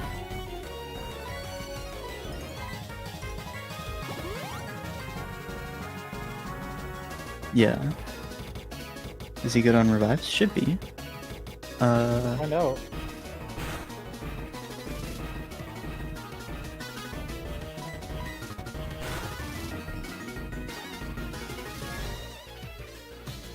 Well, I mean, I think this will be like a 410 blue or something, right? So Kidrocker would need like a worse than 20-minute red to get over Right. 430, right? Which can happen. It can happen, It's yeah. happened to me. But if you save and you play correctly, it's pretty unlikely. Oh, and I did bop you Minna by 13 minutes. Yeah, okay, you beat my 403 race PB. Congrats, man. Yeah, no problem. I told you I would do it. So. You did tell me, yeah. Wait, I'm you surprised. beat my Well, carp time there too. have you only done races back when it was like 15 people and like Slayer was there? Is that the only one? So I have my splits here because I have a different set of splits. I only have 8 attempts, and my sum of best is like a 350. So Yeah. that was quite bad. I definitely think I can PB by a lot as well, but I probably have to actually do attempts for that to happen. It's okay. Maybe I'll- Slayer's gonna be commentating the finals. True. so- Oh wait, but if I'm in the finals, I can't commentate it with him. Shit. Uh-oh. Oh, okay. How's this gonna? I don't know. I'm not gonna make it that far. No, I'm you sure will, mine you will will, you will, you will. No. It'll be me, you, and TTS. There we go. Yeah, there we go. Us three right now. Heck yeah. Slayer cannot commentate my races. Well, Tucker he won't thinks have Slayer's to. gonna like curse him or something. Slayer's only commentating grand finals, and there's no way Tucker goes to grand finals, right? So It's just because he likes cursing people. He likes saying, you know, you just don't get crit, bro. yeah. Well, I was actually really worried because you were like, "Oh yeah, it's pretty much GG for Lime now," and I was staring straight into Venusaur's face, and I was like, "Okay, dude. I guess Sludge Bomb's just like not a even thing." if you had died, it's like, you know, you could still. It's not. Yeah, it's not that Yeah. bad because It's not like it's Blastoise. right. Yeah, dying to like Lapras. Well, Lapras is fine. I don't know. I mean, dying is just annoying, but you can. Yeah, pick yeah. again. Especially since I got a really quick setup. It was really funny. The Thunderbolt setup was really slow. Well, not really. Well, pretty slow. I'd say it was about average. But what my you Volt got? Tackle, yeah, I got Volt Tackle, and it was Oh yeah, your fight, I mean, was pretty good. yeah. It was just Max Arrive Gyarados, Max Arrive Snorlax, and then good. It's very nice. Because I feel like I usually get slow ones, so. Because I always get Thunderbolt, but finally got Volt Tackle.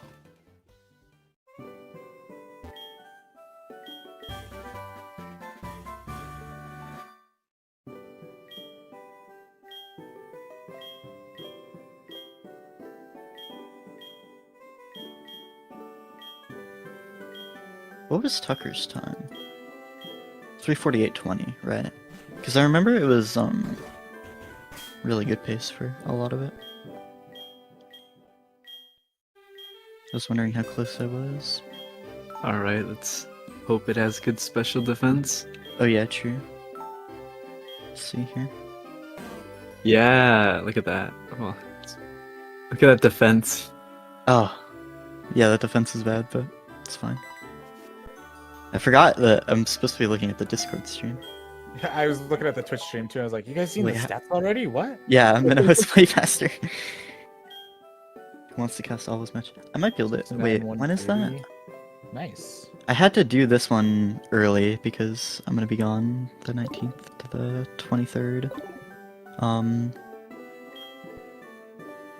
Where's Gosh, it the was time to schedule? be busy. I have to. Yeah, I'm really glad you guys were able to play during the week. I'm pretty flexible. Yeah. Oh, schedule. Here we go.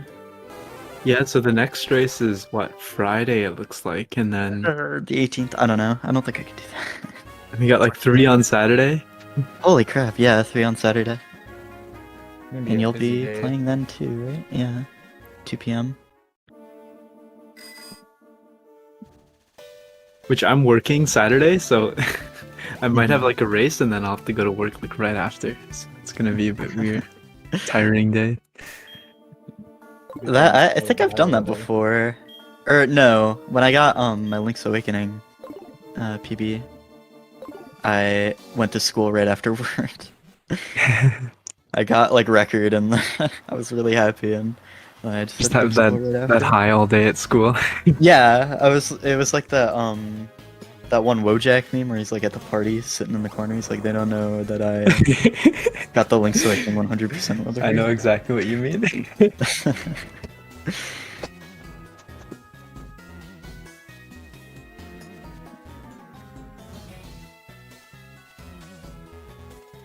Yeah.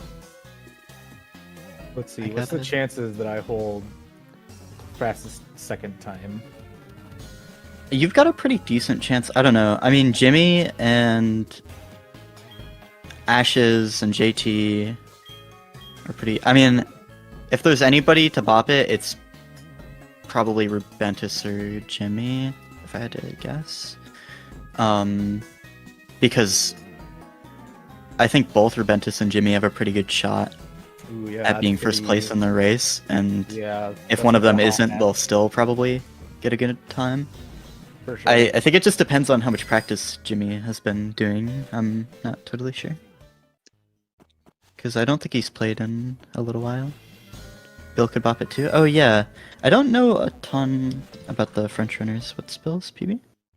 Oh yeah, Bill has a very nice PB. Is So, yeah, Bill Bill also Bonsai could French? do it. Yeah. Bill Bonsai is French. Paraz is Oh, okay. French. So we have Saiyan. I guess we had Saiyan, Bill, and then Alwo, Hmm. French runners. Yeah. It was very nice to get the French scene in on the tournament.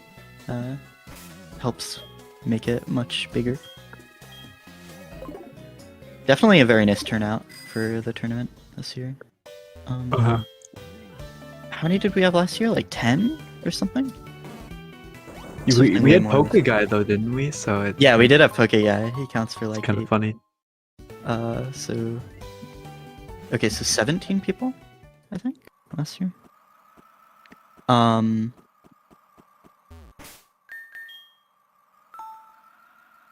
And then this year it's like 20 something. 24. Yeah. I'm actually impressed by how little copy pastas have been in chat this entire run. Oh, yeah, now that only you a mention couple. it, It's been like 3 or something in total. So Yo, good on you, chat. what's up, Bluriac? What's going on?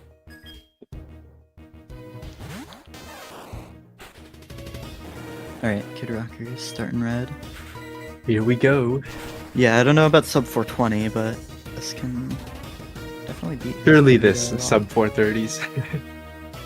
Thunderbolt is slightly unfortunate, but it should still be good. Yeah, did he not? I think he maybe didn't have a good enough Snorlax last time, or something? I forget. Hopefully he, saw the link that I posted to your solver. Oh, Sentret and Quilava are dead. I wonder if that'll cause some problems. yeah, it depends on what strat he ended up with. Yeah. He's gonna need one of them probably. Yeah. I was very lucky to not need anyone. I didn't quite see his Volt Tackle did a lot with recoil. Oh, he's doing the... What is this? This might just be heal range strengths. 2 Snorlax and a Kenya. I mean, I I think assume. he swapped the Gyarados now, I think. Hmm. No, wait, no. That would be heal range. You could. Well, wait. What's his defense? His defense is really low, so yeah, I don't know. Is he Giga impacting? I think. I he's think he just- realizes he's backed into a corner now. He has to go for the waterfall range now. Yeah. Is it a range? I think he has decent attack. He had He has bad 148 speed. at level 52. I think he has bad speed, so he just has to go for waterfall. Hopefully he doesn't speed then. Yeah, 148 at 52 should. Is his speed good enough? I think it was really high minus. I don't think it's good enough. It was like 31 minus. Yeah, Okay, well- perfect minus. I Okay, think. it was. It's very good. Okay. That works. Yeah. Although Black if he Cell. dies now, he's kind of boned because he doesn't have any other Pokemon alive. Yeah. Yeah, it'll be fine. Yeah, and he it'll got be fine. Snorlax. No Except Snorlax. way. No way. Fuck, Snorlax. I keep swearing. You just have to alternate defense and special defenses and pray. Oh, he's going right for the X attacks. Whoa, pulse effect strats. Here we go. Ooh. Damn. That doesn't really Frozen. matter too much. But... I mean, unless you're going for fire. Like it seems like he might be. Okay, definitely heal. Okay.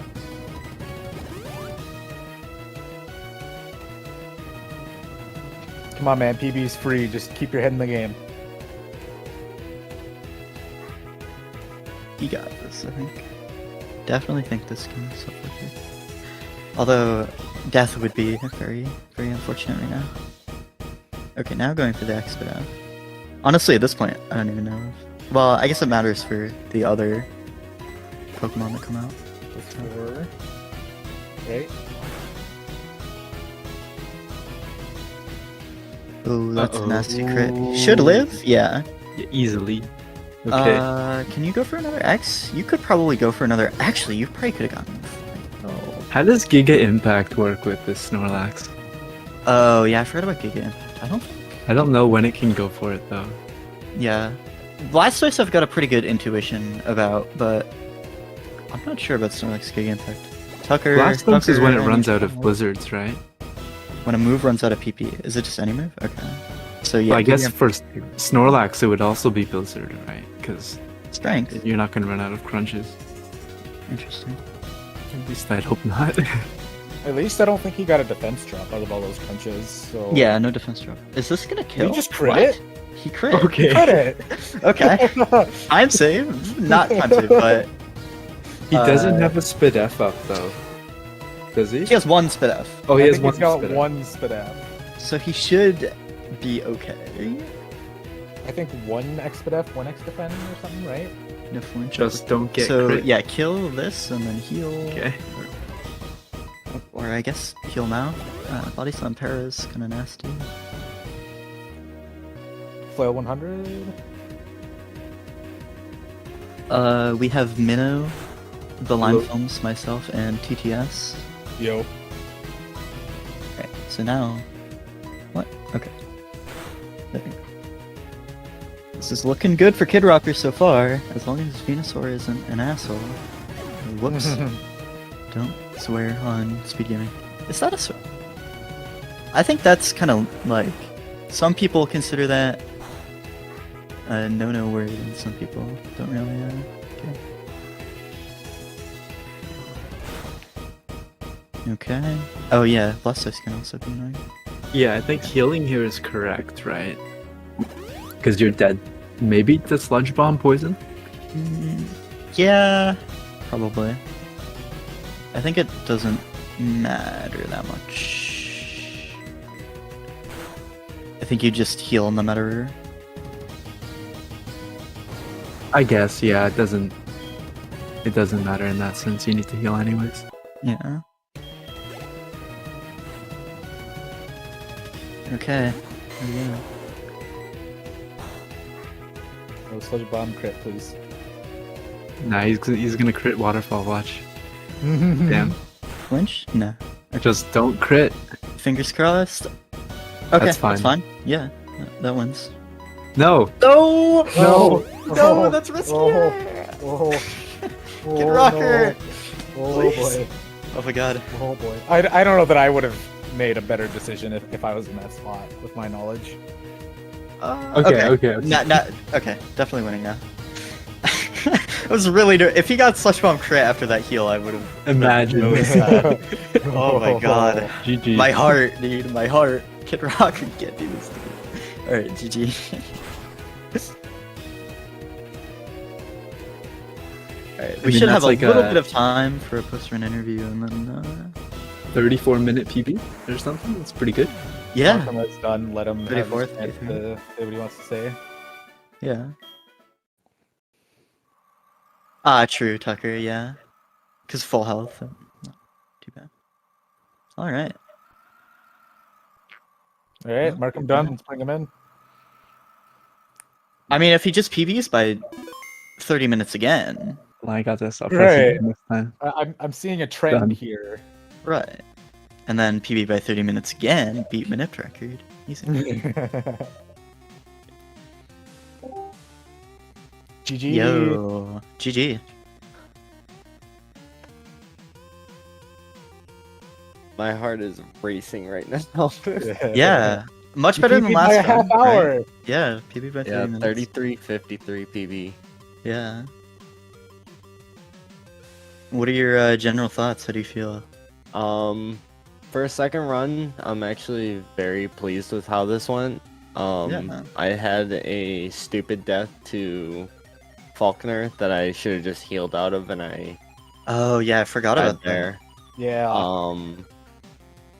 And then I lost some time to just stupid stuff that I should have just been paying more attention to the notes. But all in all, not a bad second run at all. Yeah, I mean, just PB by 30 minutes again. You know, keep the trend going and Exactly. Over. It's a good time then, yeah? Yeah, that's about what I was hitting yeah. only a couple weeks ago. Yeah. I think you got it. Just a little more practice and stuff. Yeah. gotta There do were a some more couple random spinners, I think, that you might have hit. Yeah, I hit a couple optionals. I lost like a minute or two to hitting 2 optionals in Misty's gym. Ooh. Oh, really? Yeah. You just have to follow, like if you look at, any of the runs, you can follow the movement there. Yeah. You have to like bonk on the first girl. Right, Like, yeah. first You have to swimmer? wait a little bit. Otherwise, yeah. If you don't Yeah, I wait, even didn't- if you yeah. I didn't know that at first, and I just went straight forward trying to beat her and got hit by her, and then Yeah, I I've done set that up before. for I think I've done that yeah, twice, play at me. actually. I've definitely been punished by that on my first runs. Oh, also I had like a 5-minute carp time compared Yeah. to my PB. I lost 4.5 minutes to carp, and then it's optional that I hit the 5-bird optional. That in- guy's Oh, right, awful yeah, in the to hit. lighthouse. That Yeah, guy's awful to hit. Remind me, you were minus perfect speed, and what was the other? correct. So I was 0 HP, 25 attack, 31 defense, 19 special attack, 18 special defense, 31 speed, and sassy. Sassy. So plus special defense minus speed. That's what my Cyndaquil was. Yeah, What your was that? Cyndaquil was also kind of bad, wasn't it? Oh I yeah, think my it was. Here, I got it. My HP was 22 to 29, attack was 5 to 17, defense was 26, special attack was 9, special defense was 9, speed was 10 to 25, and I had a minus special attack nature. Yeah, so special Epic. attack was the big problem there. Actually, Oh, I yeah. saw that you outsped Pidgeotto, so I think that meant your speed was like 24 or 25. So that's good. I don't think any of us really died much at all. I was deathless, other than just hitting 2 spinners. That was my only like big critical mistakes. Yeah, I was deathless too. Kidrocker, did you have some deaths? Deaths with revives? Yes. Yeah. Okay. Yes. But no wipes. So, No wipes. Yeah, I mean, Oh, not. well, aside from Faulkner, right? Right, yeah. But Faulkner is Faulkner. Faulkner minus special attack, like almost speed tying, if not with Pidgeotto. You know, it kind of gets really awkward with Faulkner. Oh, I got yeah. very lucky. Well, I got, like, really unlucky, and then I got very lucky. And then I got, like, clutched it out. I don't recall that I crit Pidgeotto. Yeah, I crit Just after a roost, and so it was in a good Just for spot. reference to my run that was in my last race, I saved 14 minutes on red and like 10 resets. Yeah, you had a lot of red resets last time. So. Although this This was one was first kind of try. close. It's a little bit. It Yeah. was first try, so it's Yeah. good. I don't know. I think that's it. What do you guys think? I think we're I about think that's done. about it. Yeah. So Good race, fellas. It was really yeah, fun. good Yeah. good job, everyone. I had a lot of fun. Good luck in your future races. Hope my commentary wasn't too bad. No. But yeah, I think I just pressed this button. Episode finished. All right. Yep. See you. All right. I'll GG's, see you y'all. all later. GG. GG. GG.